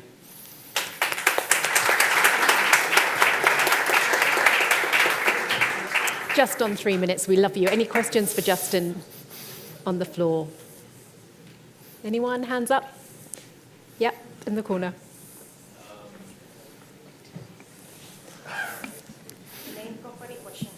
Hi, I'm Bastien from Klima. One question for you is, can you give us an idea about the footprint of the solution versus megawatt hour? What would be the size, right? So our system is containerized in 40 feet sea freight containers. There's always 2 modules. One is like power and one is energy. So similar in an electric car, you have a motor and a battery. It's a similar system. And so you will, like the standard minimum size is probably 4 to 5 containers. But then if you want a larger deployment, like you need 30, 40, 50 megawatt, we just ship you more containers and you leverage the effects and economies of scale in that sense. So it's very compact and high energy density compared to many other solutions. Thank you. Anyone else? Great, we'll leave it there. Thank you so much, Justin. Great stuff. Thank you. Right, taking to the stage now is Preflet from Portugal. Its Chief Growth Officer, Francesca Rubiana, is going to tell us how they reduce the carbon footprint from energy assets with data intelligence. Okay, it's functioned like this. Yes. I'm very nervous. I will try to fly down, okay? I'm Francesca, and I'm the Chief Growth Officer of Preflet. We reduces carbon footprint from energy assets with artificial intelligence. We already reached the peak of energy consumption by producing 50 billion of CO2 each year. Energy is at the heart of climate challenge. And energy is also the key to the solutions. Did you know that 45% of energy consumption is coming from buildings? 2/3 from residential building. Less than 10% of this building have management building system. And did you also know that 90% of our existing building will be around until 2050? This has mean only one thing, that if we want to achieve our sustainability goal by 2030 or 2050, we have to act now on our existing building.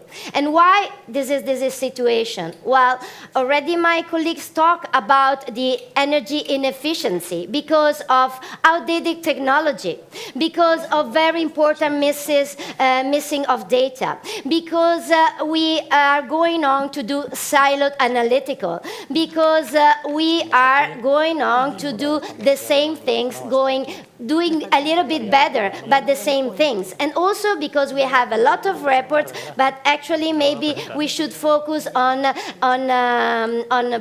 predictive actions, okay? So this is not our presentation because it's our presentation, but I change. So I will go in, okay? Okay. So I'm sorry, I will not go on because this is another thing. So our value proposition is to combine.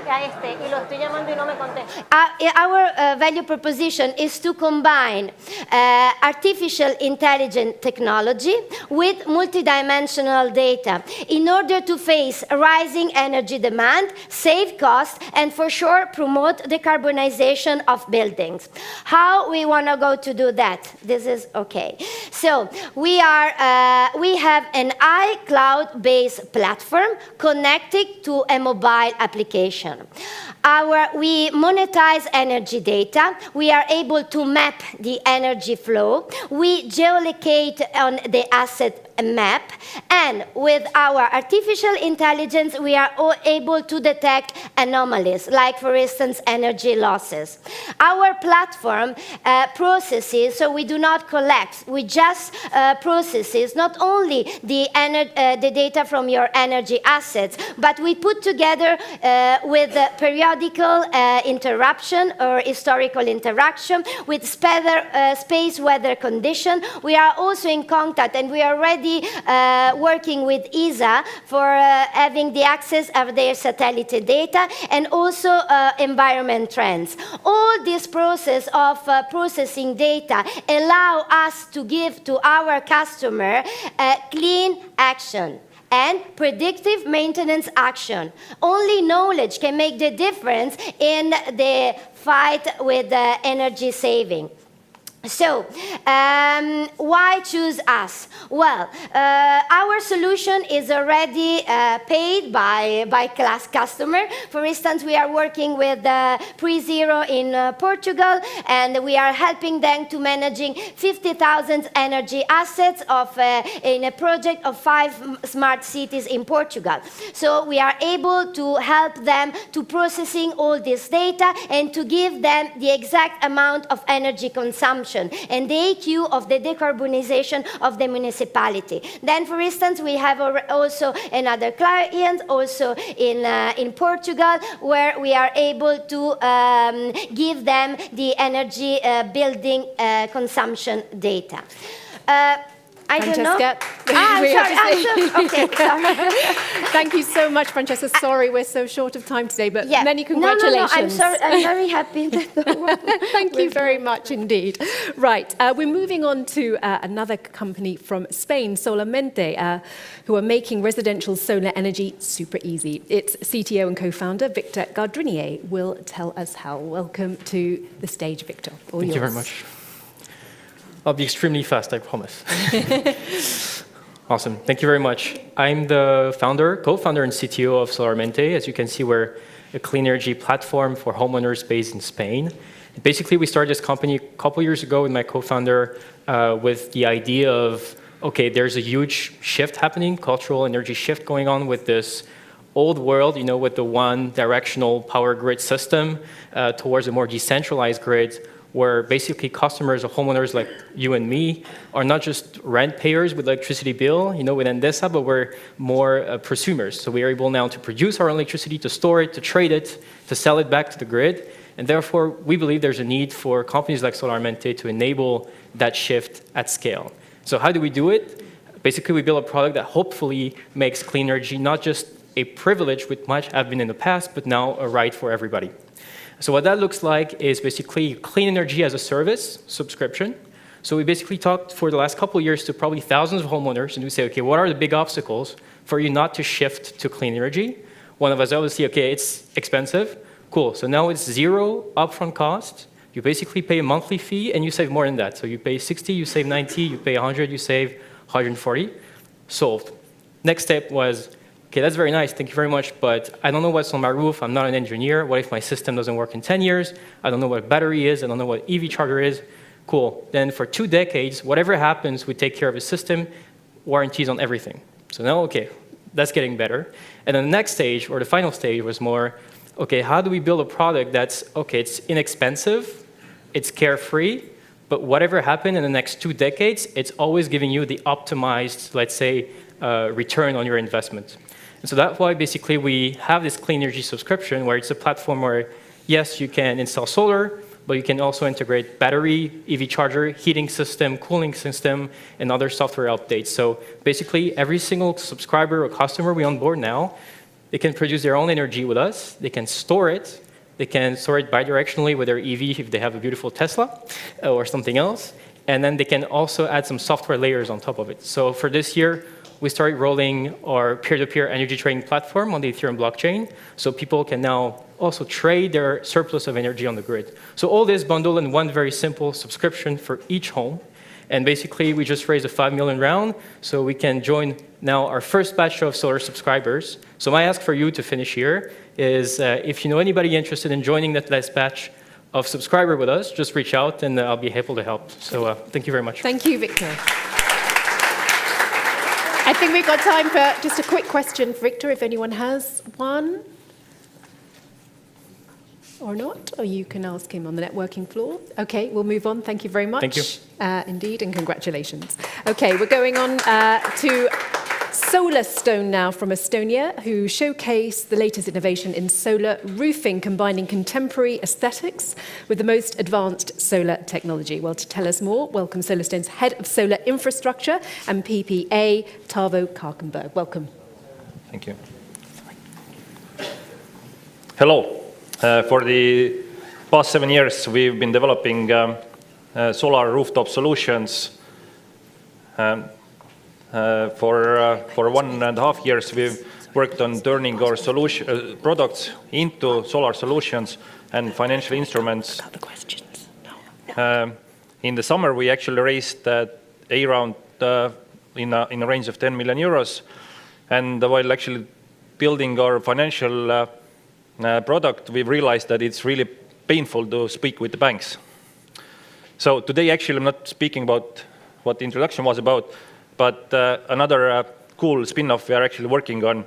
And at the moment, we codename it what turns solar into a financial instrument while tokenizing renewable energy projects, while turning all the projects into a dividend-paying fund. There is more money than ever on the market looking for smart renewable energy projects. And on the other hand, there is more projects than ever looking for funding. They don't know about each other. And also there is a lot of corporates who are looking to purchase carbon credits, but that's a messy market. So what we're building actually, it's a matchmaking solution where different companies, municipalities, and sports club owners, for example, can get infrastructure for free, or renovate it, or sign long-term PPAs. While the supply means investors actually can invest safely into such projects. What happens is that from these projects, we create a pool and eliminate the crowdfunding case where the single risk failure projects can actually lose the money. And all the cash flow that actually will be generated monthly will distribute it among the token holders. Eventually, it will turn into a huge community project, both like for investor communities and the, let's say, client communities. And one point also, it will turn from, within the indexing, it will turn from Web 2 into Web 3. The business model is simple. We actually sell the projects out a bit more expensive than we purchased them. So we keep 20% of all the cash flows, and we keep 100% all the carbon credit sales. So within 1 million project value, we make between 50 and 150,000 per project, 25,000 annual recurring, and all from carbon credit. The market opportunity. Sorry, we have to stop you there. No. We're very strict on time, okay. So we're going to put it out to the floor. Any questions? If anyone wants to ask what the market opportunity is, this is a good time to ask it. Anyone? Any questions? Nope, we're going to, oh yes, just the lady here in white. I'm Julia Kopla from Bilbao Port Lab, the Innovation Hub. I just want to give you the opportunity to talk about the roadmap that you have in your presentation. What's the roadmap you have? If they would enable me to share the screen, then actually the roadmap is here. He showed that, okay. So Q4, we'll finish the tokenization registry. Next year, Q1, the revenue distribution model and the front end. Q3, we aggregate all the single projects into an index, which means we go from Web3 to Web 2 to Web3. And then from Q3, we'll be able, the tokens will be tradable as crypto is today. Okay, lovely. Thank you very much indeed, Tavo. And many congratulations. Thank you. Thank you. Well done. All right, next up, another Spanish company, Uali, an industrial Internet of Things company that uses AI and robotics monitoring, optimizing, and preventing issues in assets through a simplified process. Here is its CEO, Ian Vacado. That's for you. This one, right? Yep. Well, hello all. Thank you. It is a mic. Guys, this is my presentation.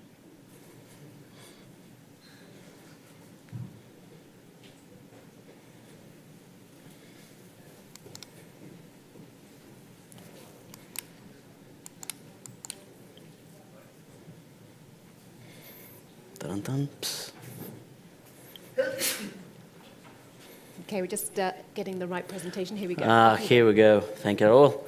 Well, we are trying to, right now, Wally, make the future clear today, because a lot of people are speaking like we need to do the things actually today and not in the near future. So we are trying to, in Wally, go more straight to the main problem that the operation in energy has. You have to know that to produce more energy, you need more assets, so you will need more people.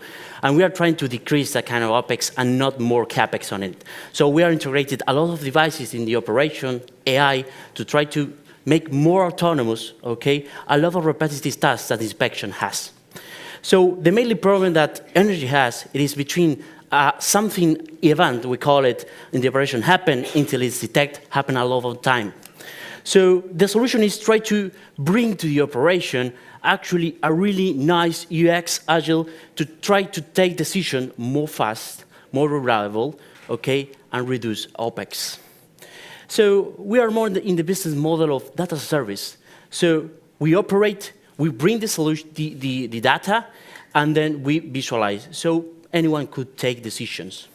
Easy, agile, anyone could understand it. If we put my mother on it in a control place, they also could understand what's going on in the operation.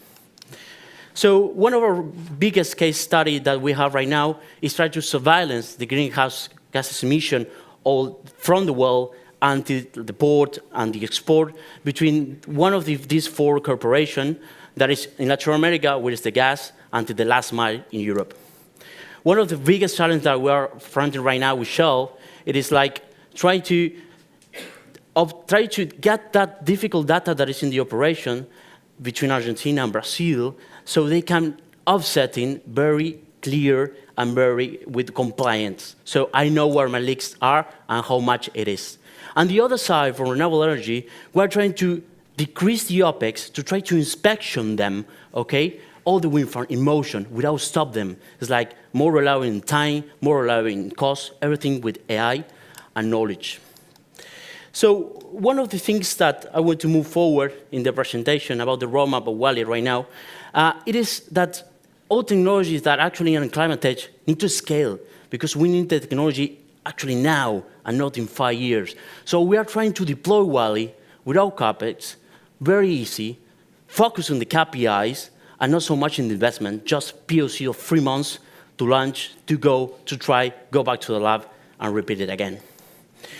So one of the things that actually we are working right now in Wally is like how we can do more with less.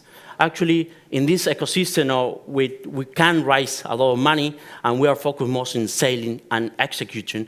This is one of the things that actually we're thinking with the corporate, with the companies. It's like how we can be not just clients, suppliers, we can be partners.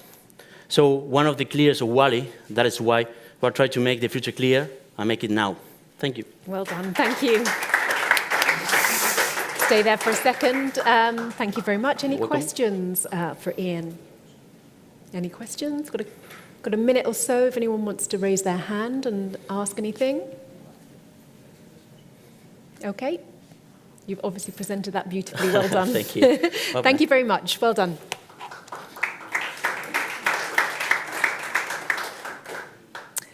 Right, also from Spain, we now have Sunalizer offering a marketplace with a purpose to provide solar energy to anyone, anywhere in the world, to share its ideas and its solutions. Please welcome the founder, Alejandro Mico. Welcome to the stage. Thank you very much.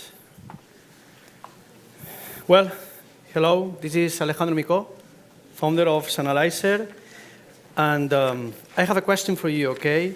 All of us agree that solar energy is very important for the energy transition.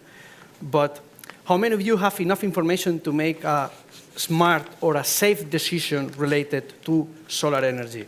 At the end, technology evolves so fast that people consider that they have no idea at all about how to make the good decision. With Sunalizer, people is able to receive and compare quotes from near and pre-verified solar installers instantly. You can hire them in a safe and simple way, so you can get an installation according to our quality standards. In Brazil and Spain, two markets with a tremendous growth potential, around 6 billion per year.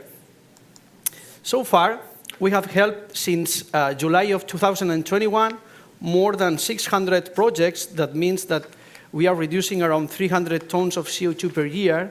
And our numbers, we have reached this year 3.5 million euros, so we have made 3 times last year's sales. This is thanks to 3 main strategies. First one, having a business model that doesn't affect the cash flow of the solar installer, avoiding the overpricing to the customer. And the third one is that we are a totally asset-light platform. So is the solar installer who chooses and buys the equipment they want to use. These strategies arise from the profound knowledge that the team has on the energy markets and the renewable industry in Chile, Brazil, Argentina, Spain, Peru, Colombia, and United States. Together, we have developed, built, and operate more than 10 gigawatts of utility-scale projects. And this team understands that we are facing a unique opportunity. This is the first time in history that people will be able to generate, store, and trade their own energy. Solar energy in Brazil and Spain are only the first steps to a long path, to a much more countries, to a more dynamic, accessible, and greener and renewable energy market. At the moment, we are expanding our network of installers in the countries that we have presence. We are improving it, but we realized that we need to accelerate. That's why we have closed recently, happily oversubscribed a seed round to improve our technology and to bring Sunalizer to more people. And we are here to meet you, to meet people that want to join this beautiful challenge, provide reliable solar energy to anyone, anywhere in the world. Thank you very much. Thank you. Thank you, Alejandro. Any questions for him? Yes.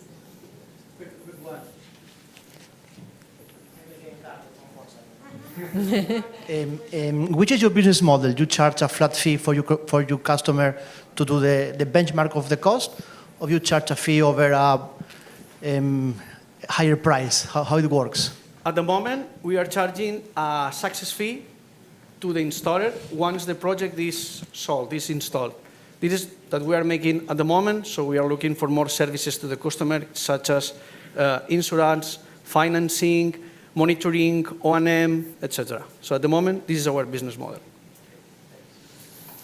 Okay, thank you very much indeed, Alejandro. Congratulations. Thank you. Right, we're on to our final pitch for the day, coming from When You Work, whose team are from Chile. They digitalize companies' electrical consumption with IoT technology so that they can make easier decisions. Well, to tell us how they do this, please give a warm welcome to its co-founder, Daniel Weintraub. Thank you. Great pitch. Hi, everyone. Thank you for your patience. I'm Daniel, and I'm here to talk about efficiency. When we started this company, we thought of one idea mainly. The cleanest energy is the one that we don't use. but we also realized that the world is electrifying. Electricity consumption is on the rise. So we started to understand what happened with large electrical consumers. They have a lot of issues. Electricity prices are super high right now. They don't quite understand how the electrical tariffs work. They have a lot of energy being used outside of their operating hours. They lose a lot of time doing manual data collection to understand what happens with their consumption. A lot of decision-making processes regarding maintenance are done with intuition and not empirical evidence, and this usually ends up becoming an operational downtime that imply losses for the business. And finally, finance guys do not know what's the actual cost of every type of produce that they're producing. So this is why we realized that we needed to give out valuable information in order so that our customers can make better decisions with customized information. So how do we do it? We created our own IoT device that is installed in the electrical panels of our customers, and we can know in real time how, when, and where electricity is being consumed in full detail. And we upload this information and give them user-friendly platforms, customized deep analytic reports, and integration through our API so that they can fully understand whether or not they're electrical experts. So we realized that our technology has plenty of use cases. Our technology works for energy efficiency projects, operational continuity projects, electrical cost allocation projects, and most importantly, sustainable projects. So we work basically as a software as a service with a monthly fee that is usually under the 5% of their electrical tariff. And this is a good example of a leading company in the fruit industry in Chile. We implemented their plant in 3 days. They pay us less than 1% of their electrical bill, and they created 18% in annual savings in electricity. And luckily, we've worked with over 50 companies and sold over 600K so far. We are 3 co-founders with a lot of expertise in electrical markets, IoT, electricity, and consultancy, and we lead a 12-people team. And we also have boards and advisors that are experts in B2B modeling and utilities. So basically, we're providing a very light tool with customized information, and the way we treat the data for the B2B industries and segments is something that we've never seen in the world. And well, the opportunity is here and now. The market size for energy efficiency is ridiculously high. And right now we're raising a $1 million round basically to start our operation formally in Spain and grasp that sweet spot that we're living here with the actual contingency in Europe. So happy to hear from you and talk a bit more about our business. Thank you. Thank you. Very well done. And a quick question for Danielle. Anyone? Hand in the air before we move on to our last talk of the day. Nope. Beautifully presented. Super clear. Thank you very much. And thank you. A quick round of applause for our 11 panelists, our 11 pitchers. Well done. Right, we're going to move on to our last talk of the day about the distribution and decentralization of energy. Generating renewable energy is just the beginning, of course. Being able to store, distribute, and facilitate renewable energy usage among cities is crucial to building a net zero economy. The questions we need to ask are: how are intelligent networks being developed? Are these being thought of through the sustainable lens? The challenge relies on maintaining supply security in the decarbonized electricity system. Data and communications technology play a huge role in maximizing reach and minimizing cost. The end goal is to make renewable energy truly accessible for all citizens. Well, to look into this further, please welcome to the stage Marisol Menendez, Chief Open Innovation Officer at South Summit, Javier Arriola, Director of the North Region at Iberdrola, Michaela Odenho, Strategic Growth Leader at GE Renewable Energy, and Ian Padilla, CEO and Chairman of Uyghur SA. A big round of applause, please. Wow. Hello, everyone. How's the energy in the room? Oh, we have a challenge. I think they didn't hear. How's the energy in the room? Well, this is a little better. I know that we've been talking about energy. Maybe you are like kind of just with a lot of feedback around energy, but we are going to keep talking about energy right now. And have you seen what an amazing panel we have today. Do you have your questions and comments ready? Yeah, let's begin this conversation. We were just saying just before the session that this is maybe a question about how to make energy available for everyone, but this has a lot of questions behind that on how to make it happen and how to make it happen in a sustainable way. But to open this conversation, let's begin at the beginning, no? At the very start, by introductions. I want you guys to talk about yourself in the first hand. So let's begin in the order that we have here. So you have an introduction about each of you. Can we begin with you, John? Sure. So my name is John Padilla. I was actually presented the company just before, so I guess that's more or less you know what we do. We basically process geospatial data for clean energy optimization, both the production and the trading side of things. So my background is software engineering. I started my career working at CERN, the nuclear research facility in Geneva. I work as a strategic consultant as well in Hewlett-Packard, and I'm leading basically the business development, the financials, and the hiring strategy of WeGo. So basically, the challenge that we're seeing from our startup is that the digitalization, which is the baseline, the bottom line of the decentralization of the clean energy, is yet to be achieved, right? So this is a topic that has been around in the energy sector for a long time. There are other industries that have achieved to actually grasp this. It has been done in the past, like in the e-commerce world, in the banking world, and now it's finally time for energy. In these critical times, we truly see how all these big energy companies are grasping this opportunity, and from WeGo, we're partners in this journey for digitalization. And I truly believe that this is the key component in order to facilitate the decentralization and production of clean energy. There are various energy companies actually in this room as well that they are actually onboarding this channel. When it comes about how we're going to produce energy with multi-different assets and how that is going to be distributed, the absolute key in that journey is digitalization, I believe. Digitalization and as a tool to create all this the advancement in the ecosystem or in the challenges of the energy. And what about you, Michaela? So hi everybody. Thanks for inviting me to participate in this interesting panel. And my name is Michaela O'Donohoe. I'm here representing GE. GE, in case you're unfamiliar with us, we develop and we supply products, technologies, and solutions to help companies, our customers, and the world take on this energy transition. We were actually leading in the energy transition before energy transition was a buzzword. And for our session today, what I was suggesting is that we definitely need to frame this question not so much on decarbonizing electricity networks, but rather on the idea of the entire energy system. If we really want to achieve a net zero economy, then we need to be addressing energy needs and not just the power sector. That said, I think that the last speaker was very clear on the fact that I think our priority should be energy efficiency. That means using what we already have much more wisely. That can be as simple as reducing our thermostat. It can extend to the idea of digital solutions that help us to optimize how we distribute and use energy in our homes and in our factories.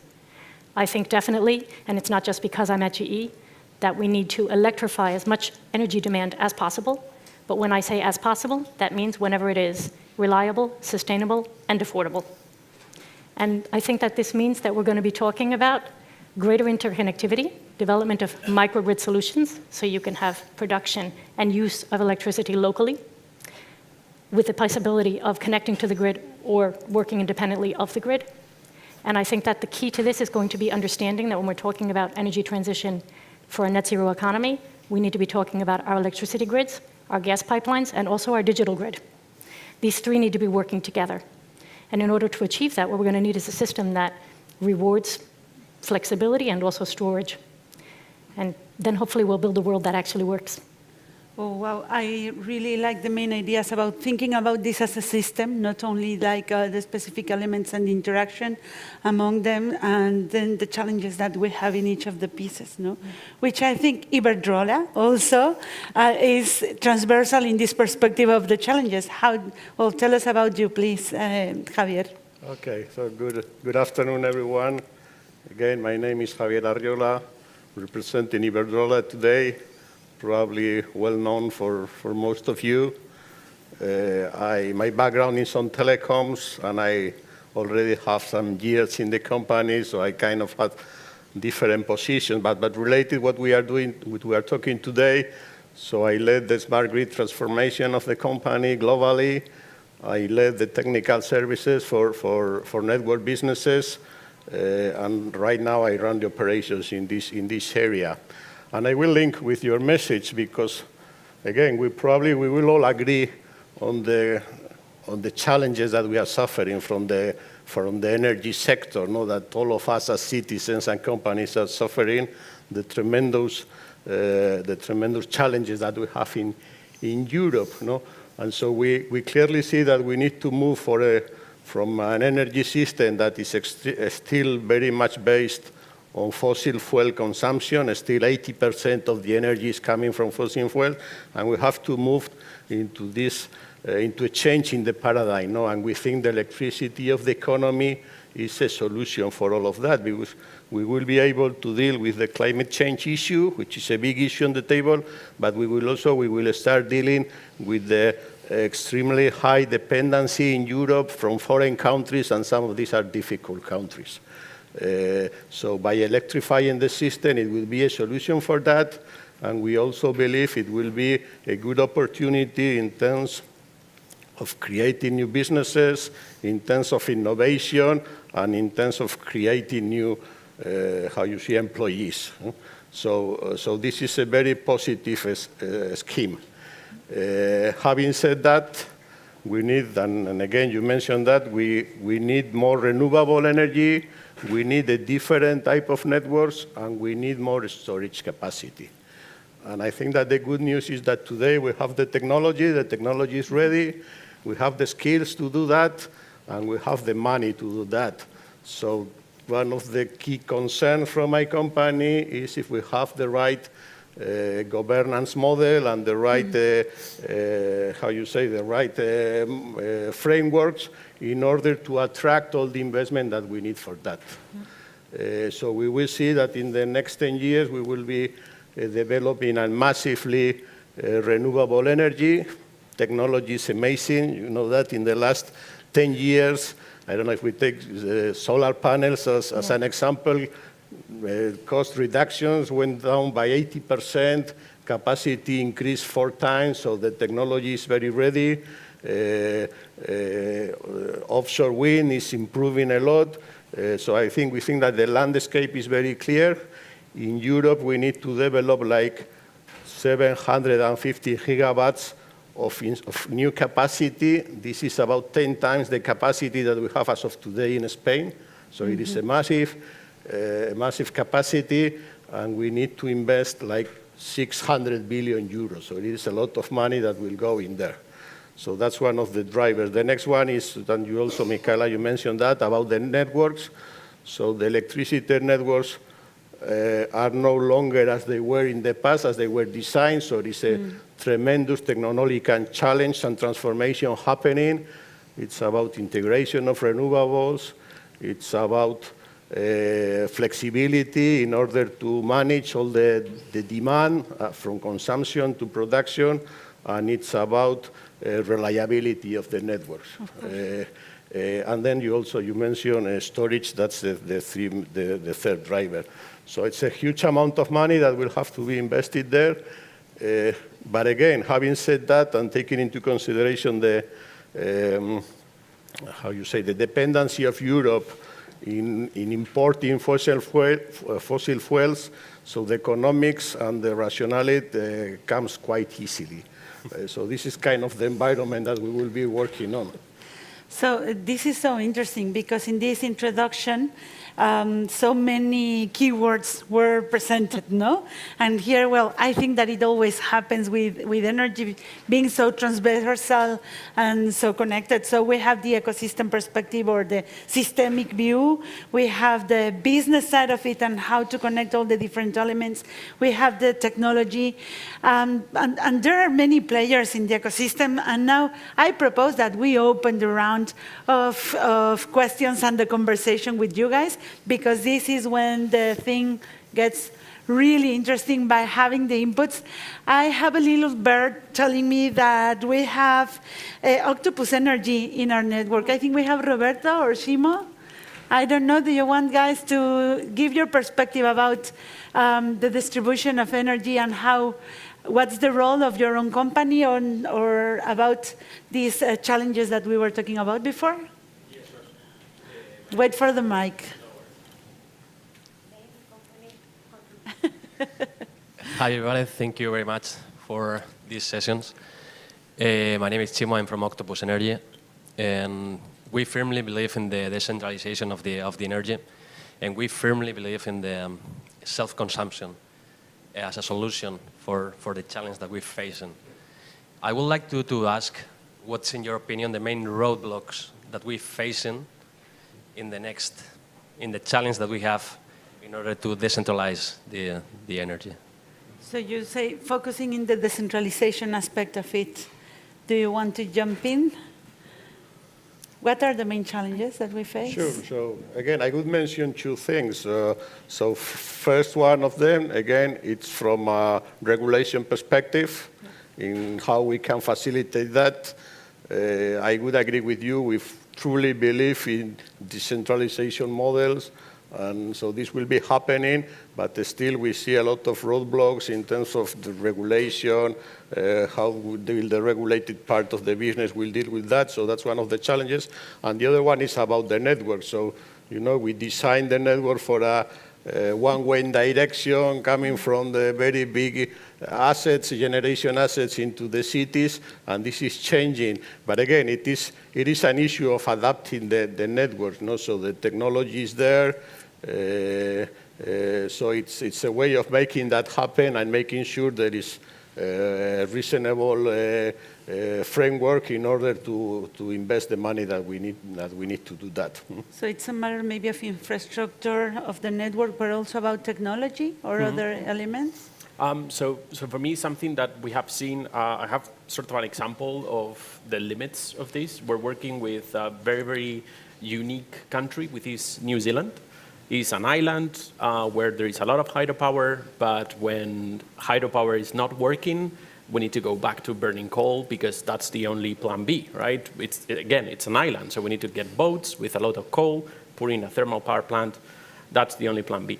So this is basically the example of how things can go very wrong if we don't plan correctly both the distribution and the power supply in such a particular environment. But then we can scale it up into other more critical environments, like it would be Europe. So what was happening in this case in New Zealand is that, of course, we're running hydropower plants until very recently. Let's say that the years were very predictable, right? So we were working with 20 years of historical data. Every year we'll have a certain amount of snow, a certain amount of water, and based on that we'll produce water. Now, turns out that, well, this summer was pretty difficult in Europe, right? So what happens? Oops, we don't have that much water.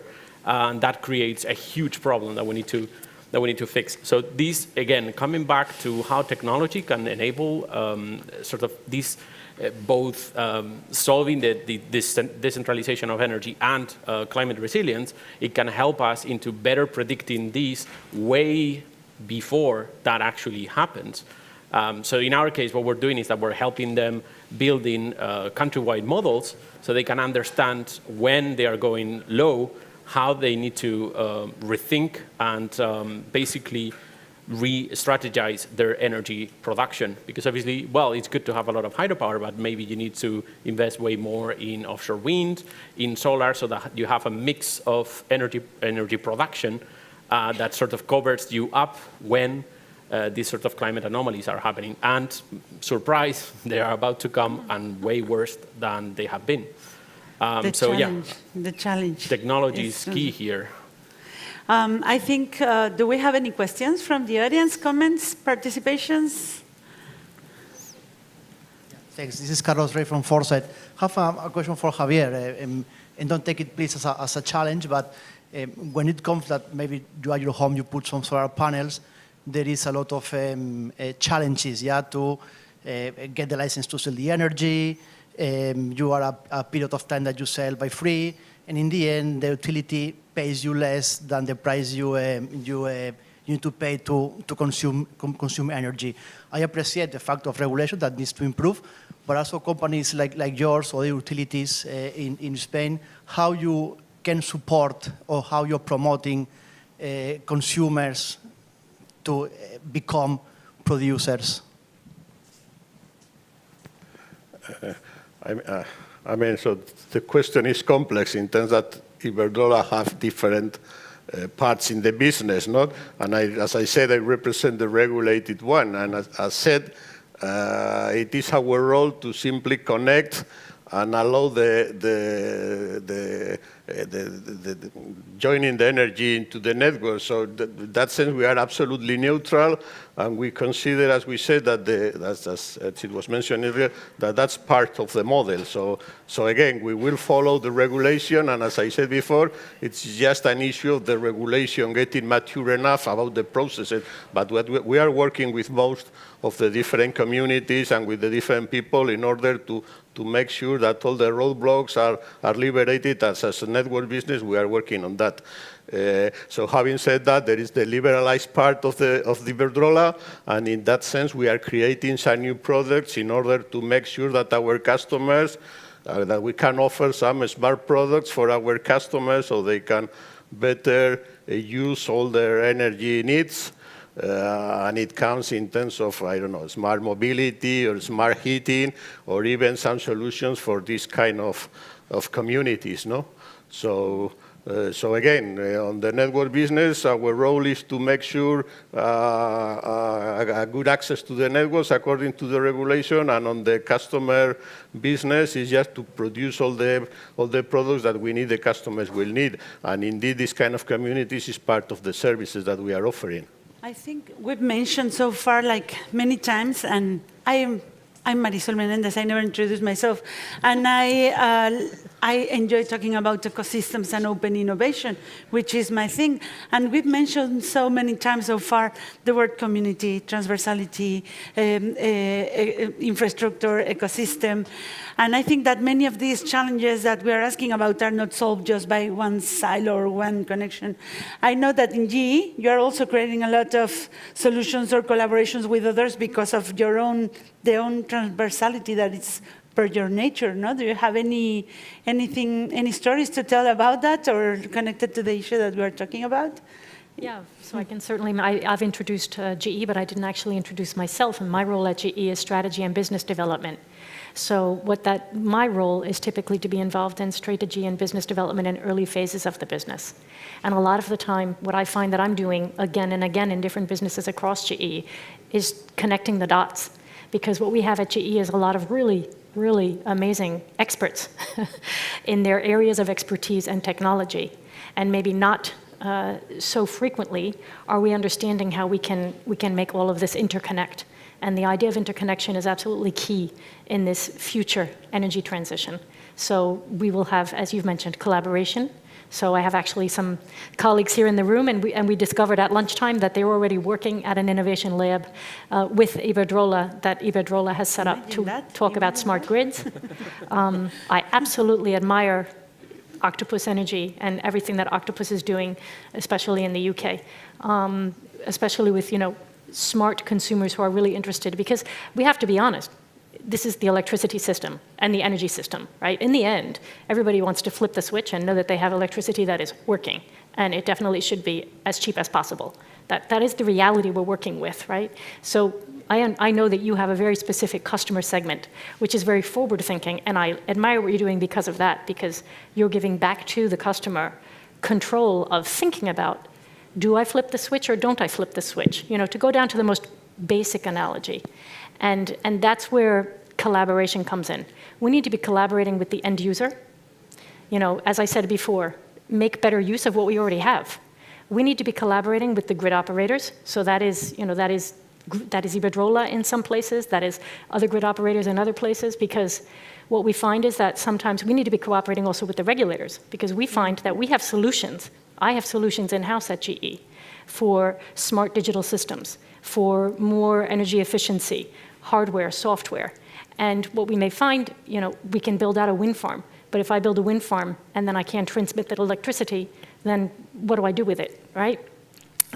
What we need to work with is regulators, for example, because I understand that grid system operators need to be very cautious. Everybody wants to flip the switch and they want the electricity to turn on.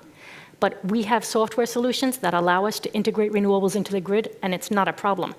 You know, and this is not just GE saying it. I mean, we've worked with the Department of Energy in the United States on studies that demonstrate this.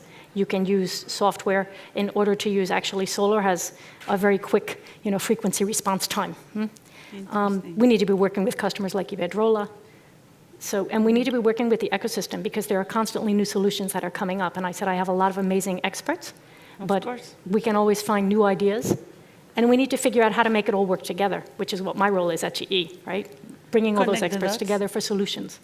Because, you know, I like always saying that the most future important innovations come not from technology, but new ways of collaboration, no? Yeah, I wanted to add, I mean, technology is essential for us.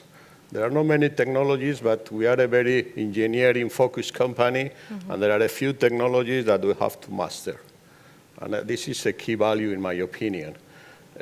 Having said that, what we can offer is a vision of what is happening around the world, and our vision of what are the equipment and the solutions that we need in order to offer and to improve the service and to improve the network. And then what we can offer is that we have a huge investment plan, so once you have a good solution, we will introduce that, and then we will introduce that globally, so the escalation path is very quickly. So later on, there is a visit to one innovation hub that we have here, and then we are working with GE and many other companies. Is anyone going to Iberdrola later in the visit? It will be really interesting, eh? There will be many people I know because it was full. So. Okay, so it is in this place where we are promoting the innovation with all the different companies that have extremely good solutions, and this is happening here. I also wanted to say that we have a long tradition of working with, I would say, with hardware equipment, transformers, switch gears, cable, whatever, hardware, but we have less tradition of working with many companies like you that are working on artificial intelligence, on data, on new solutions, on software. So there are big opportunities there in order to test your solutions and then to introduce that into our business. Yes, and because we were talking before that because of local regulation, pilots are promoted and eased with corporations. So there's this opportunity, guys, interesting opportunity. Do we have any other question in the audience? Back there. Who was first? We have two questions, so we can just divide the time for the two. Okay? I'll be fast, sorry. Hey, I'm Victor from Solarmente. I was here a couple of minutes ago. I think your question was really cool about regulation and just from a prosumer perspective. And I want to ask maybe a fun challenge for you. Like if, let's say you had a magic wand, you could select only one key regulations change to accelerate the decentralization of energy. Like which one would it be? If you accept the challenge, of course. So, who wants to answer? I opened with the fact that in order to make this future energy system work, you know, where we've got a renewables-based system complemented by renewable gases, we definitely need a system that rewards flexibility and storage. To my mind, without that, this equation is not going to be affordable, reliable, and sustainable. That would be my answer. Any other insight? No? I was going in a completely different direction because, I mean, in my opinion, this will happen, and with technology will happen. I wanted to address the administrative issue and all the blocking things that are coming from the administration in terms of all the paper you have to fulfill, all the things. This is, at least in Spain, it is extremely roadblock in that issue. I would say more that the technological evolution of the network, which indeed has to happen because we will have to adapt that, but I'm pretty sure this will be happening because, again, we have the skills and we have the technology. Cool. We have time for the last question, so think it with care. This is, I think, the last question of the day. So, Bastien from Klima. One question that is more on the hardware side of things.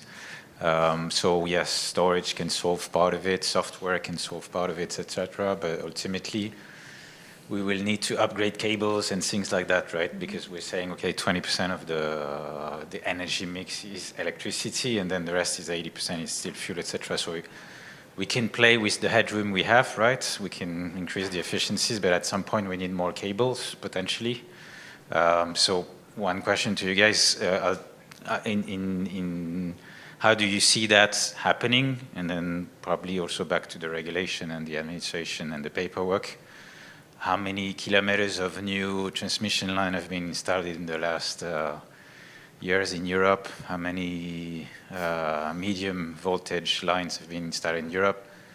It's very few as far as I know. So how do we circumvent that point? Because at the end, the bottleneck will be there, right?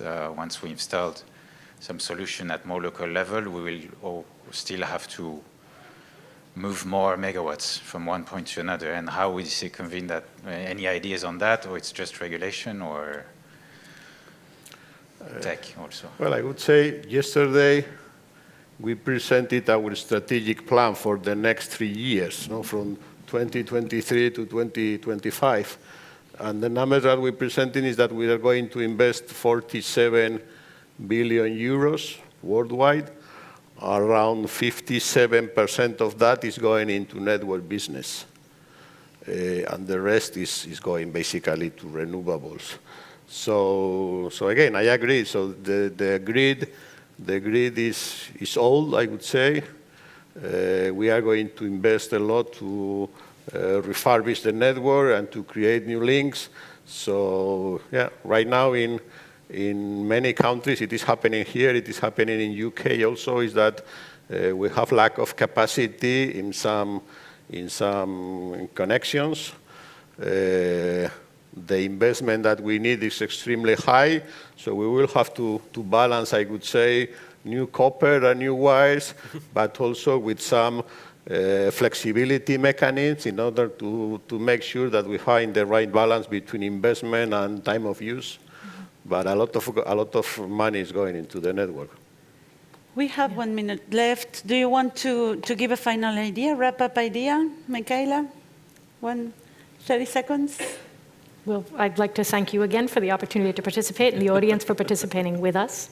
I tried to sum it up in the opening because you told me I had only 2 minutes, so I think I hit on all my main topics. I think that the key here is to remember that this is about energy and not just electricity. And again, the idea that is electricity, gas pipelines, digital grid, and a system that rewards, as you've just said, flexibility and storage, because that way we can do this building up of grid interconnectivity and also more microgrid solutions that can help us alleviate some of the stress on the grid. And John? So from my side, obviously, I'm here and we go to support you guys into having the right weapons and tools in order to lead these from a data-driven perspective, so to make sure that all these decisions are as efficient and as on point as possible. So from our understanding, the kind of data sets that we're able to provide are key to understand not only new developments, but already commissioned service that runs smoother. So basically, we're here to support the bottom line, and the engine works as smooth as possible from a data perspective. Perfect. It was interesting. We promised interesting, and now we have more to come, and an amazing evening, and network and connect, because we are here celebrating the ecosystem. Thank you, everyone, for being with us today. much, Maricel. Thank you, all of you, and thank you to all the panelists today and all those who participated in the Startup Showcase. Most importantly, thank you to you for being here. We really appreciate it. You are our protagonists in all this, in the ecosystem. So don't forget, if you can, if you do have social media, hashtag ecosystembuilders22 and tell everyone all about it. So we're going to leave you to your evening now. Enjoy this beautiful evening in beautiful Bilbao. We'll be back here tomorrow at 10:30 for 2 exciting panels and 3 more participants in the Startup Showcase. Until then, have a wonderful evening and thank you.